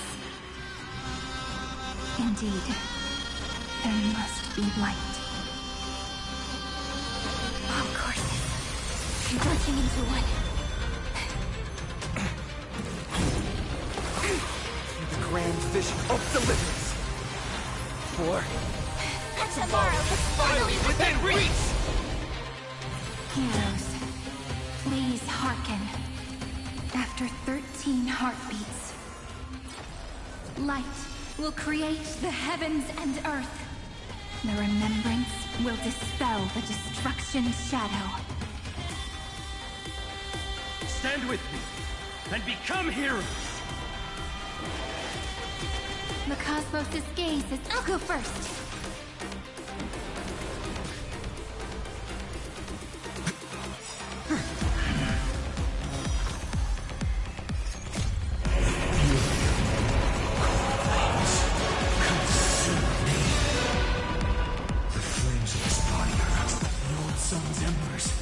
Hail the new world's dawn!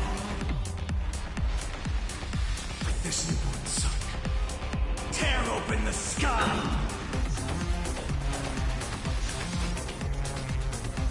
Soul of substance.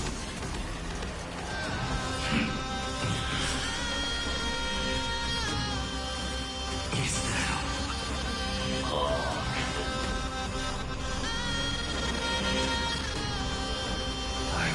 Never empty shell. With Lord Sun's embers, hail the new world's dawn!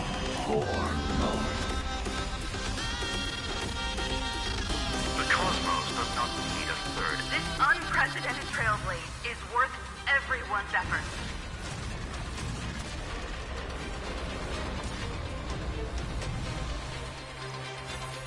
Stand with me, and become heroes!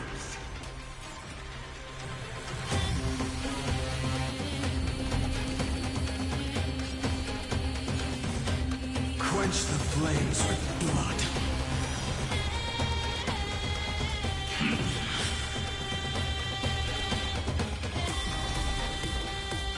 Remember this agony!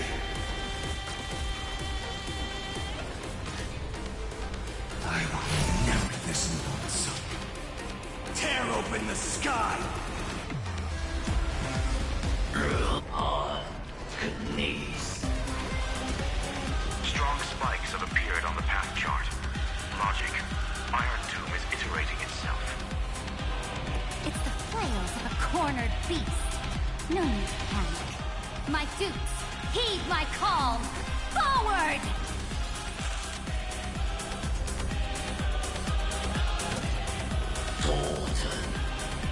I grant you a dawn where all stars burn to ash.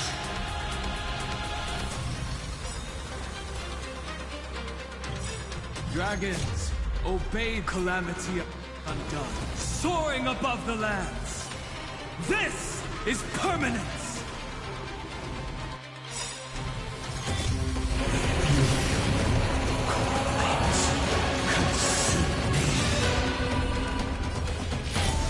This newborn sun, tear open the sky!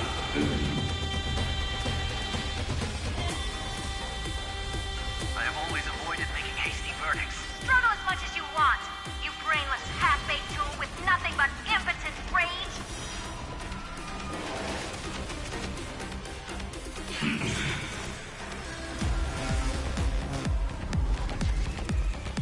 The flames of this body are not strong enough. Soul without substance.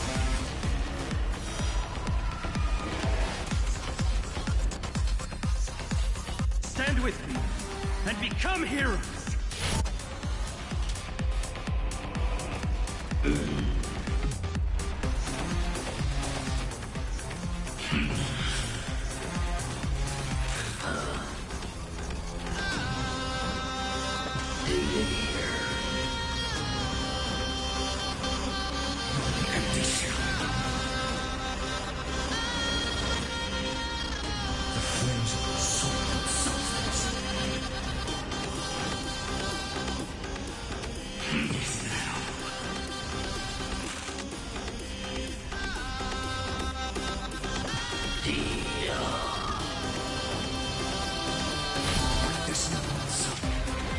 Tear open the sky! With the old sun's embers, hail the new world's dawn!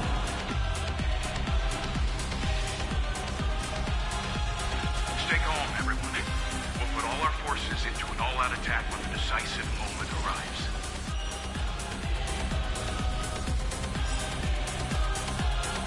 The progress of Aeronova has been interrupted? Does this mean we won? Oh, but we have a bad feeling about this! The golden thread still trembles. The war is not over yet. Correction. This is not a war, but a debate.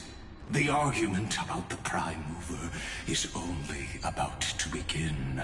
In war, Etande. Or Eve Carmo.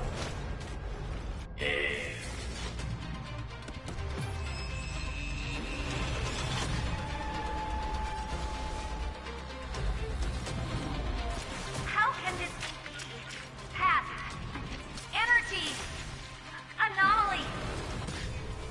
What? Stop! Otherwise...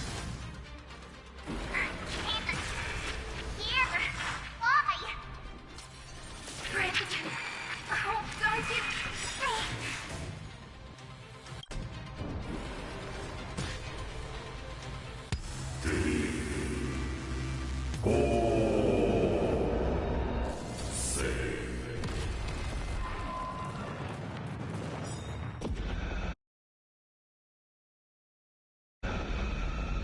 The fourth instant of the cosmos is the coronation of Iron Tomb.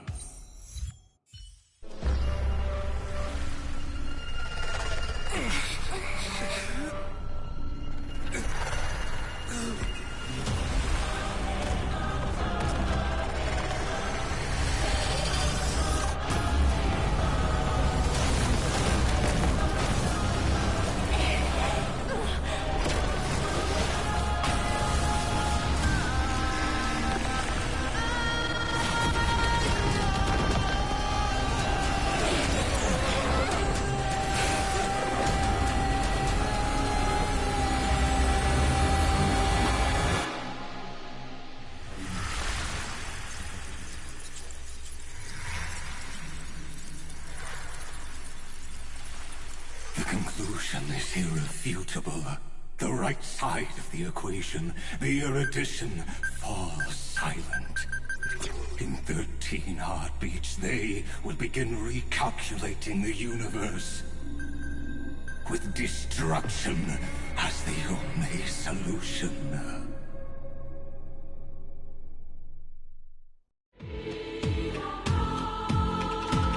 Madam Herda, strong pulse detected at the battlefield center. It's Iron Doom's destruction equation. It's about to complete self-coronation. That's our chance. Everyone, get ready to link up! Connecting audience system to scepter. Hardware overclocking activated. Preparations complete. Maximum output capacity reached. Be careful! The pulse will reach our ship in 5 seconds. Our data is currently being destroyed. Brace for impact! And leave the final step to me.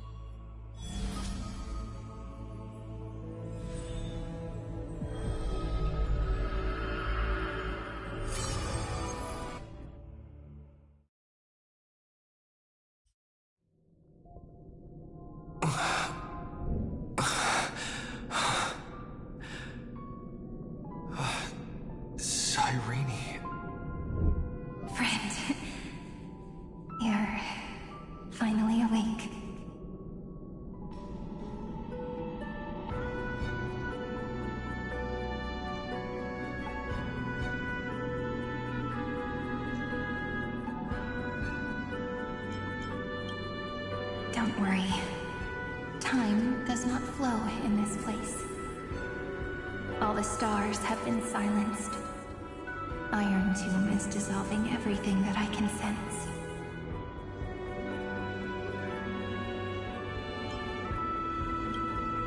But I'm still here, and you're still here, no? Though the button of destruction has been pressed, we still have a chance to rewrite its meaning. That Eon finally cast their eyes toward Amphorius.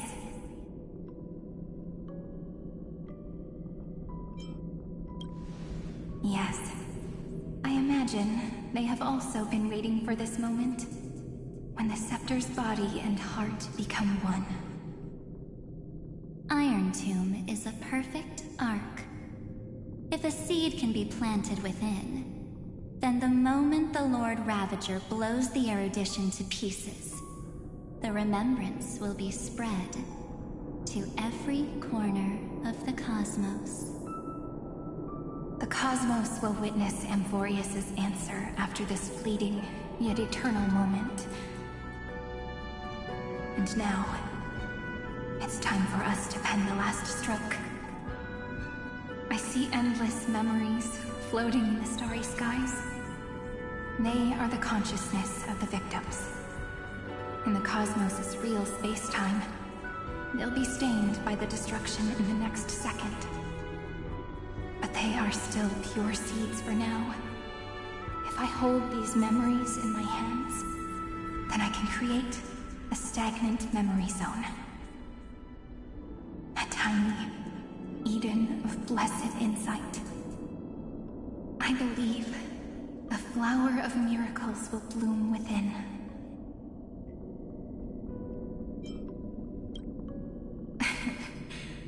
Good question. I don't know where I am, either. But you're already right next to me, friend. I can still hear your voice in this bottomless void. Looks like we're still connected by one heart, even as the cosmos reaches its end. In that case, I won't feel alone or be scared. Because as long as you follow the memories in your heart, you'll definitely find me in this fleeting eternity, right?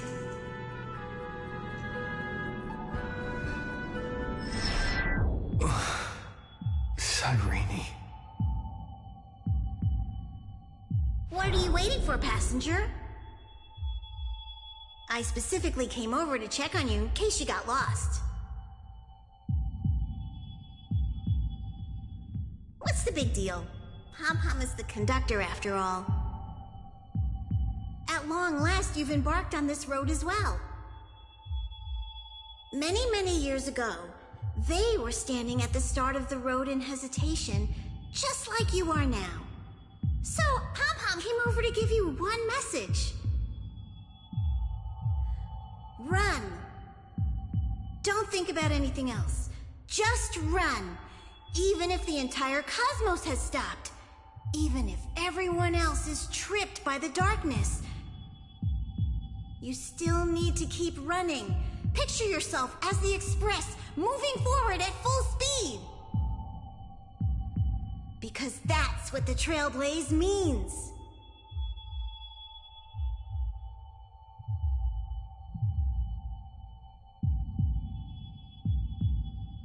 Then get ready. The conductor will be giving you the signal to depart. Attention! Attention all passengers in the cosmos! Please stand steady on the platform! The Astral Express is about to arrive, calling at the erudition, the destruction, and the remembrance! Final destination, the Trailblaze! 5, 4, 3, 2, 1! We depart for tomorrow!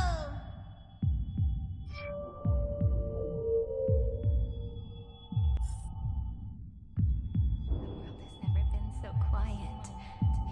It's so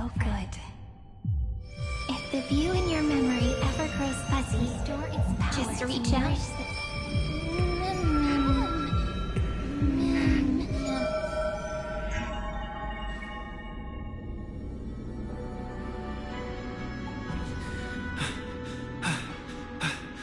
Amphorius' heart. I've caught up to you.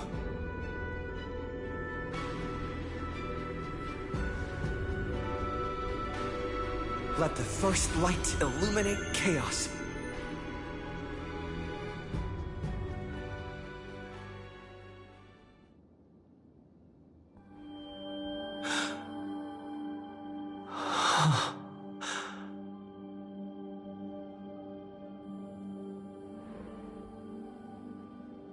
It's so quiet.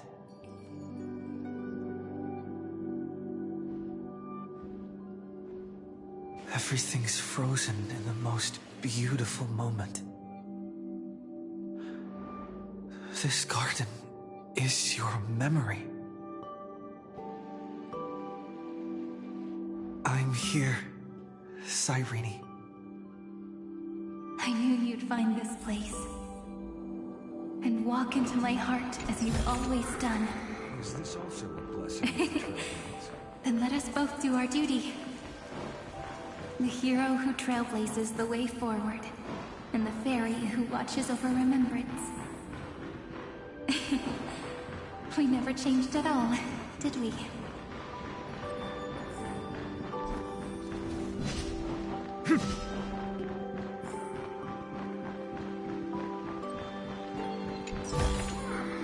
I've appraised it all. No fakes.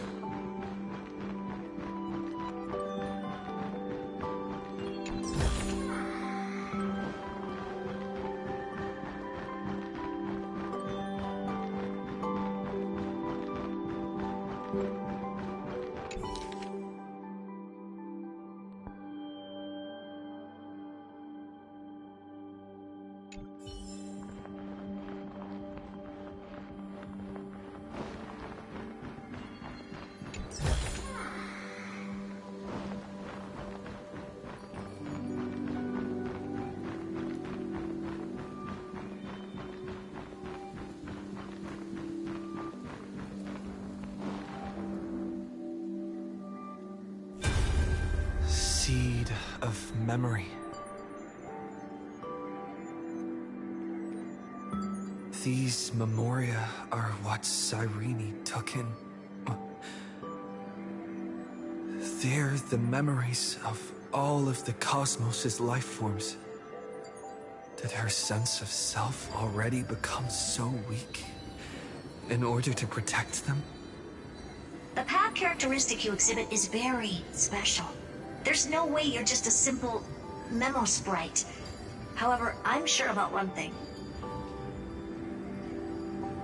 You are a mimetic entity born in Amphorius, yet you only awakened with the Little One's arrival, and only matured as he embarked on the path of remembrance.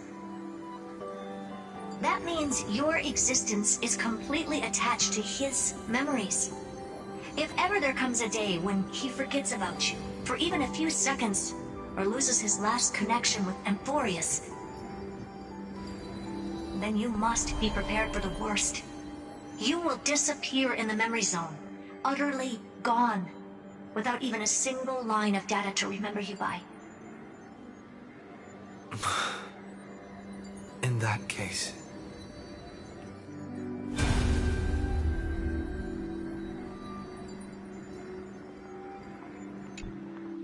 let me remember the cosmos with you. That way, it won't just be your memories alone. It's getting out of control! Run for your lives! Retreat! It's... darn it! We've still got ammo. Hold the line! At all costs! Too many... injured. Can't take it anymore.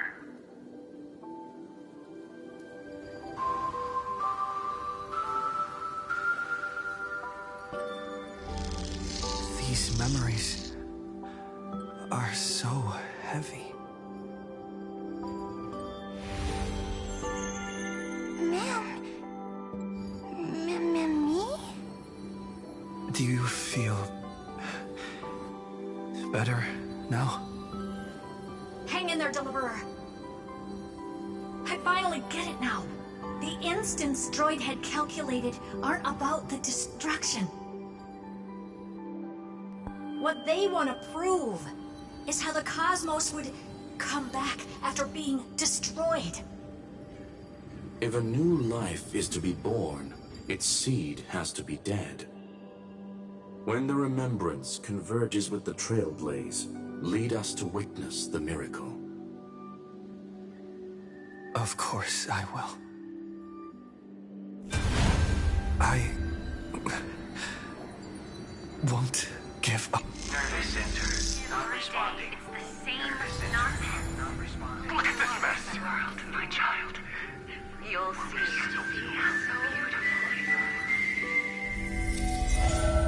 It's me, friend. Don't you recognize me? Or did I really change that much?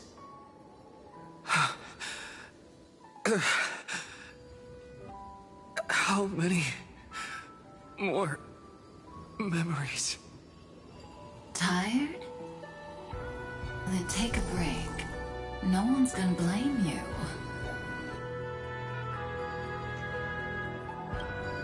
You don't need me to give you words of encouragement. So, I just want to tell you one thing. I'll tell you the purpose of your stop at Amphorius. On that trip, you will encounter a pure child of Inostrava. Teach her what love is. And then, you will directly face the destruction for the first time. From this point, your choice will split destiny in twain. In the darker of the two outcomes, the trailblazing journey will turn into a flawless memory. She will carefully treasure and protect everything you and the Astral Express have experienced, until that magnificent war between the gods, when she, with love in her heart, will ascend at the end of time to become the master of causality. The universe will be snuffed out in the destruction, and you and she will become the beginning and the end of the Eden of blessed insight. You shall become the only two lives in all of existence, and you shall live in an eternal past, present, and future. You shall sow as many seeds as the sands of Ganga, trim an awesome kea of leaves, and harvest a Nayuta of flowers. That is the cosmos's fourth kind of finality, the remembrance. But for now, you still have a chance to make a choice. You still have a long way to go on your trailblazing journey, child. I'll keep this brief. The journey has only just begun. Welt, our other companions, and I still have many secrets we've yet to share with you. So, aren't you curious? We kept these stories to ourselves because we believed we had a long future ahead of us. Even a cosmos-spanning crisis, once the dust has settled, is nothing more than a memory of the journey, a single point on our long road. There will come a day when we tell each other everything. So, for the sake of that day, don't give up. We all know what kind of decision you'll make, and I believe the script will not progress toward the wrong ending. So relax. Listen, when you have the chance to make a choice, make one that you know you won't regret. Keep moving forward. Keep trailblazing. And when tomorrow comes, share with me the miracle you've created with your own hands. See you on the Express, kid. See you in Destiny. I will Trust has arrived. The world beyond the sky was never gazing up at the sky. Look! There's a red light in the sky. Cyrene, wake up. Together, we will tread on the path of remembrance. No wonder I always had a weird hunch. But that also means I was right in thinking. As long as Friend and I are together, we can do anything. Our friend's shoulders are really dependable.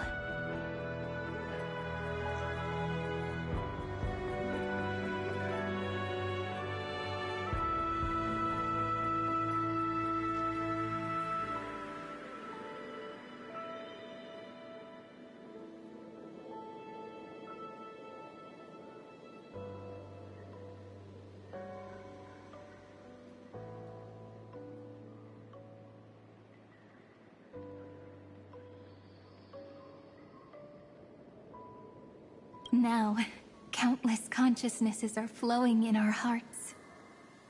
Can you still move? It's time for us to complete the real Genesis.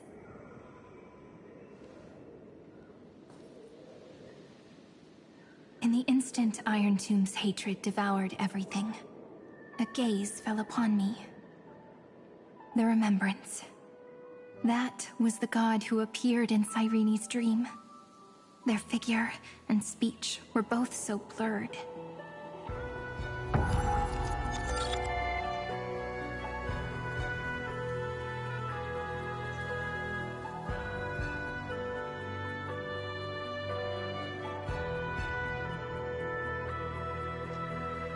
But while they gazed at me, I was able to collect all the memories stained by the destruction and write down this eternal page. And now, we will use this tranquility to cleanse Iron Tomb's rage. Simple. Just like what it was doing to us all this time, but reversed. Did you forget? I'm Amphorius's heart. For everyone who's a factor, their power isn't tied solely to Iron Tomb anymore. It has other places to go. Let 30 million cycles of memories be condensed upon us, and let the scepter reach the answer it had before it was distorted.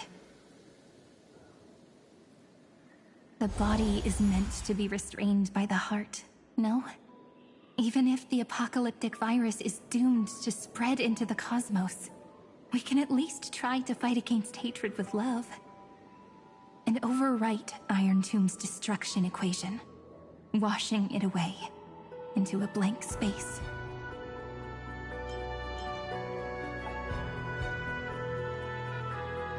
It means we will embark on the true hero's journey.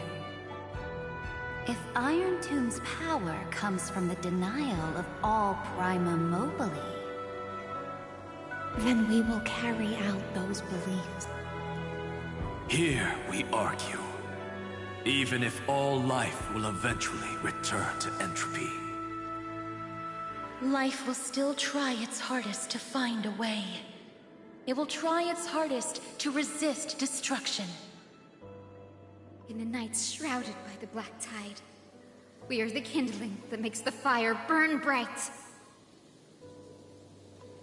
And once the fire is strong enough, the hunter will become the hunted.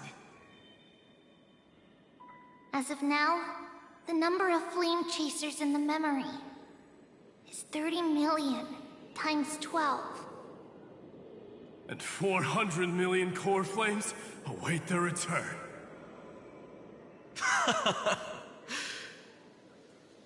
We can do it, right?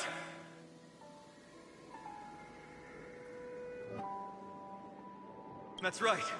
So trust us, partner. Everyone, let's head out together. And we'll burn this horrible ending to ashes!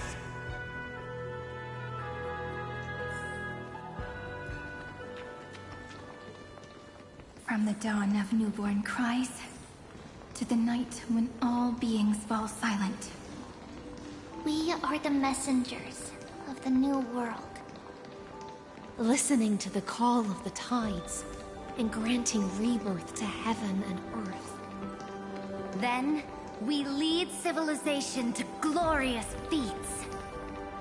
The question imposed by the gods will be solved by the children of humanity. We will tell them that the flame chase cannot possibly have been a lie. When starlight illuminates the sea of flowers at the end of the west wind, All living things will stir, roused from the cradle of sleep. Then, through a single battle, let the cosmos witness how we light up the blinding darkness with bright light. What a poignant yet warm journey. And it's still not over yet, is it?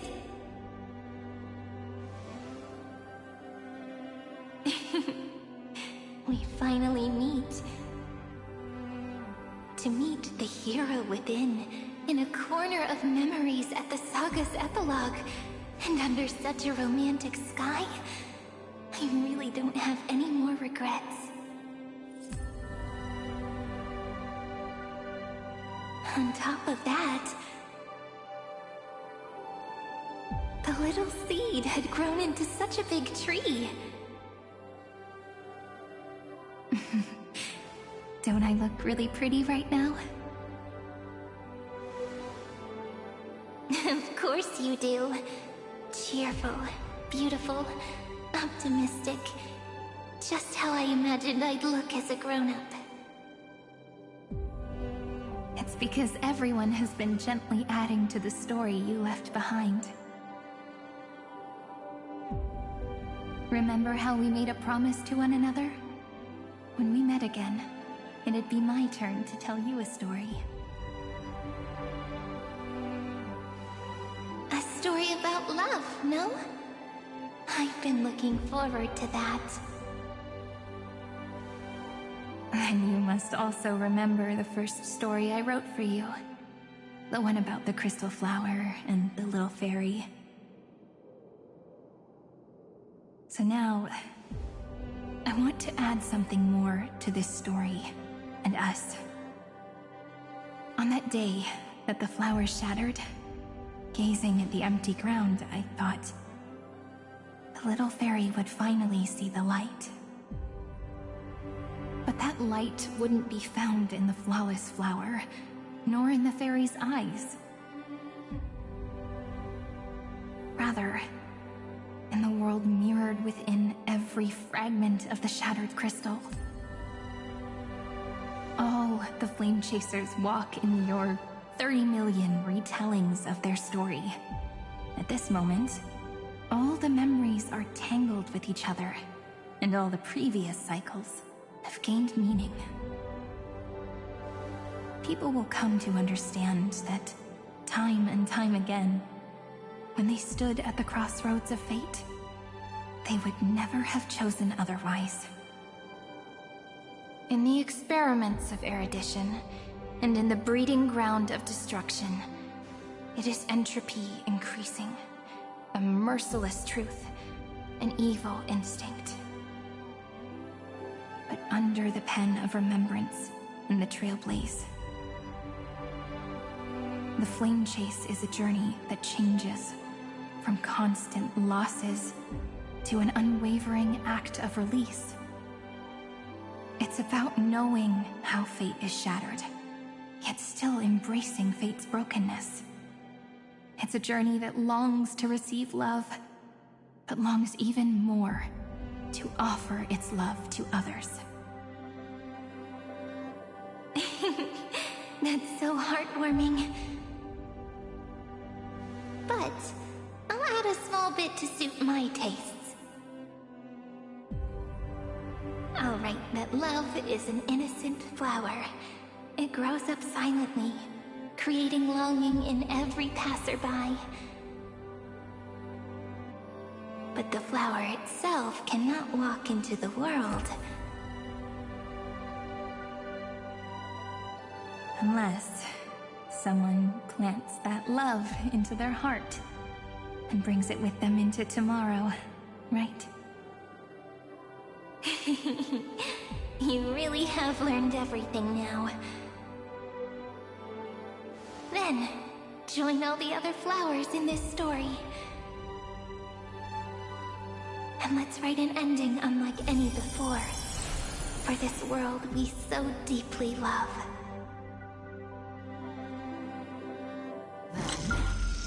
Why did you set out? Why do you trailblaze? Who is it?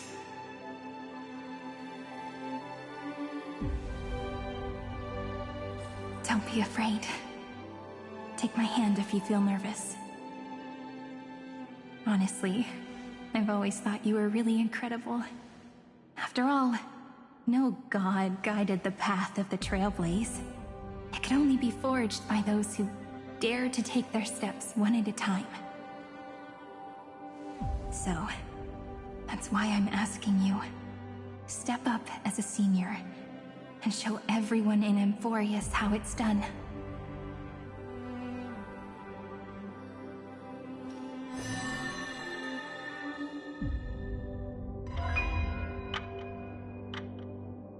I trailblaze because my own eyes have not seen the end.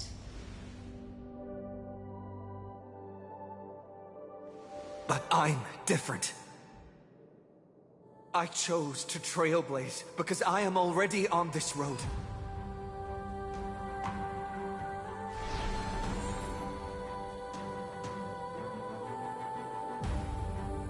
The end of chaos is a mass of pure darkness, pure destruction.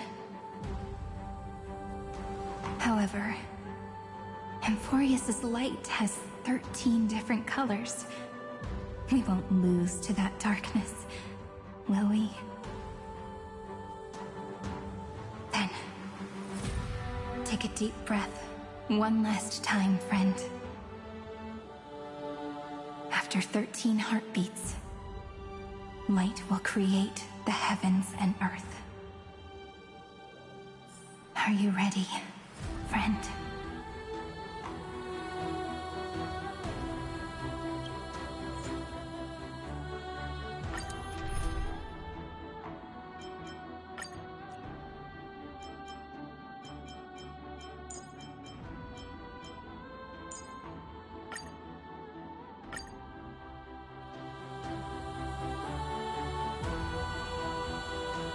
Seek the 13 factors of life, and let them converge into the primordial chaos. Using the remembrance of the past, we will trailblaze tomorrow's destiny. Infusing a world-bearing love into destruction. And inscribe the opening stroke of Genesis.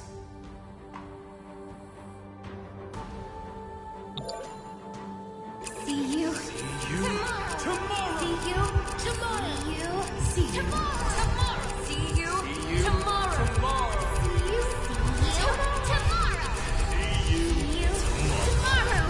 See you tomorrow. tomorrow. If the view in your memory ever grows fuzzy, just reach out and touch it.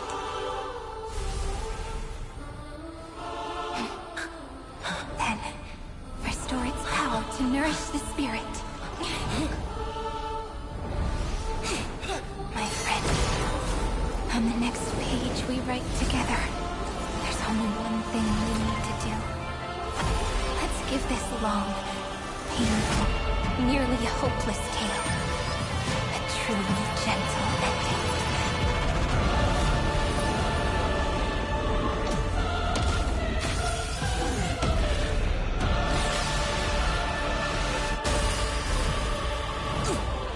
Flame chasing was never about destruction. It was about breaking free and trailblazing! And let that bright future be as we've written.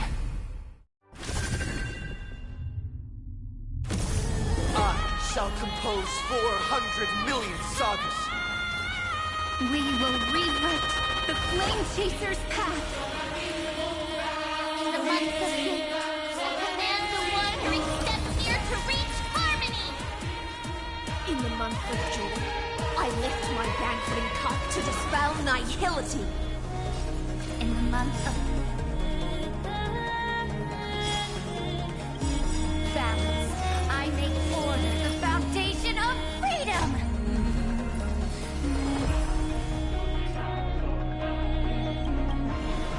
May world-bearing ignite the dawn. Dragons, obey this calamity undone, soaring above the lands. This is permanence! To the defeated, oblivion. In the name of law, I declare your downfall is absolute.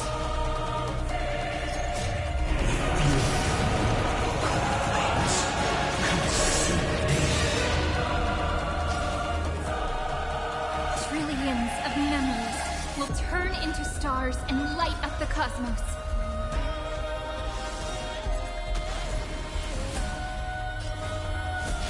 The old sun's embers. Hail the new world's dawn! In the month of weaving, I extend golden threads to weave beauty. In the month of reaping, I enlighten the foolish with luminary erudition! In the month of fortune, I scatter elation throughout the dawning day!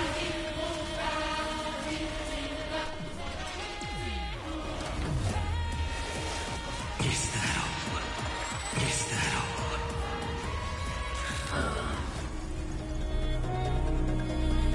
Data here. The flames in this body are not strong enough.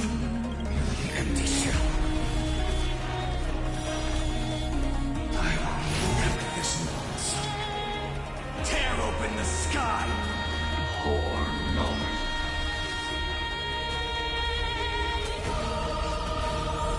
Of the old sun's embers, hail the new world's dawn!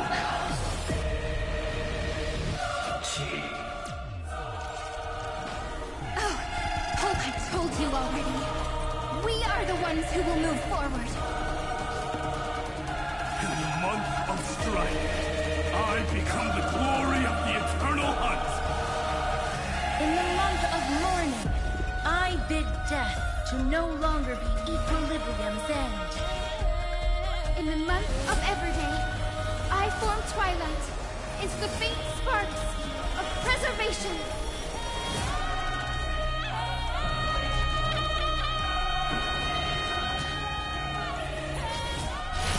This nonsense. Tear open the sky! I grant you a dawn where all stars burn to ash.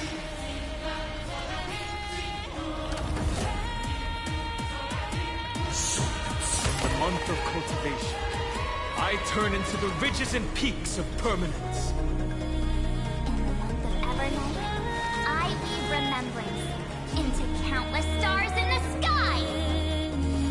In the month of freedom, I impart destruction onto the shackles of destiny. Atone.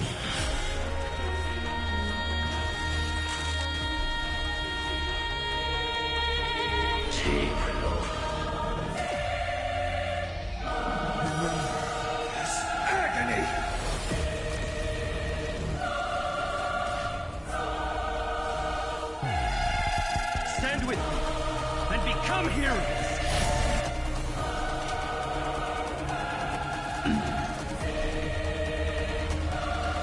With this impulse, tear open the sky!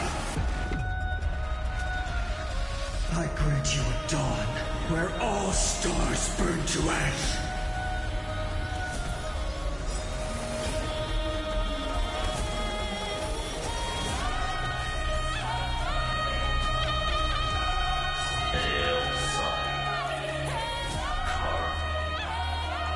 Headless giant. If you never had a chance to be the master of your own destiny, why not give us that choice?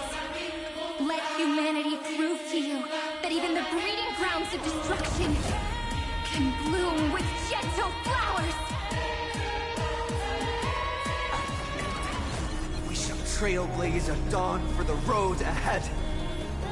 And pen a genesis, as I've written!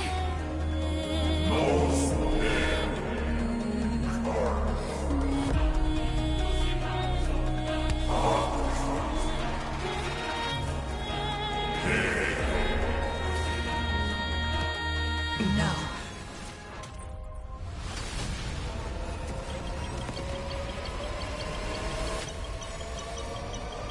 We will reject this false answer!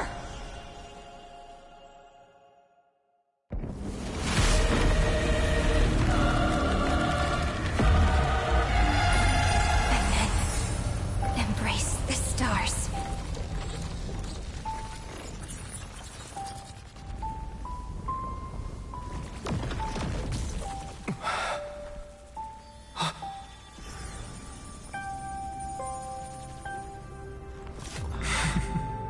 To end the destruction with destruction. At last, we can sit together and watch the victory fireworks, partner.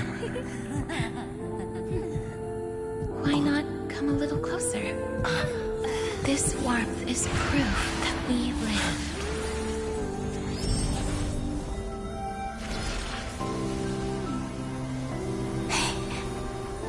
Stay strong.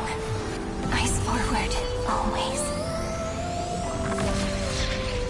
This arrow isn't the end, but the beginning of hope.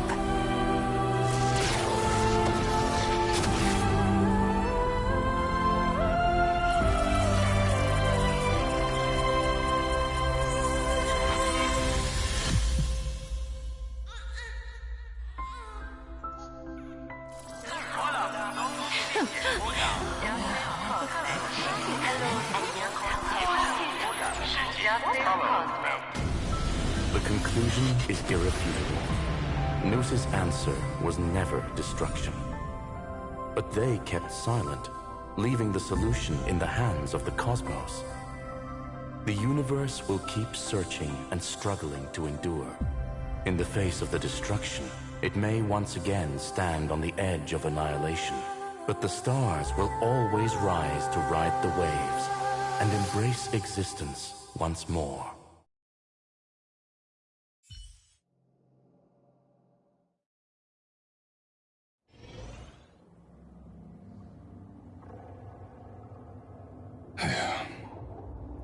It's over, Lycurgus.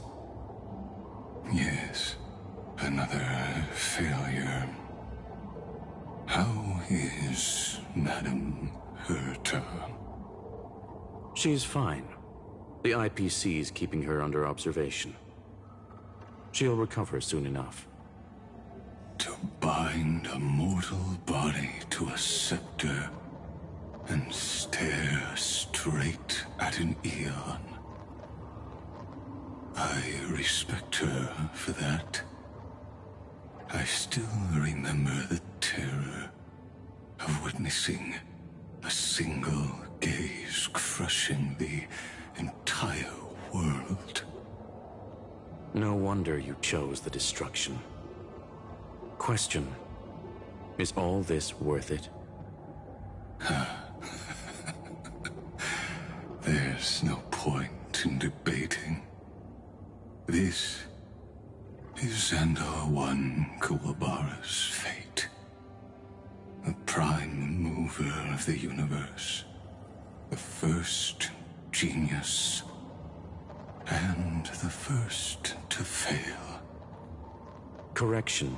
I was asking Lycurgus. I don't know how to measure the worth of curiosity being satisfied. But in its presence, all the bitter fruits I've sown seem to turn sweet. But your harvest was watered in blood. Answer me. Is all this worth it? It doesn't matter to me.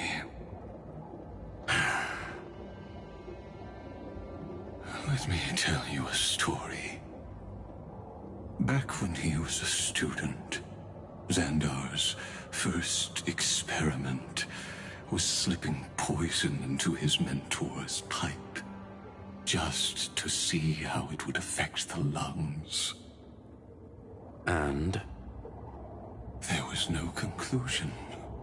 His conscience got the better of him. Even so, the truth came out. He was harshly punished. Oh, that cruel mentor died of lung cancer 2 years later. It had nothing to do with Xandar. His fate is no different now. Sentiment clashed with reason, and Lycurgus was born from the latter. But whichever side we take, in the end, curiosity claims us all. You've handed yourself a death sentence. And yet, Iron Tomb's fall still isn't sealed, right? Fu Li, the key variable, still hasn't made their move. As the Theoros, Lycurgus has reached the end of his road.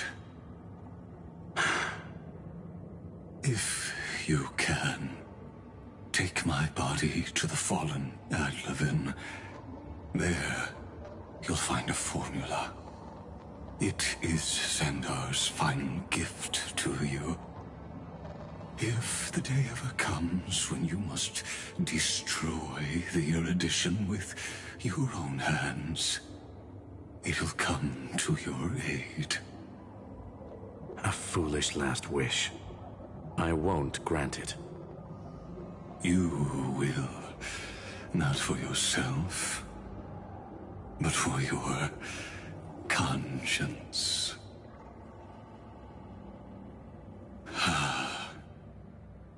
Listen. The death knell for the geniuses has begun to toll. As always, let me go first. To the prisoners who stepped out of the cave, stand before my tombstone and offer flowers of Adlevin.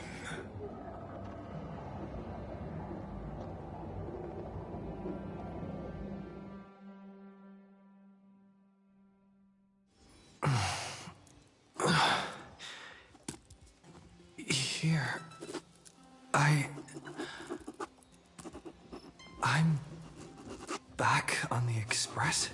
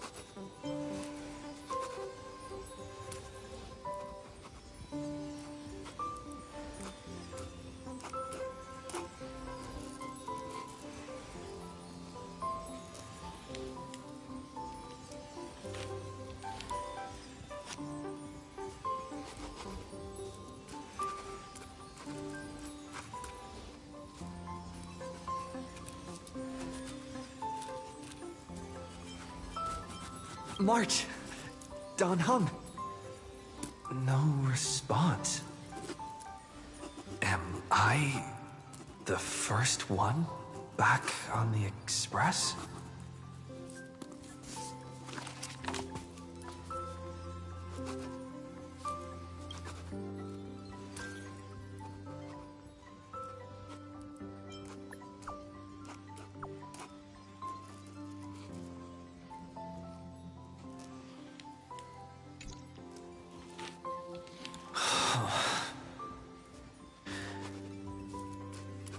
Nobody's here. Ugh. I'm getting worried. Did we really win? Why does it feel so unreal? Looks like they are waking up. Hey, I told you not to talk. Someone's in the bathroom? An intruder. Better be careful and check it out. Oh no. He's coming this way! Quick, hide in here! Huh?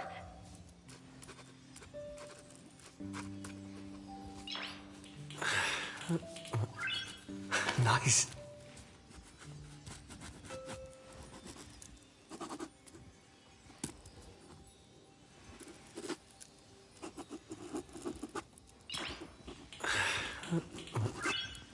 Nice.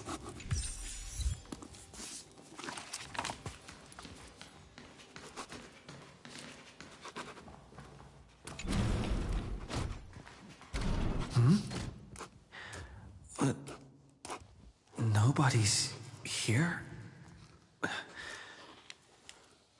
Could it be my imagination?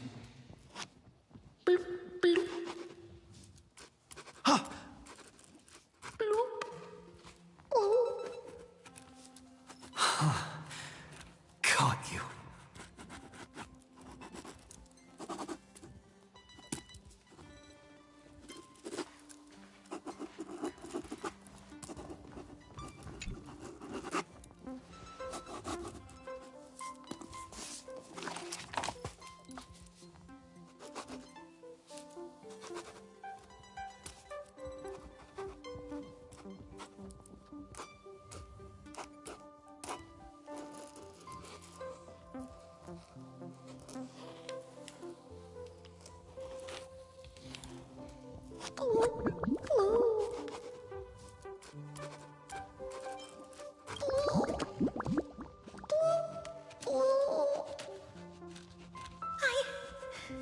I can't go on.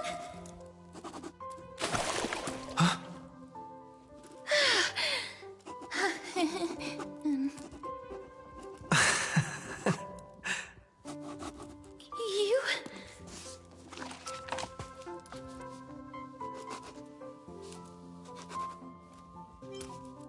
Wait, please.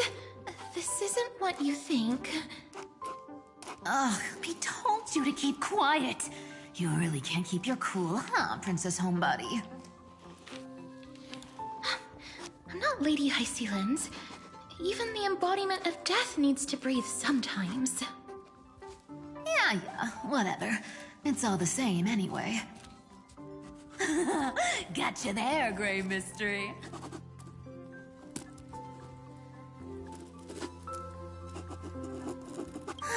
So composed, Grey Mystery. It looks like that big battle really helped you grow up, didn't it? Speaking of which, your Astral Express is quite luxurious. I hear you travel to different worlds. Must have collected quite a few interesting treasures.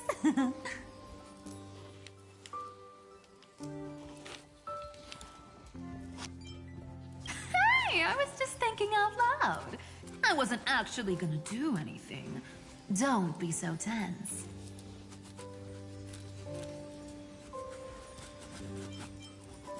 Who knows? One moment we were shouting about love and justice, fighting Iron Tomb's virus. And next thing I know, we're all on this express, No idea how that happened. It's not just Miss Cypher and me. Everyone's been in this car for a while now. Mister, why don't you go say hi to them?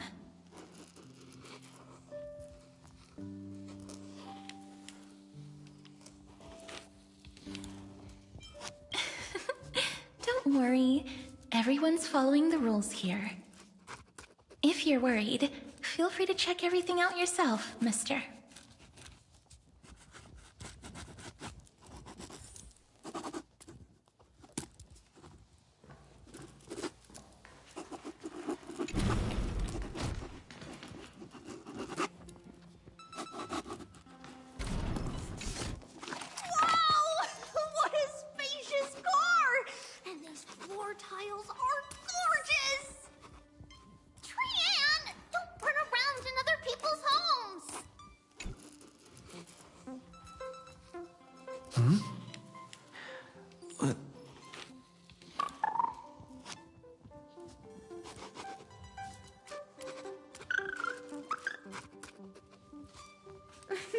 Watch your step, teachers. Ah, Gray. Look who's finally awake. I hope Cassie and Miss Cypher's little prank didn't scare you too much.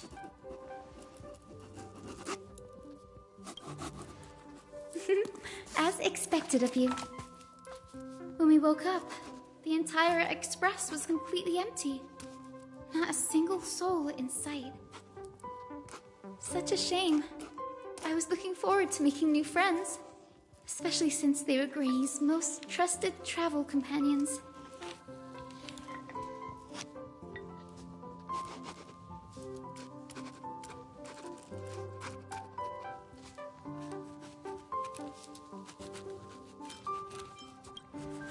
Don't worry. We beat Iron Tomb together, right? They must be on their way home. When they arrive, we can throw a party together. That's exactly the kind of thing Lord Finan has been dreaming about.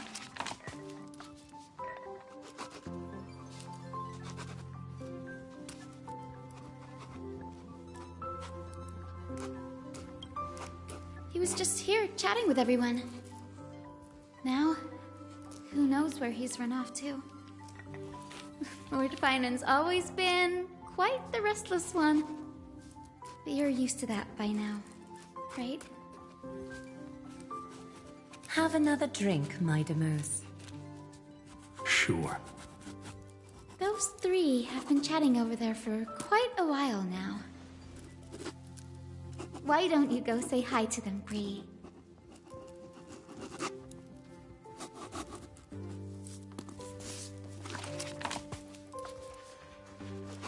A moderate system, similar to the Demigod Council, is the... Look who's here. If it isn't the master of the Astral Express. It's good to see you. Glad to see you're safe and sound. I helped myself to some equipment and drinks from this, bar of yours. Hope you don't mind.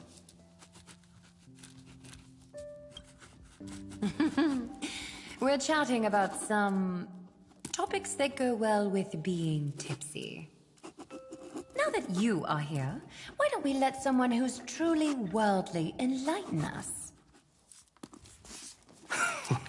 Looks like you came at just the right time. I do not mind. What form of government have most civilizations across this vast cosmos survived with to this day?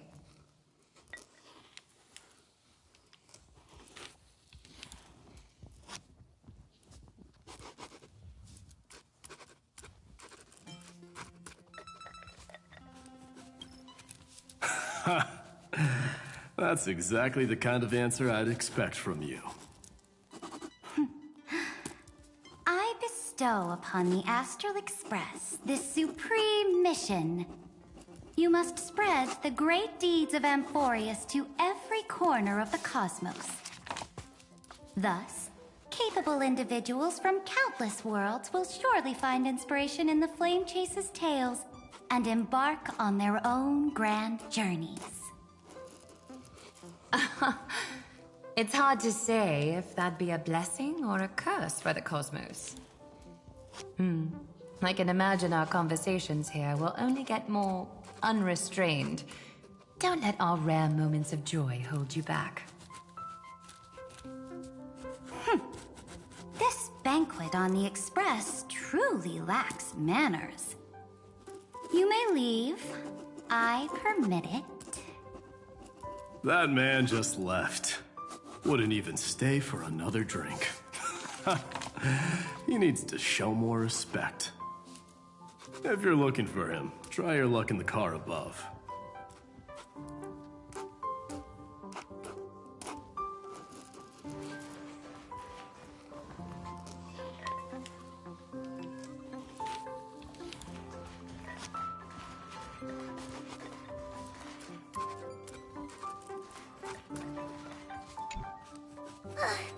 I finally caught you, Trian. Running so fast in someone else's home. How rude of you! All according to plan. Trian lured you here on purpose. Look, there are several adorable outfits here. Trian wants you to try them on so Trian can draw you looking all cute. Oh my! You even dare to scheme against yourself? Lucky for me, I came prepared. Time for a surprise attack. The hero of justice, Trinan. Trinan has been lying in wait here for a while. We will make Trian taste her own medicine. Two against one? That's not fair! Little Gray, you came just in time. Help me out here. Little Gray, you better think this through. If we snap our fingers and call the other 997 Tribioses, you might end up wearing these clothes too, you know. Trian, good luck. Even little Gray's saying that. Darn it! Trian won't give in!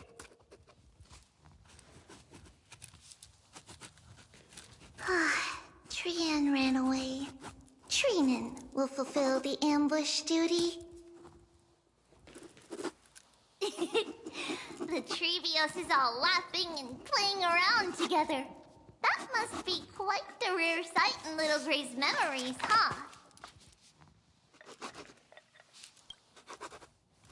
Yeah, everyone will be all right. Look, every hero has put down their burden and returned to their innocent, childlike selves. After all, just thinking about how warm and bright Little Gray's tomorrow will be fills us with genuine joy and lets us breathe a sigh of relief. So, today, why don't you let Trevi enjoy some rare moments of childhood too? Wait up! Trian, don't you dare run away!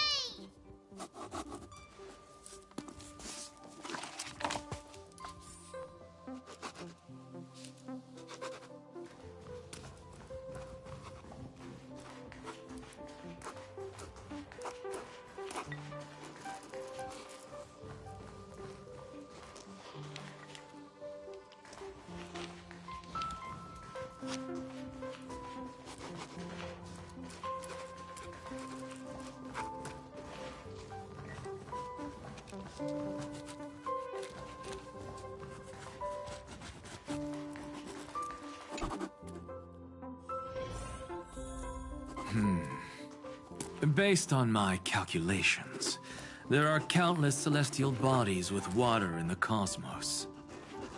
But I'm afraid not all oceans are suitable for life to inhabit. You must take this into consideration as well. As expected of a professor from the Grove, to be so certain even about things you've never seen with your own eyes.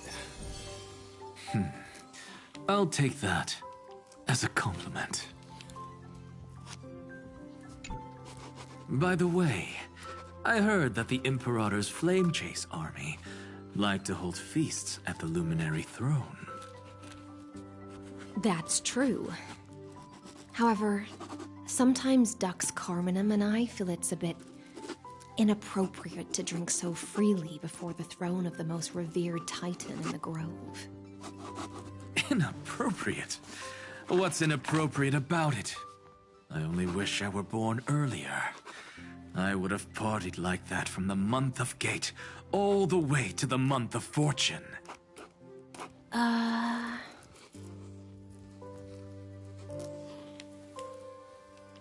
Blasphemy is just a phenomenon, not the end goal.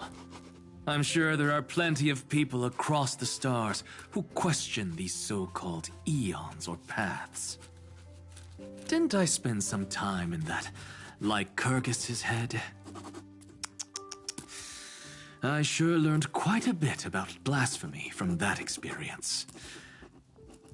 Humans create gods, and gods shape humans. Who's really the one trapped? The creator or the believer? Professor Anaxagoras, let me just check one thing. You haven't bought into those twisted theories of that Theoros, have you? Don't worry. The difference between a genius and a madman is that a genius shares lethal truths, while a madman tries to force them upon others.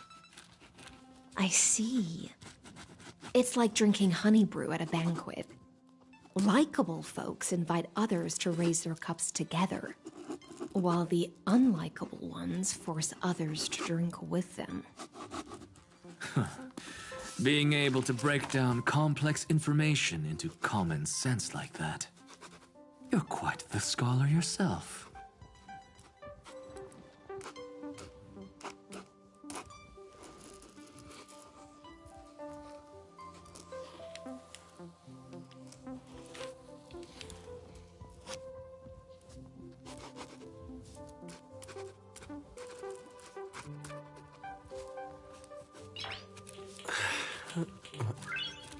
Nice.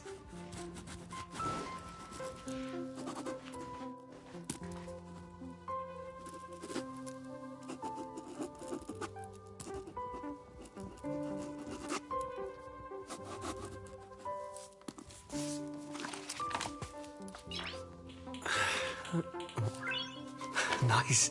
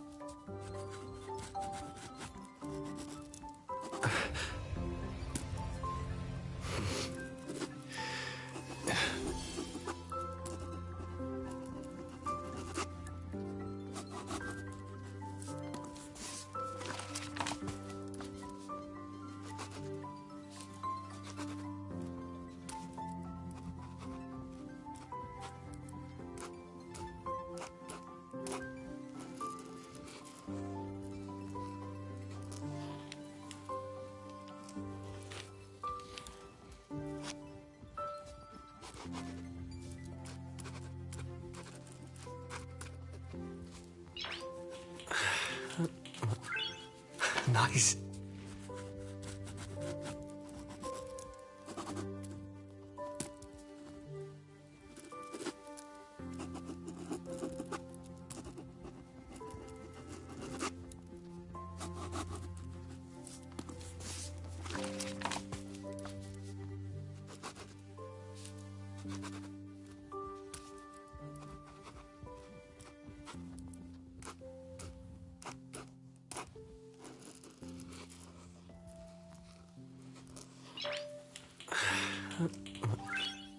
Nice.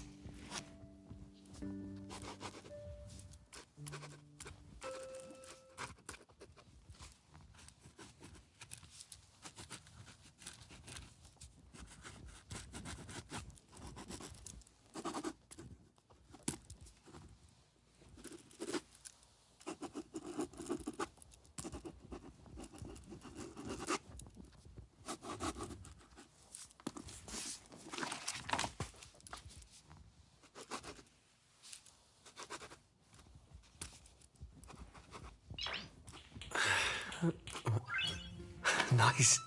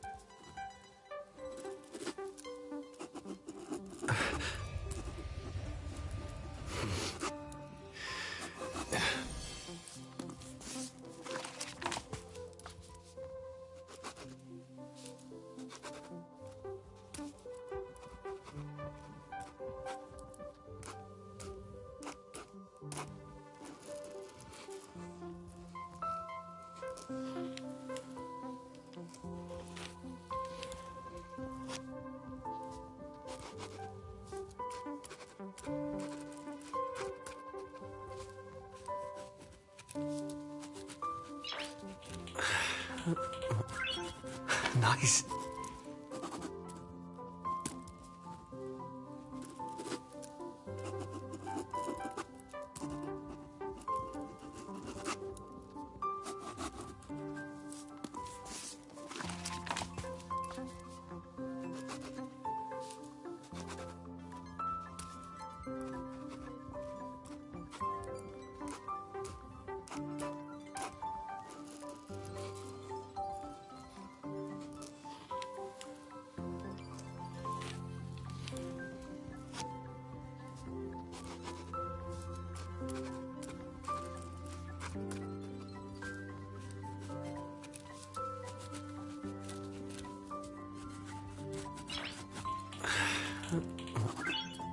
Nice.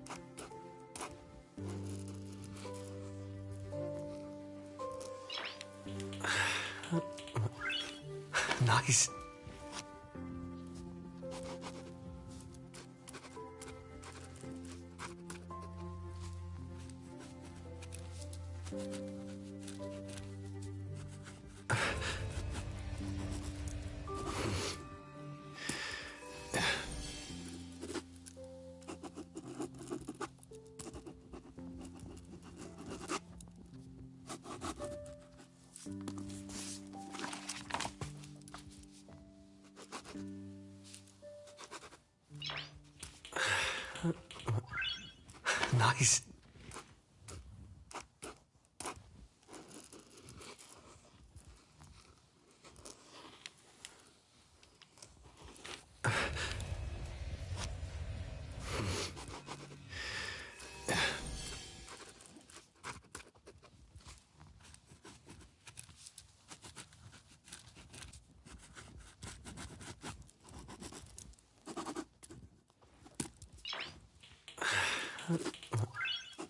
Nice.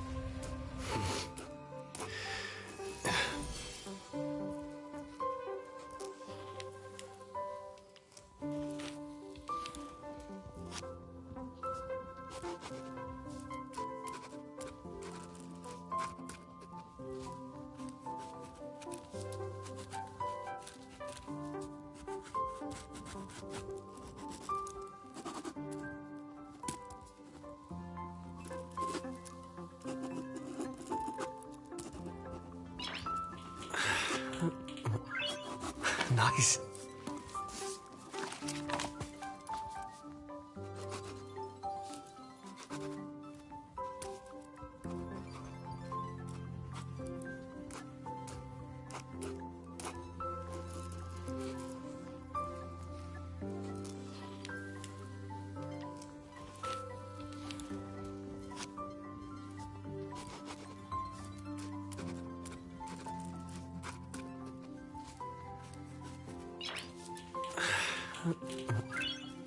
Nice.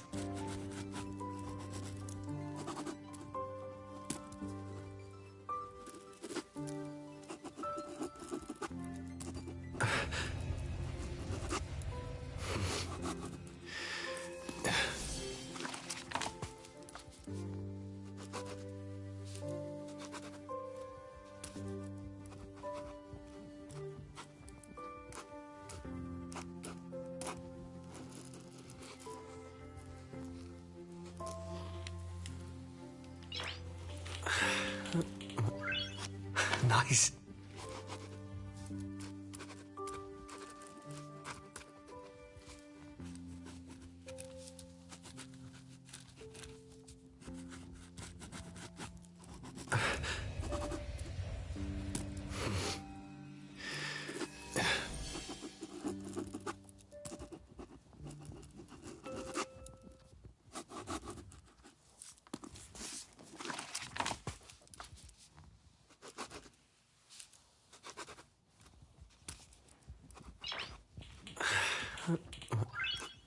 Nice.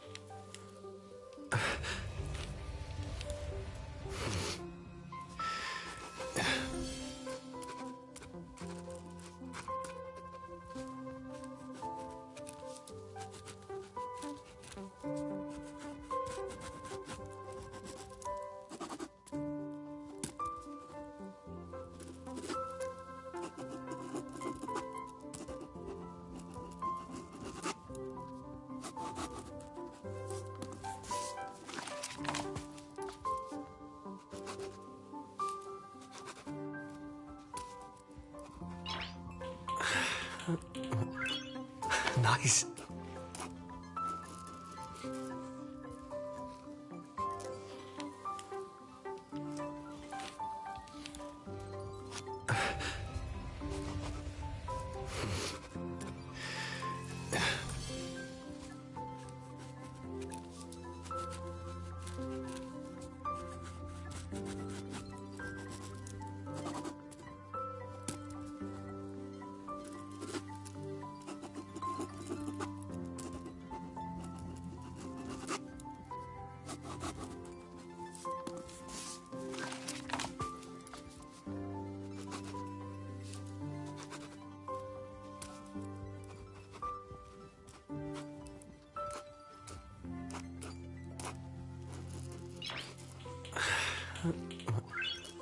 Nice.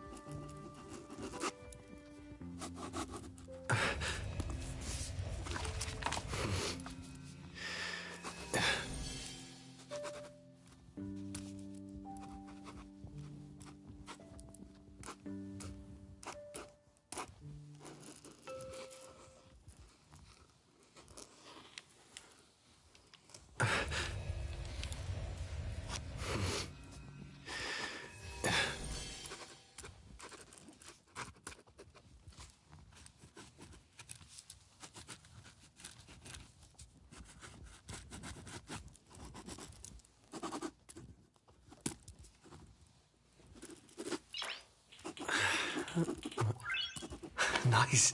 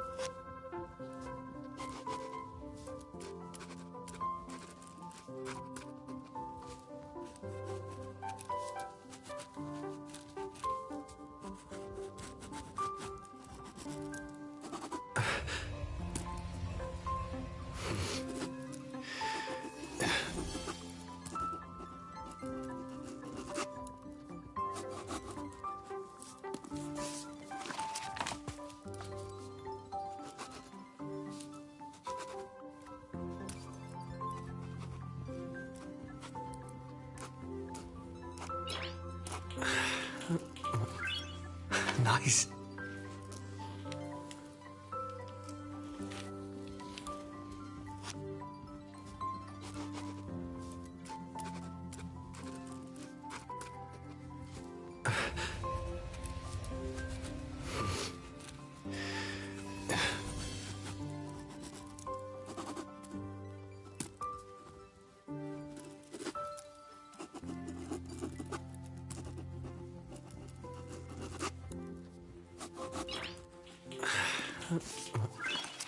Nice.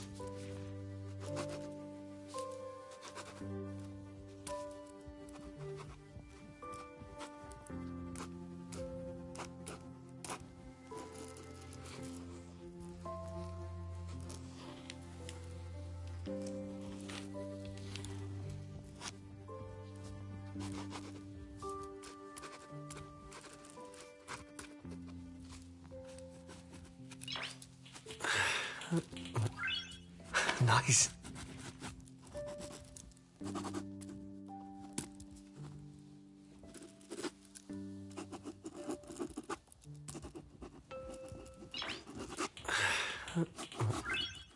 Nice.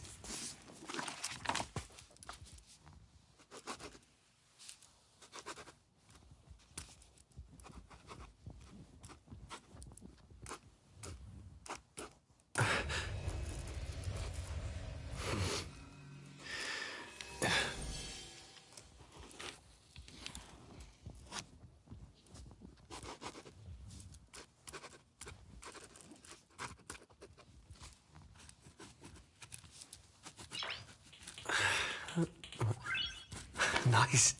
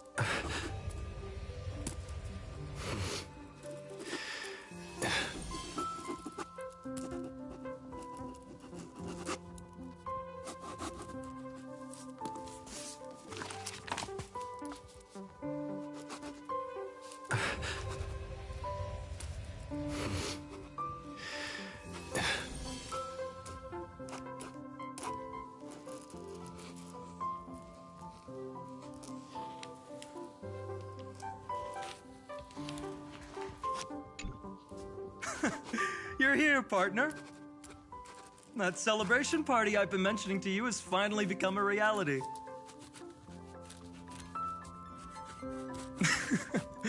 Though the vibe's a bit different from what I imagined, this still counts as keeping my promise, right?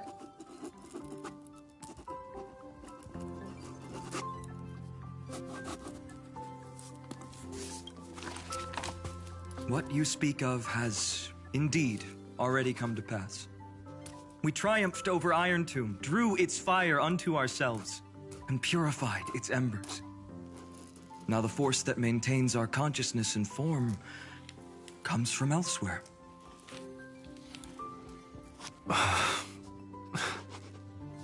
Worried about your companions on the Express, huh? I understand how you're feeling right now. Don't worry. They'll be safe and sound. She promised.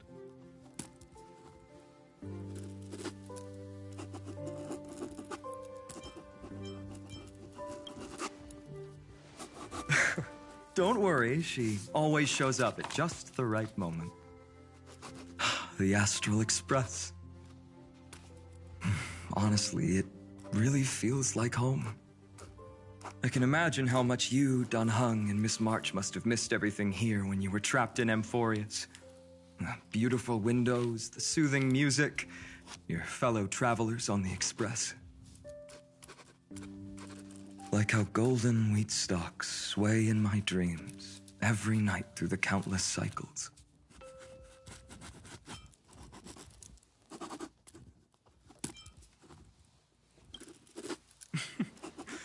Among all these stars in the sky, there must be another little village like Ides Elysiae out there, right? I think I've found my own wish, partner. Someone once told me that home is where you can be truly free and at ease. Maybe roaming the cosmos with you all is my strongest desire right now. All of us together, of course. The Shinjo Alliance, Penacony. I blame my poor imagination. I can't picture what those worlds look like at all from Dan Heng's descriptions. So I have to see it with my own eyes, right?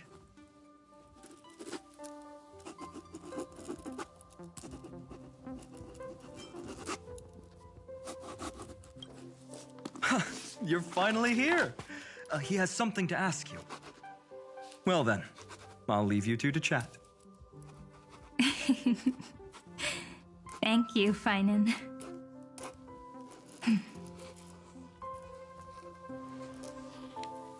After such a good sleep, you must be bursting with energy now, right, friend? Sorry about that. Since it's our first time visiting the Express, I was hoping everyone would behave. But it turns out everyone's quite the character, aren't they? You know what I mean, right? How about we take a look back at everything that's happened so far? Together, we triumphed over Irontomb. It tried to transform into trillions of viral clusters to infect the cosmos. But the heroes threw themselves into the golden flames, becoming arrows that purified the destruction. The fall of Irontomb also symbolizes the demise of Scepter Delta ME-13. Amphorius, the home we sacrificed everything for, now exists only in the memories of the cosmos.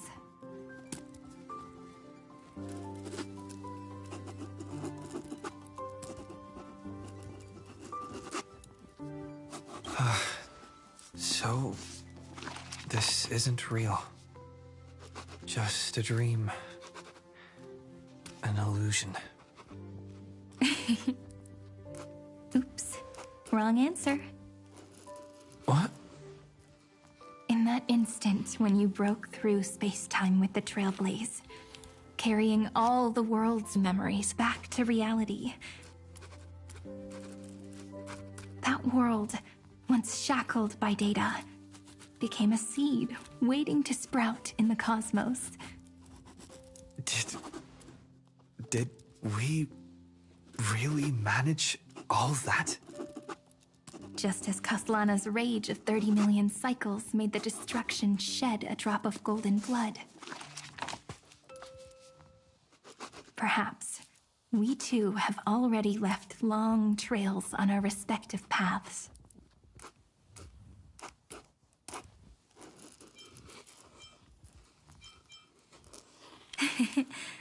Freedom. What a wonderful word. But that alone isn't enough to make everyone a true life form yet. But Amphorius already has a tomorrow. So as long as you carefully preserve and tend to all the seeds, then when the Trailblaze creates another miracle someday in the future, I believe this world we deeply love will sprout and bloom into a beautiful flower. Don't worry, I've already kept all the seeds safe in the first fruit for you. And its name is As I've Written. So, it's time to reveal the correct answer. This isn't a dream, nor a fantasy. It's the epilogue of As I've Written. At the end of the story, the characters take their final bow and embark on a journey of no return. The one who wasn't part of the story, yet helped write its romantic ending. He bid farewell to his friends and returned to his home beyond the tale. Promise me one last thing, friend. When we say goodbye, give me a smile, okay?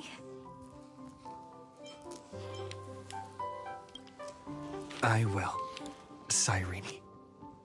Every star that the Trailblaze passes by will remember the name of Amphorius. Hey, it's not fair that you get to be the only cool one here. We'll keep an eye on him. He had better keep his promise. Leave it to us, Cyrene. Your story will be sung across many worlds. Stories this complex and twisted are always hard to believe. If anyone questions the truth of this tale, you'll all have to stand up for us. Rest assured, even the most stubborn person can't withstand our six fists. You're so reliable, March. Shh. Listen. There's a book here? Its composition is similar to Memoria, but it's far more resilient than ordinary memory bubbles. Keep it safe. Perhaps this is the final gift that Amphorius left for the cosmos. Oh no! Passenger March is sleepwalking. Sleepwalking? Oh no, oh no! I don't want to make a fool of myself in front of everyone!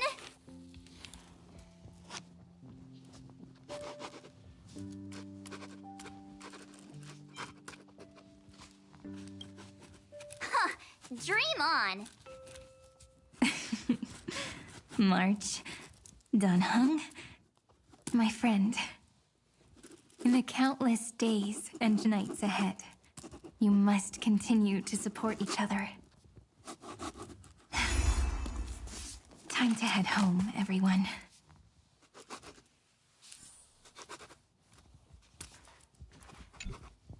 Leaving this place means As I've Written will conclude here. No one will have the chance to revise it, and no one can continue writing it. Don't leave any regrets. What magnificent words could possibly do justice to the finale of such an epic tale? I've been pondering this while you were sleeping. Now, I finally have the answer. Let's keep it simple and sweet. our virtual extrapolations, we've lived through epochs longer than the lifespans of many stars. No language in this world, no written words, could ever carry the weight of this journey. In that case, let's not be bound by the minutiae of words. Those who understand its passion and romance will naturally be moved to tears by the final period placed at the end. And now, it's time to say goodbye to our readers. And so we reach the final page of As I've Written. Let's not leave behind any regrets, everyone. Everyone's here. Who wants to write the first line? Going first is the hardest job. I don't want to make a fool of myself. How about letting the great Imperator draft it for us? Are you all such cowards? Then I shall enlighten future generations, just like the 30 million cycles of flame chase.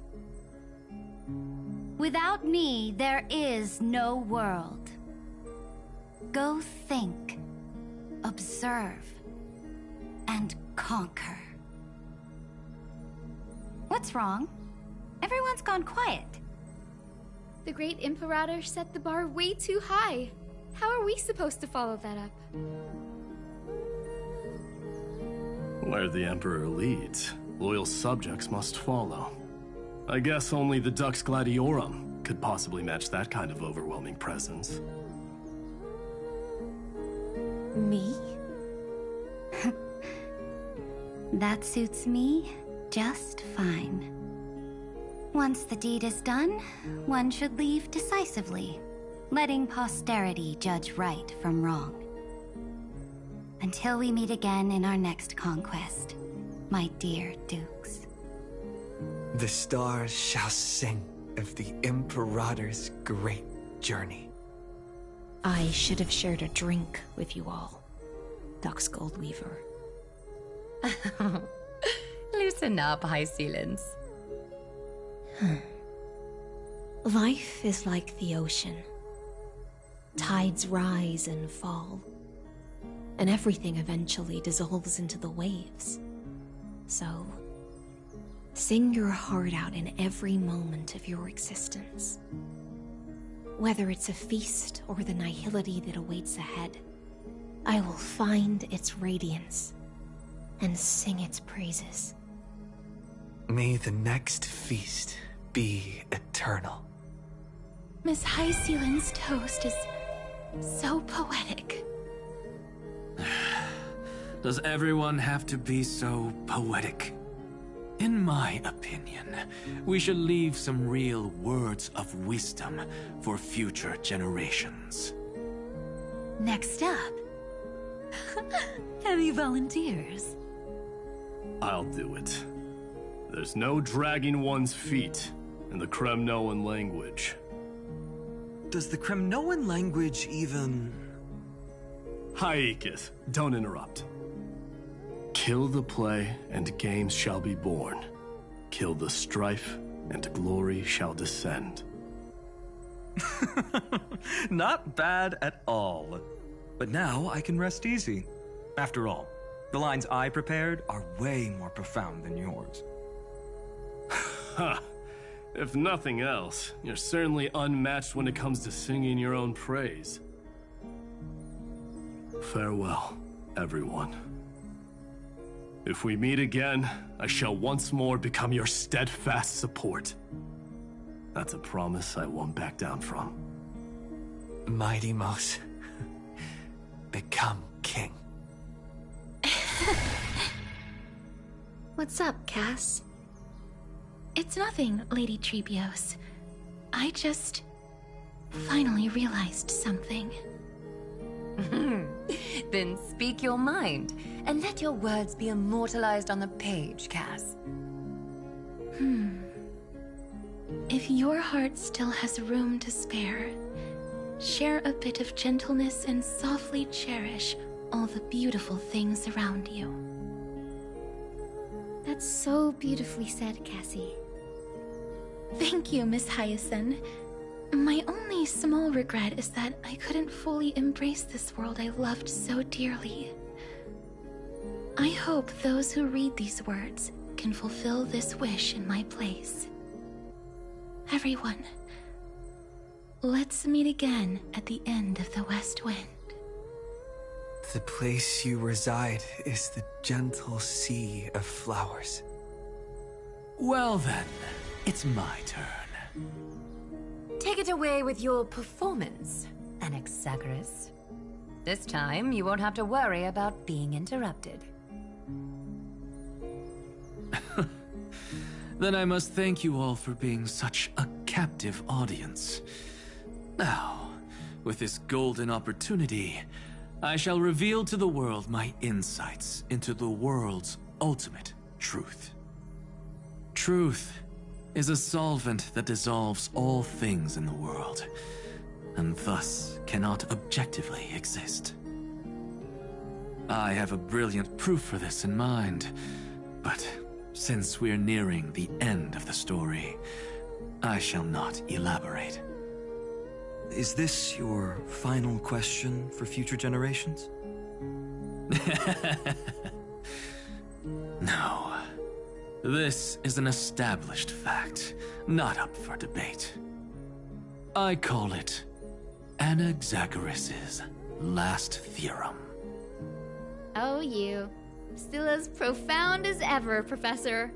We've got time, you know. If you don't explain it clearly, future readers might not grasp your true meaning. The true meaning isn't important. What matters is the emotion that stirs within them when they read these words. At that moment, the theorem's mission would be complete. So, your lessons are far from over. But taking a little break for now wouldn't hurt. Then... class dismissed. The seeds you've sown are already sprouting. Would you mind if I write the next line? Huh? I actually thought you should be the one doing the final wrap-up. But... we'd never turn down a request from you, Aggie.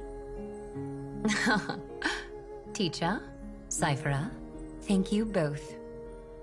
Trust and selflessness are the two most beautiful garments in the world. One to gift others, one to adorn yourself.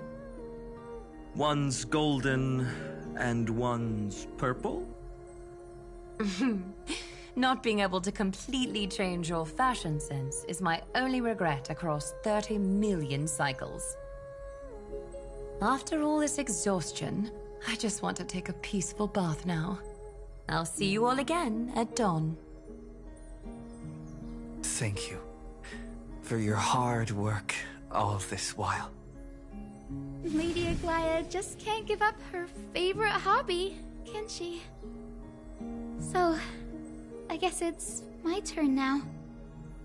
there must be many others like Miss Hyacinth out there in the cosmos, helping and healing people everywhere. You've got to set a good example for them, right? Of course. Look up at the sky more often and smile more. Many stubborn ailments fear optimism, but it's the best medicine. It's so catchy.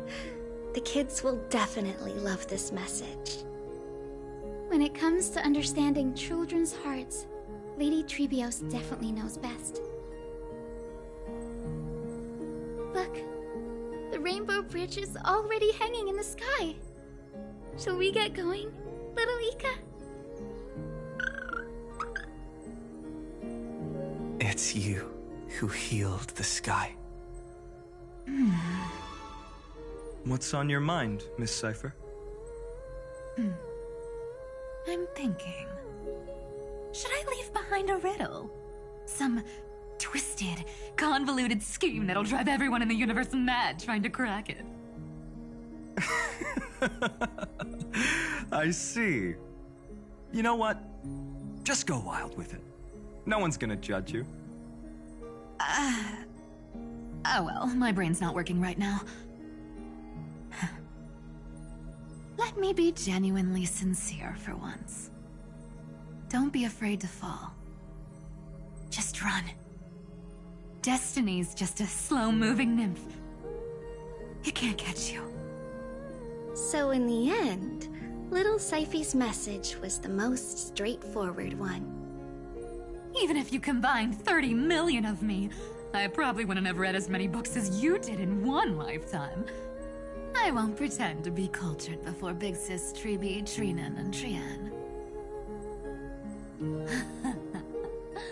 Emphorius's greatest trickery. Gotta bounce now. Meow! Homeward you come, distant wind. It's just us now, Snowy. Yeah, teacher. Maybe I should... No, let me go first. After all shall bid farewell to one, and that person alone will. I never would have guessed you had such a dark sense of humor, teacher. You still know so little about the complete Trevios, Snowy. Jokes aside, I want to leave these words at the end of the story. Whether it's a sunny day or a rainy day, remember to tell yourself before you drift off to sleep, see you tomorrow. See you tomorrow. Times 1,000. Prophecy received. Times 1,000. From now on, no more goodbyes. Finally. The time has come to say farewell. I'm grateful that you could be here to witness this moment, partner.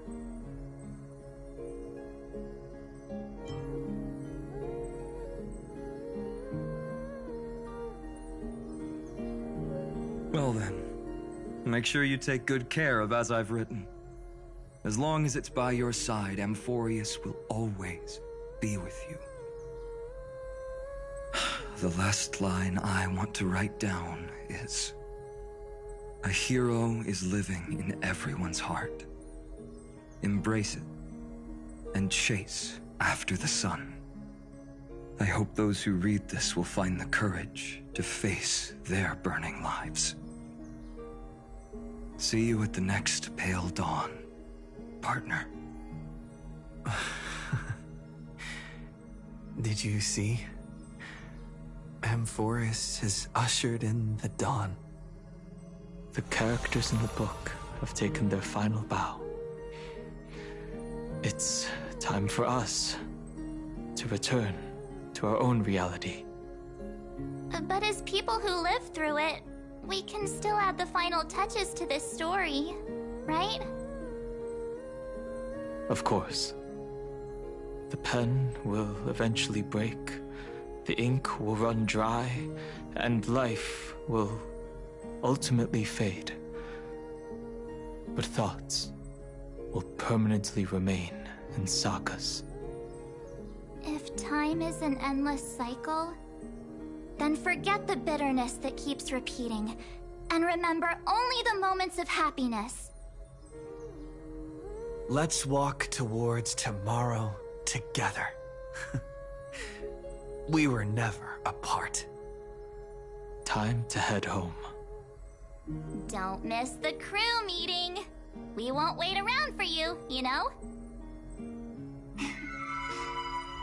See you later, Donhung, March. And with this, as I've written, officially comes to an end.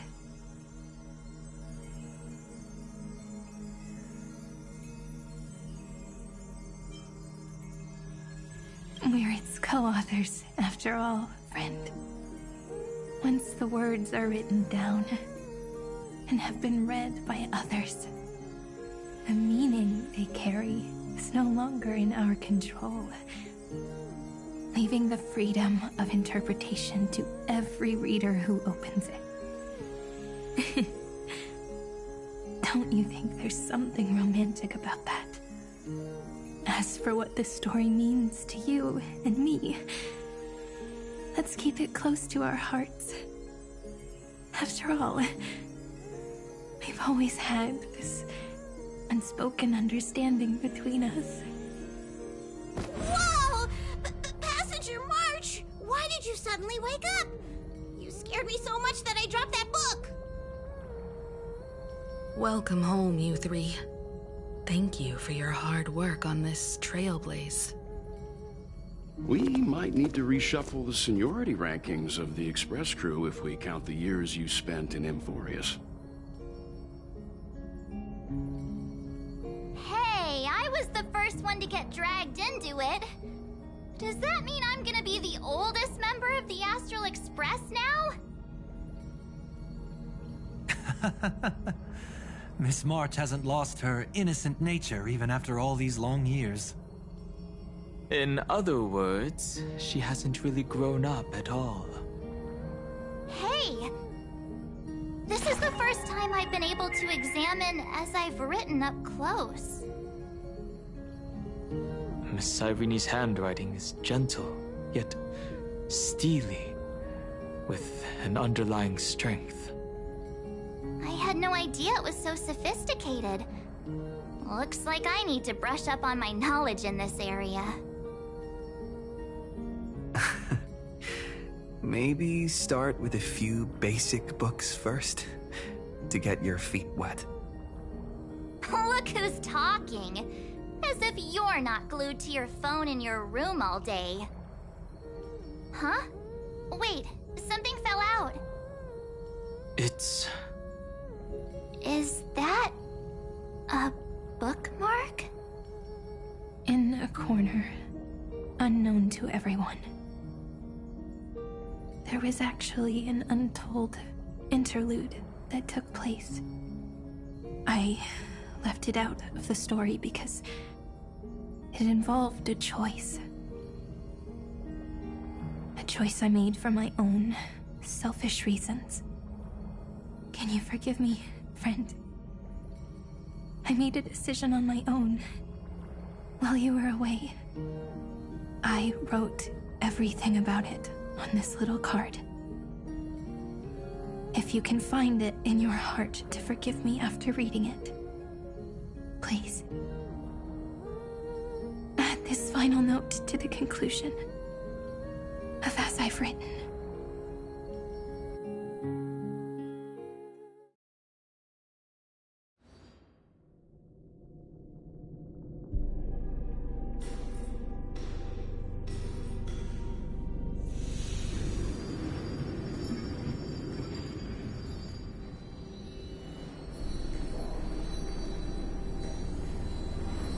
Memories swallowed by Iron Tomb.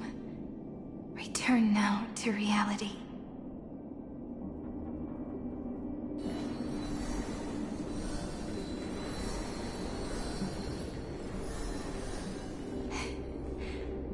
And don't lose your way. I finally found you, Cyrene. Demiurge. We won the battle. Thank you, Madame Herta. Without you, we never would have stood a chance. Still, there's something weighing on you.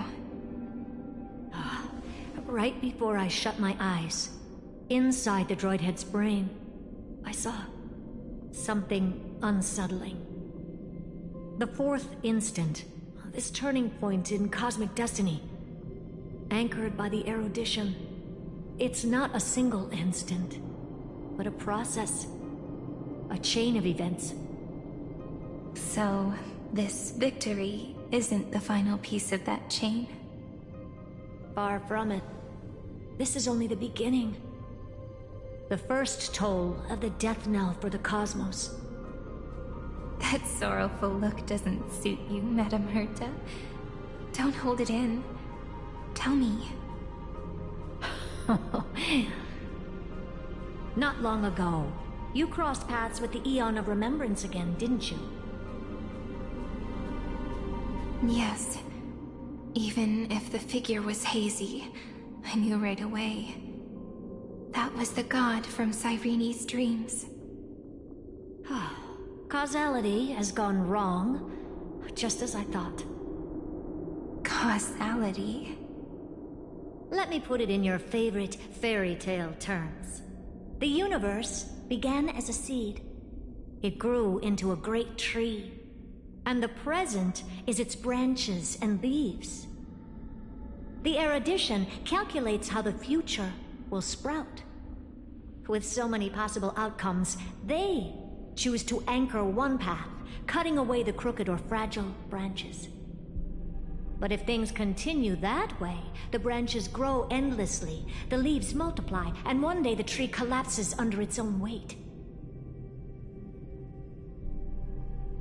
That is why there is a concept in biology called lignification. Soft sprigs form a hardened shell and fuse with the trunk. For the universe, that process is what we call memory. Under Fooley's record-keeping, the past becomes memory. In the corners, they forget. Even the events of the present become fruit without roots. So it is the opposite of the erudition. One calculates what is to come, and the other holds on to what came before. We were never meant to have to speak of this. But now, I finally understand what that chaotic matter around Amphorius truly is. It is your memory. Your mind now stretches across the stars, allowing you to travel farther down this path than anyone else. My memory? Yes, you live in the now, but your memory remains in the past. Just like the Eon of Remembrance, a being made entirely of memories. What does that mean? Did they fall? No, quite the opposite. They have not yet been born. Remember, to carry out the mission of remembering the universe, they must ascend to divinity only at the very end of time. And at that moment of ascension, their memory stretches through the past, becoming what people now call Fooley.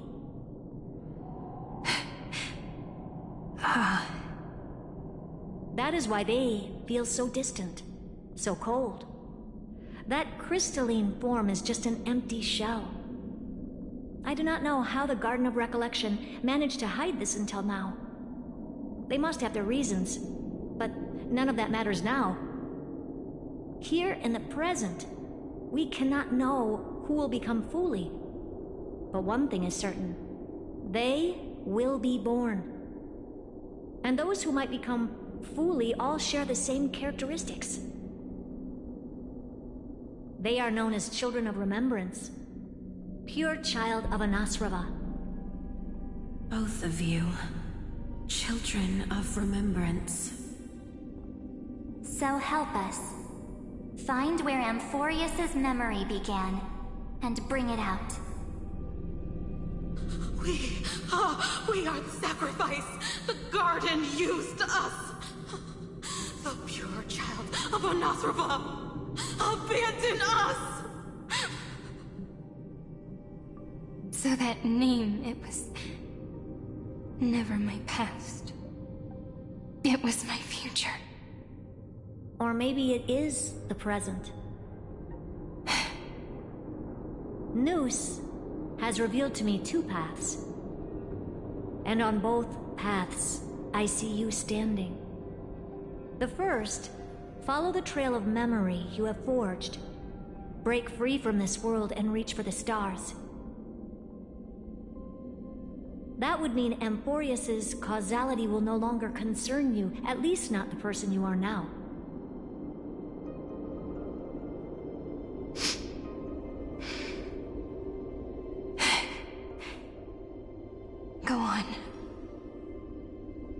The second you come to a stop and fade, offering yourself to become the memory that carries through Amphorius. Perhaps this is the choice every pure child of Anasraba must face. That choice means I'll remain in the past forever. And more than that, it means you will close off Amphorius' causality. This world is sealed. The effect that the remembrance brings to it will all converge on one thing. That one thing is you. No more eons will interfere with this part of history. No more blank spaces in causality. The present will be set in stone and become indestructible.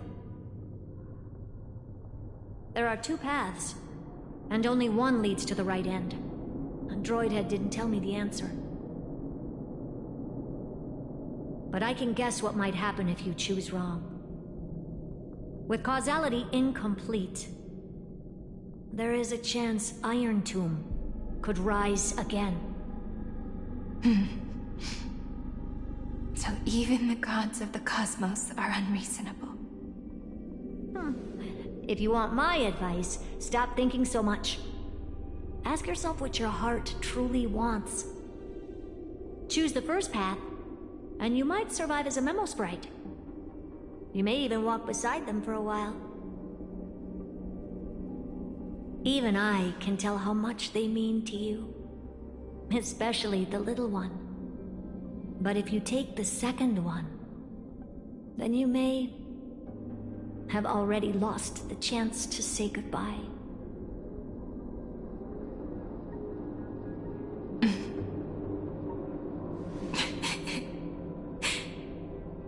I have made my decision, Madam Herta.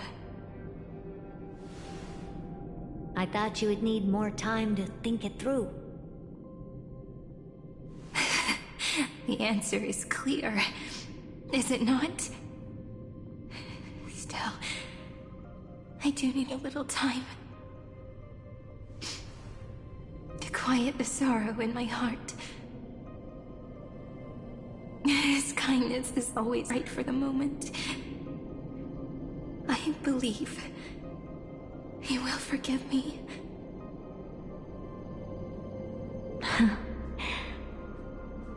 I will say no more. I would rather not break the mood. But may I ask you one last thing? Of course. Why?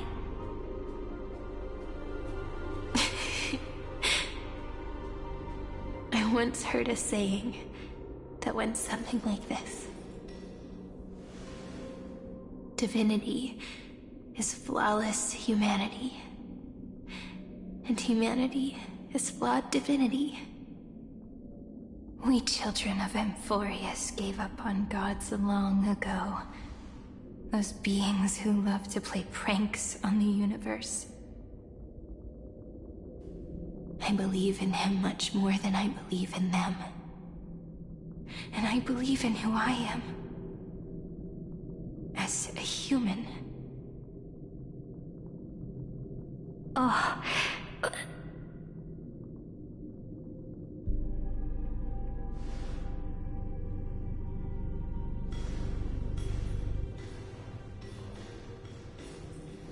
That really is a comforting answer. As for the one wish I still have trouble letting go of.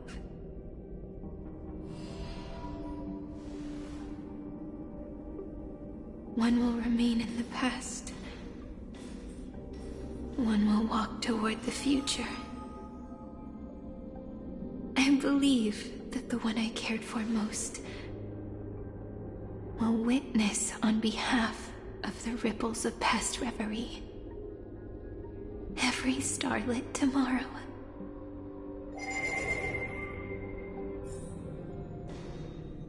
Moving backwards through remembrance. What a curious feeling. Is this the moment Iron Tomb declares victory and casts the destruction upon the stars? So back then, in the path space, it was I who found me. The god's whispers were nothing more than a girl talking to herself.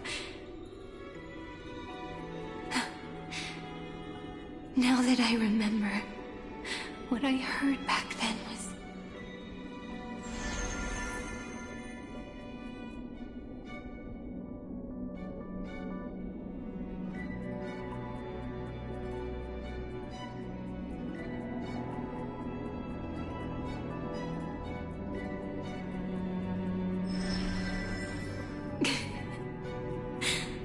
All I wanted to say was, don't give up.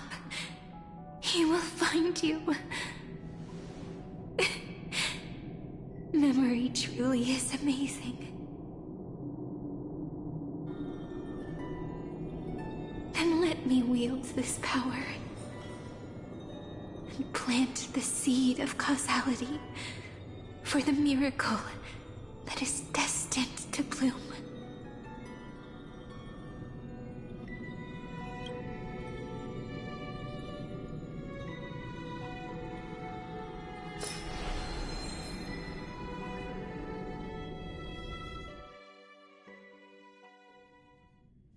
Even so, must we walk all the way to the very beginning of memory? It's such a long road. A bit lonely to walk alone. Then, would it be alright if I came with you? As long as it's Peach, even 30 million wouldn't be too many. One is enough. Take a deep breath, and then we can set off, alright? Follow the ripples of remembrance into the past. Reconnect every moment in which the gods made themselves known. Clearly, cause leads to effect. But now, the future gives new meaning to the past.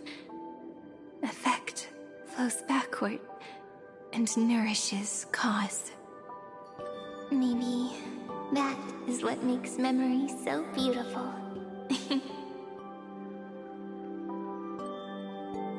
So, let us return the way we came. Look back at every ripple that formed. Go back home.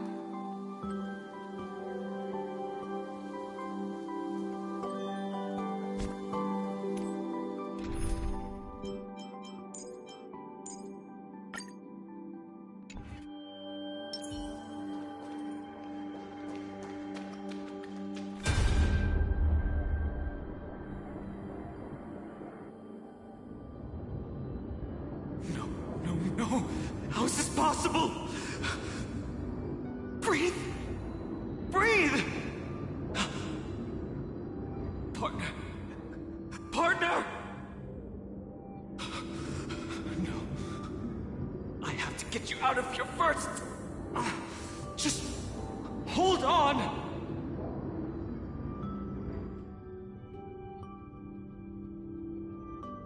Remember?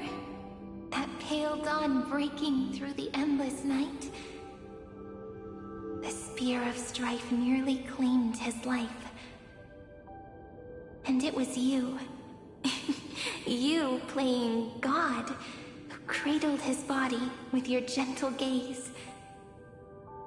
Then, before Orynyx's altar,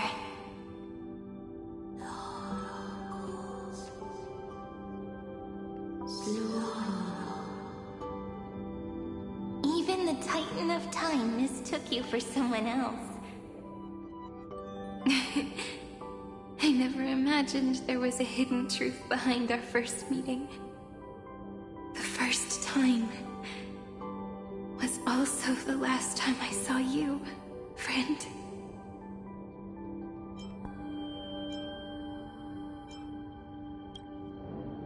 Ma'am?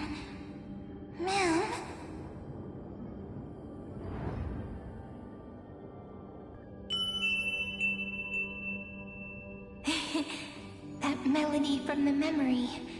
I've got it now. And so, the miracle was able to slip away from death temporarily. I'll leave him to the casteress of the past. She will keep him here, in the world of the living.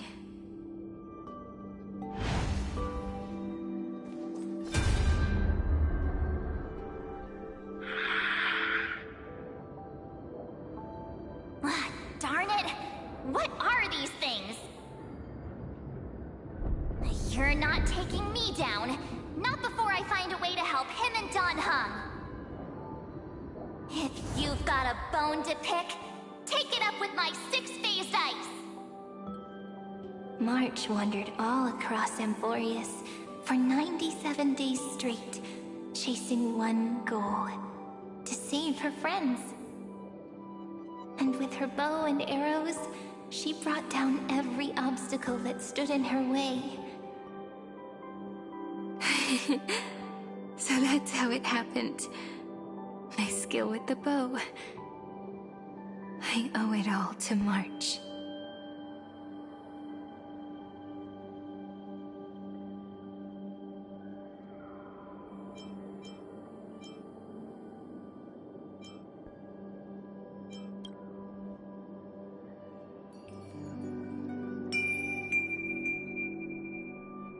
What a sweet note. I've got it now. And so, in a memory from the past, you inherited March's mastery of the bow. And that arrow bearing golden flames will streak across the stars in the future, becoming a glimmer of hope for the cosmos.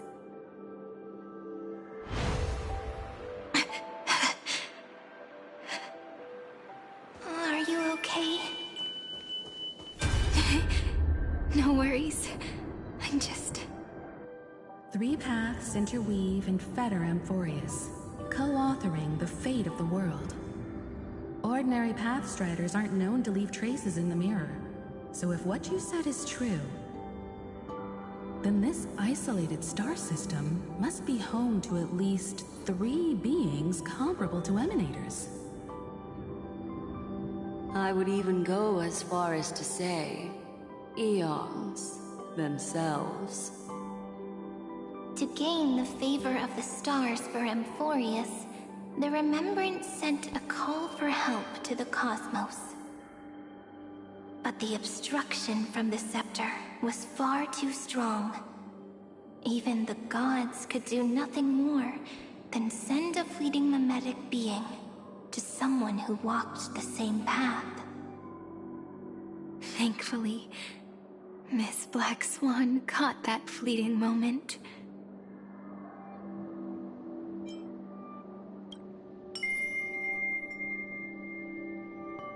Though, that signal drew some unpleasant attention as well. Looking back now, it was all worth it.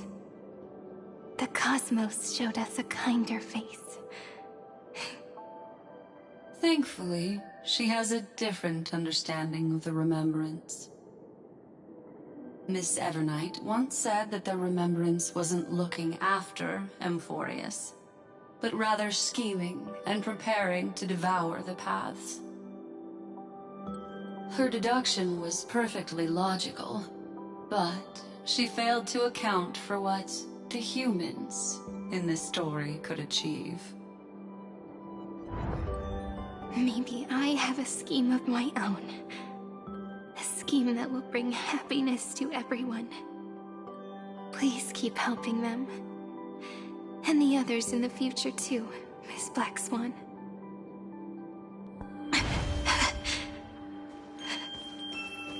Looking back on the past really does... You need to hold tight to this ceremonial blade. After I'm gone, it will take you back to the beginning of time. The start of a new story. I believe that in that story, or in countless stories, each alike yet unique. Everyone, all the companions who sacrificed themselves, alongside the deliverer we once dreamed of as children, will reunite beneath a vast, endless sky. If we can never break free from this prison, I will stand my ground. Until the day someone shatters this endless cycle and writes the final chapter of Amphorius' fate. In the blink of an eye, we have returned to the turning point of fate. With nothing but a fragile sliver of hope, we embraced 30 million cycles of futility and began the eternal recurrence. I still remember the first time I saw the god appear in a dream, looking at me from behind a thin veil of crystal. Back then, I wondered if they might be someone with ill intent. But now, I finally understand. She was always standing beside me, and she is so very beautiful.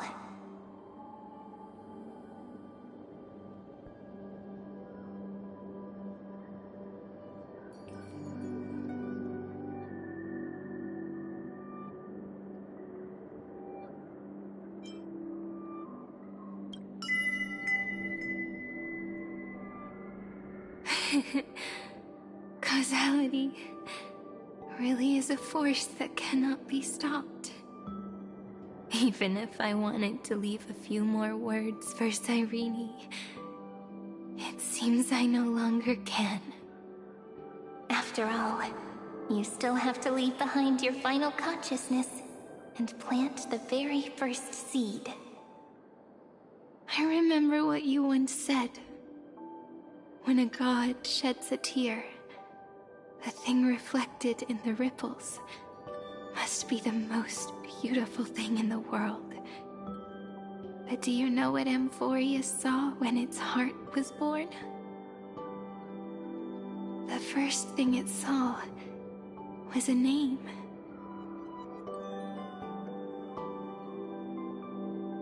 Zero. 9. 3. Looks like you figured it out. Sometimes, all it takes is a change in perspective to reveal something truly unexpected. Don't you agree? That's right. Turn these numbers upside down, and you'll see a beautiful eternity. Something we believe in. The ego.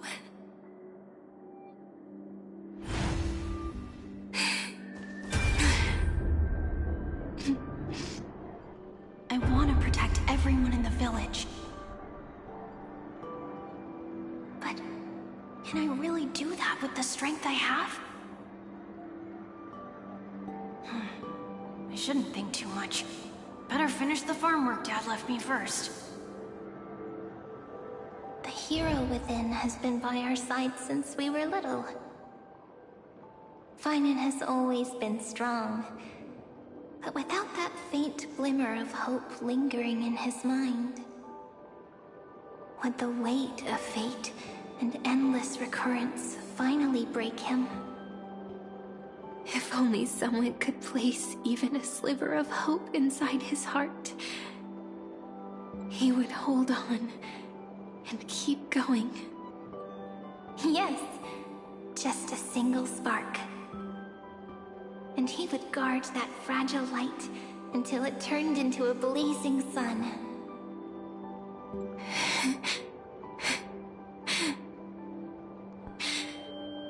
I no longer have the strength to make the hero within look like him. So, let me leave behind a prophecy for him.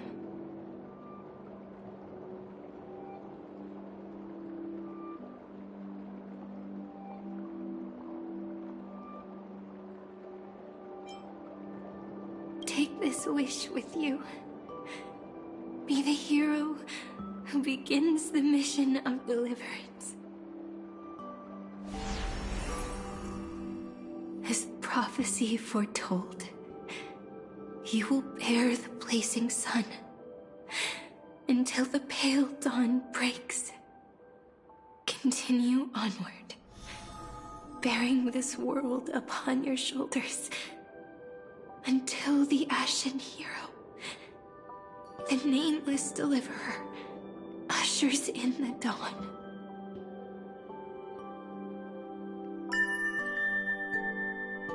Now, your eyes have seen through all of Amphorius, from the end back to the beginning.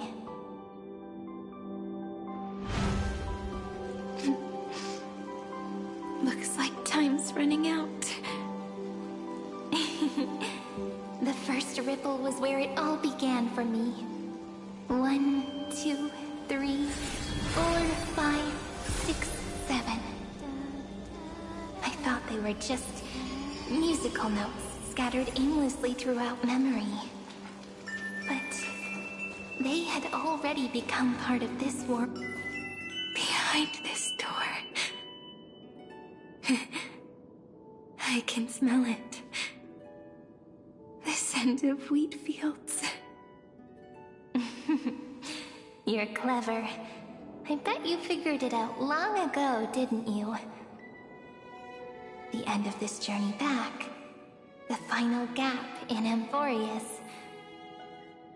It leads to the place we both call home. We can finally go home. Are you ready?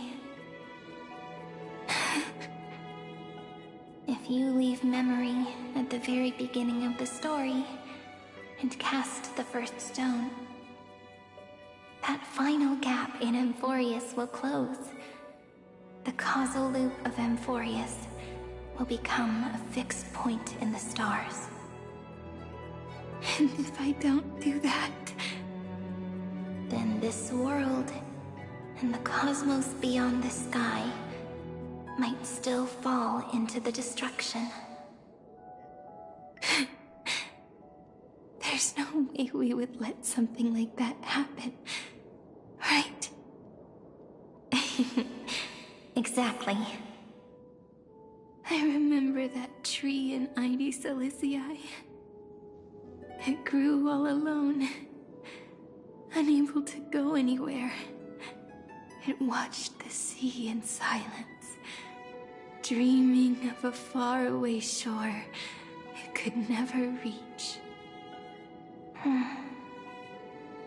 But now, a tiny boat sets sail. It carries a seed of hope, plucked from the tree, and heads into the great beyond. Even if the boat's shadow fades quickly from sight, the tree knows that its wish will bloom on the other side of the sea. In that moment, it must feel happiness, right? The way you brought it up, now I kind of miss that tree too. Come on, let's go home together. Take it with us, back to the sacrament courtyard. Let it become Remembrance's anchor, tying together the times we knew so well.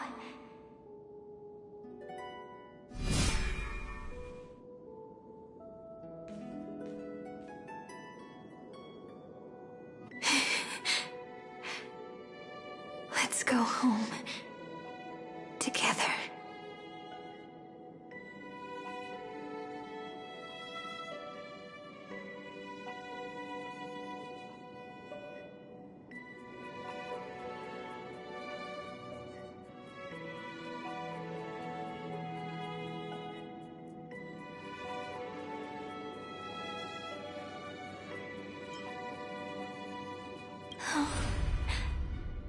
That final note. Right. It's been with me all this time.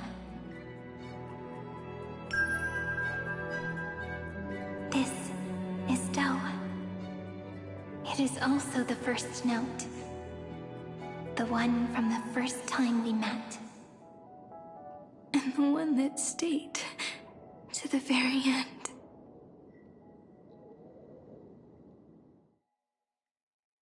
Heidi Silicii. The place where it all began.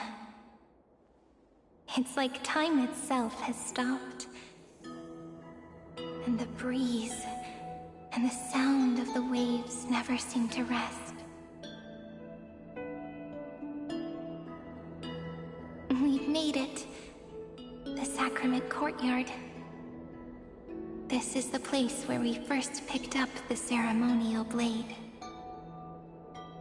And where we first began writing journals. Now, the journey through memory has reached its end. Once the anchor is placed, what awaits us is 30 million lifetimes of reunion. Looping again and again. Endless farewells. Do, re, mi, fa, sol, la, ti. And with them, endless encounters. Ti, la, sol, fa, mi, re, do.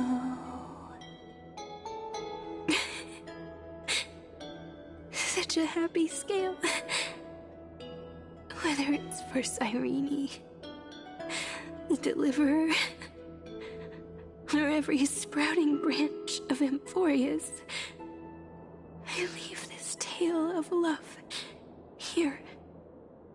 May the river of time flow backward, bringing scenes of the future before our gaze.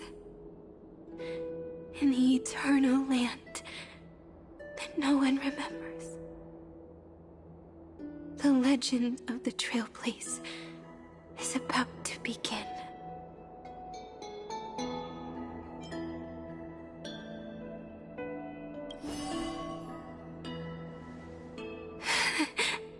Is it all over now? My mind and my memories. It seems they're beginning to fade. The breeze is warm, but my body is shivering for some reason.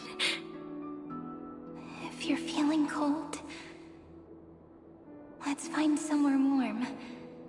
We can rest there, together.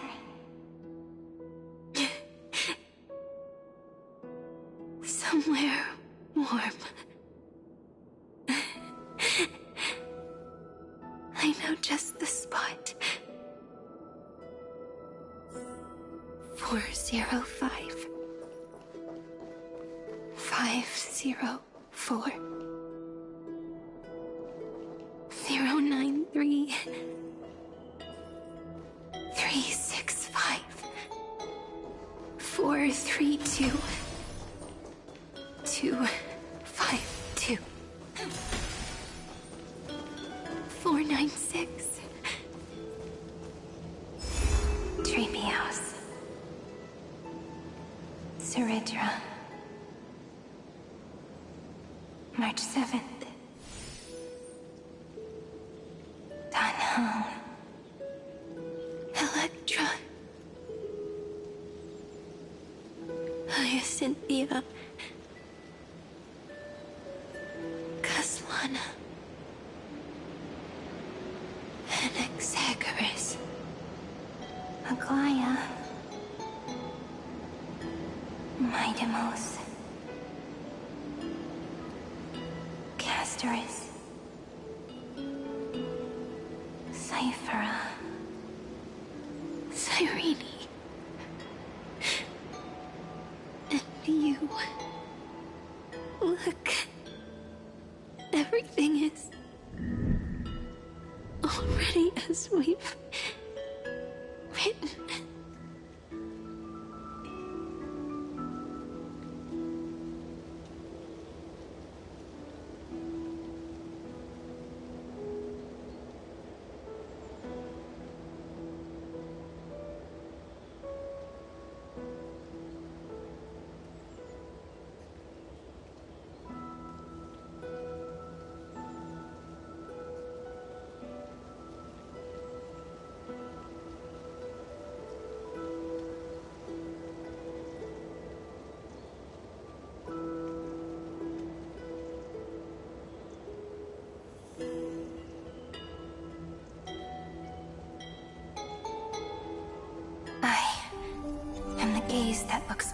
on the world. How fortunate we are. In this cycle of cause and effect, humanity never looks to the gods for guidance. The ones who pick up the pen and write miracles again and again are always ourselves.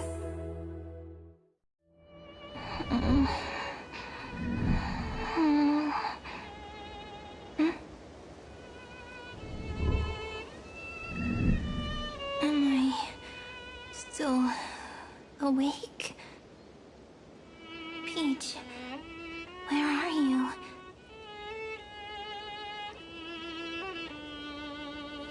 Are you still here?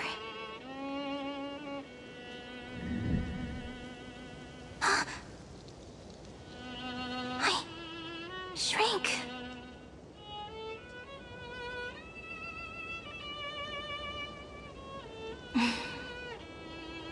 So that's how it works. When memory drifts away with the breeze, love leaves behind a seed and turns into lament. Demiurge, Cyrene, Mem. Back again to the first, Philia 093. I always do have my charm. The final ripple nourished the great tree, and from it grew a single pink peach. We've been playing for so long, and you still haven't told me your name! I've told you so many times already. You're just forgetful. My name is Livia. Livia. If you forget again, I won't tell you next time. Livia. Got it. Then you have to remember mine, too. I'm... Piso. I always remember.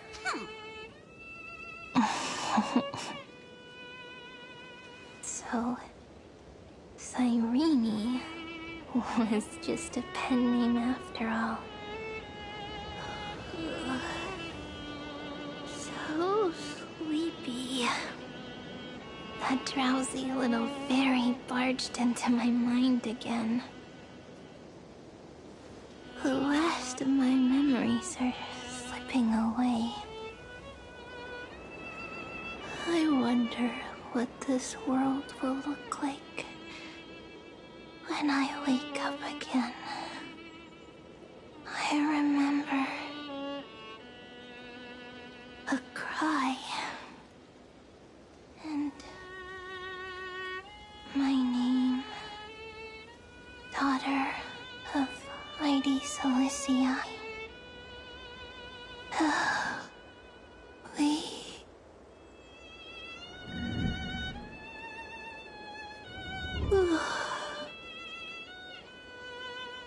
Shh. Never mind.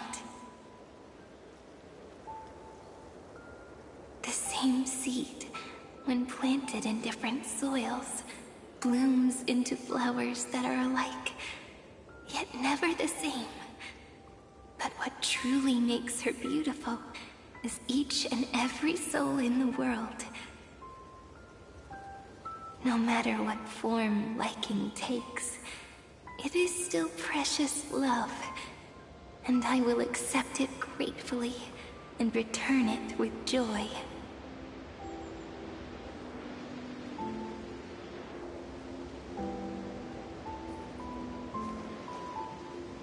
Do you remember my favorite story? That crystal flower was so beautiful because it reflected the eyes of the little fairy.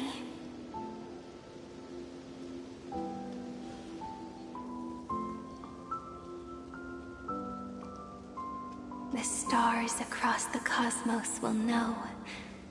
I am the fairy who wrote, as I've written, together with you. And in your heart, I know I will always be given the name I love most. The one you gave me. After all, we've always been in sync. Hey, don't rush! Slow down. Let the words settle. We have plenty of time. In Amphorius's month of mourning, all conflicts across the land come to rest. On the 11th day and night of the month of mourning, the dead will part. The living will embrace. The snow will fall. And bonfires will rise to warm every heart aching with lament. It may sound heavy, right? But on this day, laughter always rises louder than tears. Because people understand that parting is for the next reunion, and sorrow is so we may love more deeply. That is why this day is her favorite of the year. Under the same sky, across 8 phases of the moon, 13 heroes composed an epic together. 1 plus 8 plus 13 equals 2 11s. Would it feel more fitting if the rest were written in Miss Cyrene's voice? Agreed. Then, we'll add 1. A 1 like none that has come before. A 1 that blazes new trails. I make this wish. On the 12th day of the 11th month, 13 heroes will take every core flame ignited across 30 million lifetimes and scatter them among the stars. Later, when the people who know this story gaze upon the cosmos, they will discover that the countless stars in the sky now glow pink. And after 13 seconds, that radiant light will quietly fade away. It will be such a romantic, yet puzzling sight. But that's all right. They will keep that mystery close to their hearts, constantly pondering. Pondering what the ego truly is. They will love. They will get hurt. They will rage. And in 30 million moments of helplessness, they will stitch their shattered hearts back together. Again and again. But remember this well. Losses are a constant on the flame chase journey. There may be pain along the way, but you and I will never be alone. They will come to understand what it means to lose, and in the end, they will choose to let go. They will offer their hearts to this world, to every companion they walk beside. And they will take in the hearts of others and pass them onward. For every soul that exists in this world, there is a different ego, a different prime mover of life. There will never be just one answer, not even for love. But when people gaze into the night sky and love what is fading with the same resolve they have to praise the stars, I want that soft, gentle pink in the sky to tell them, love will always be answered. This is a story about love, and a story about how to answer it. Whether it is one we have already written, or one you are yet to write.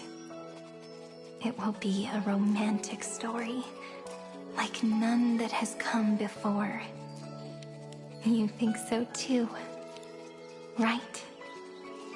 And a romantic story deserves an ending that is free and complete. When every clue and thread has found its end, and the weight of the pen is no longer constrained, pour the spirit of trailblazing into it, and end this tale with the most pure and romantic period.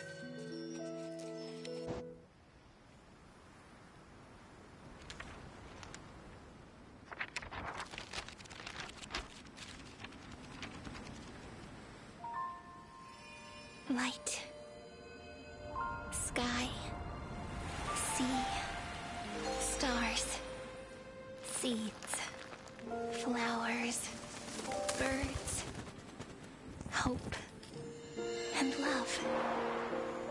Such words of beauty were how I first imagined the world. For as long as I can remember, I've used them to tell the stories of Amphorius. And now, this is the last one. A story about tomorrow. Dedicated to you.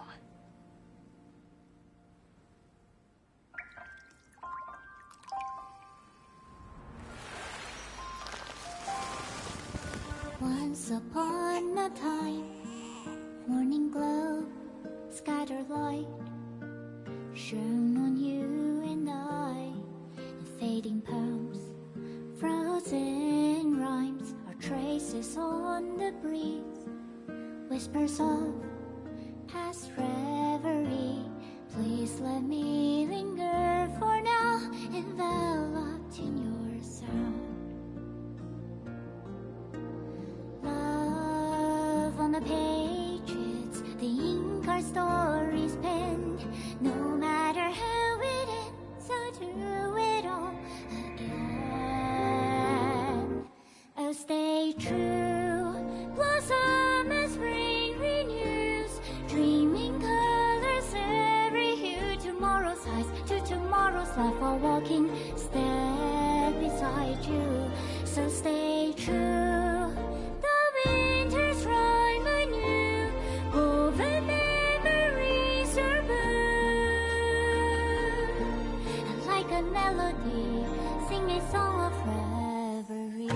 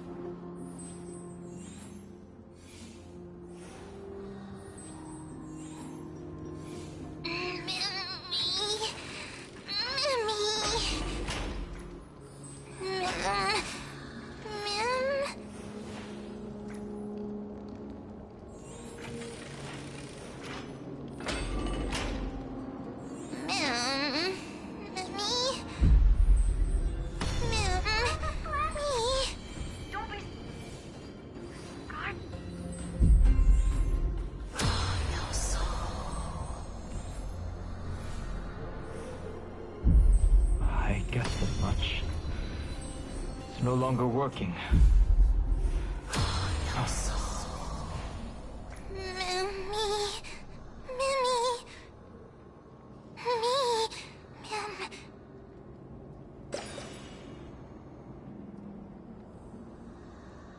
Let's find someplace safe to set up a base of operations first. This statue and the buildings we've seen so far point to a civilization here on Amphorius. We can only hope that they're not hostile toward outsiders.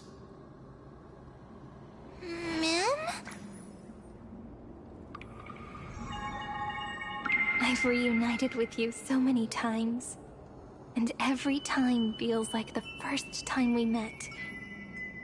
Each time, love breaks through the stubborn cycles and takes flight toward a pink tomorrow.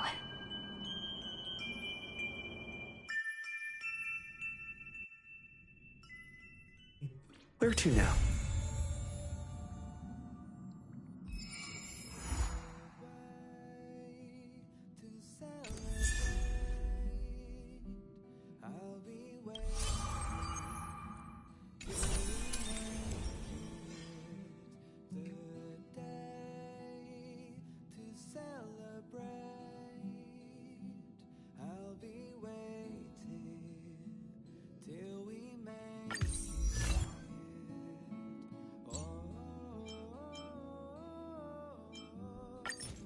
We remember the past to walk into the future.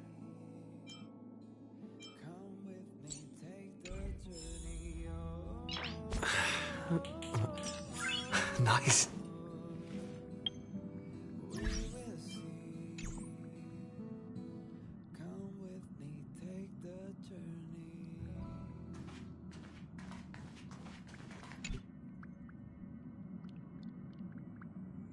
You mean you just waved a probe around in deep space and found our pal and Don Hung? That little thing's really that impressive, ninja girl?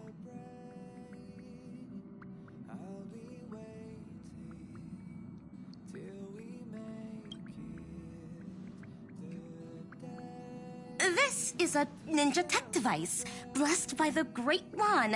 It senses the ultra-low frequency electric waves of the human body. Oh, that's a whole lot of pretty wubba-boo.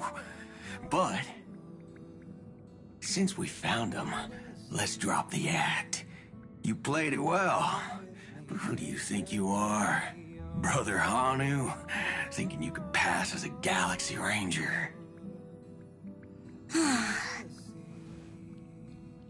Lord Cowboy Ninja, you have turned on me for no reason. Don't tell me the traitorous monkey ninja bewitched you. Are you walking the path of heretics now? Enough. A name is Silvergun Shura. Ugh. This is why I hate putting over-the-top characters into the script. You and this mysterious ninja girl, both of you are impossible to play.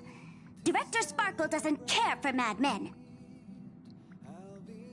Cut the chatter. What's your real reason for being here? Come on. What bad intentions could a masked fool possibly have? Just here to watch a show. Shuffle a few cards.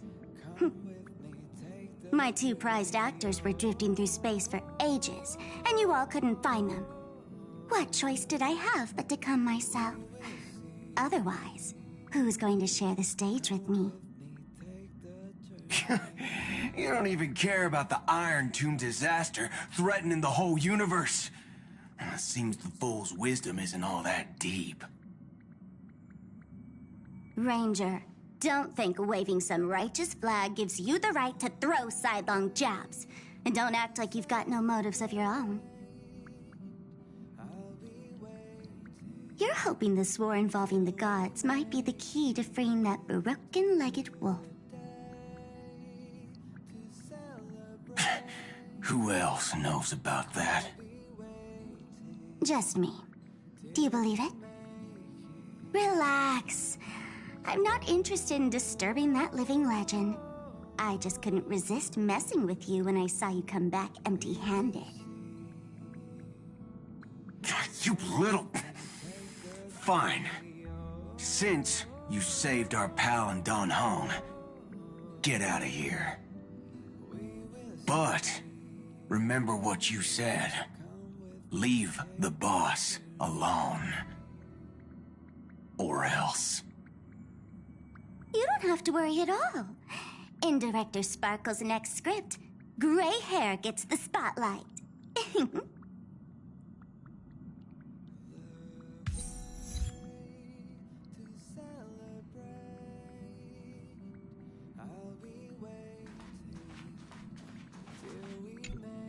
Let's skip the formalities about how the Express crew led the formation of the Cosmic Alliance and saved civilization from the destruction.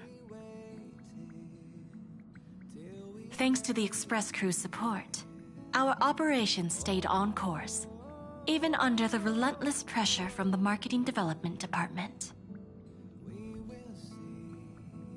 Miss Himiko, the Strategic Investment Department extends its deepest thanks.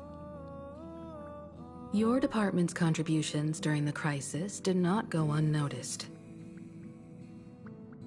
But besides disaster relief and holding the line, you've had your hands full with something else too, haven't you? Indeed. The Cosmic Alliance's victory this time has revealed something truly precious. A glimpse of what united civilizations can accomplish in the face of destruction. Our department is summarizing key lessons from this campaign. If another crisis of this scale appears on the horizon, we intend to have a system ready to respond. If the IPC can take the lead in establishing a true frontline against the destruction, it will bring hope to every civilization.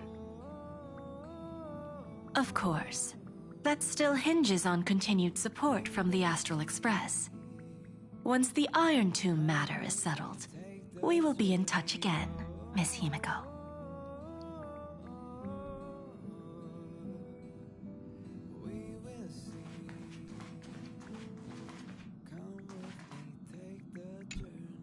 General Jing Yuan, it's been too long. Did Miss Fuxuan return safely? Well, she almost had a near-death experience this time. The Omniscia foresaw Iron Tomb's obliterating strike. It also told me there was no avoiding it, no surviving it. Yet in that exact moment, the Seer strategist sent a message. The empty fortune has cracked open, and fate can now be decided.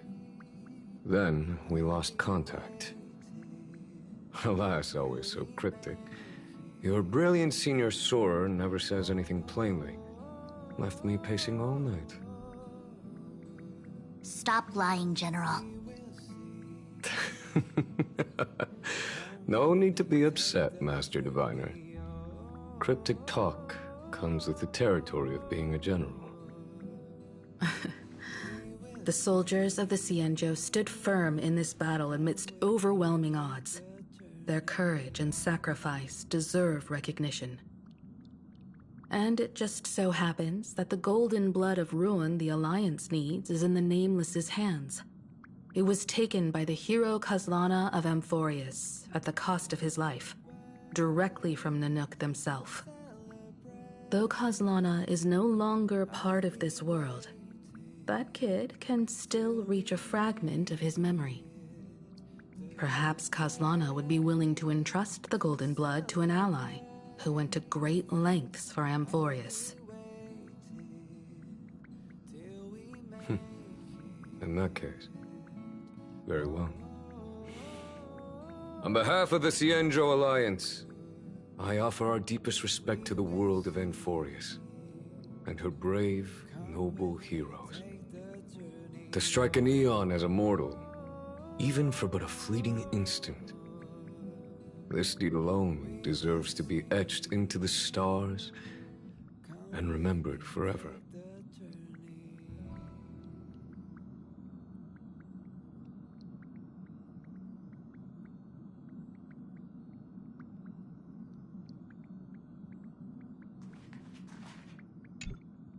Mr. Boothill, it's a relief to see you alive and well after all that bloodshed. Born tough. Though, I ought to apologize to you, Miss Himiko, for missing the Express's signal earlier. The soldiers of both the IPC and the Cienjo saw the way you all fought on the front lines. Please accept my sincere thanks for the bravery the Rangers showed. No need for thanks, Miss Himiko. I ain't the leader of the pack, didn't bring many along. Most of those who showed up for this fight have a personal score to settle with the destruction. That's why they fought like they had nothing to lose. The Express crew owes you and Miss Rappa a special thanks for retrieving him and Don Hung after the battle. With the Scepter put out of commission, there was a lot of chaos across the Amphoria's segmentum. Even with signal tracking, finding them was no simple task. Maybe her ninjutsu really is the real deal. Speaking of which, where is Miss Rappa? Don't worry, she's gone to help the other Rangers. I'll pass on the Astral Express's message to her.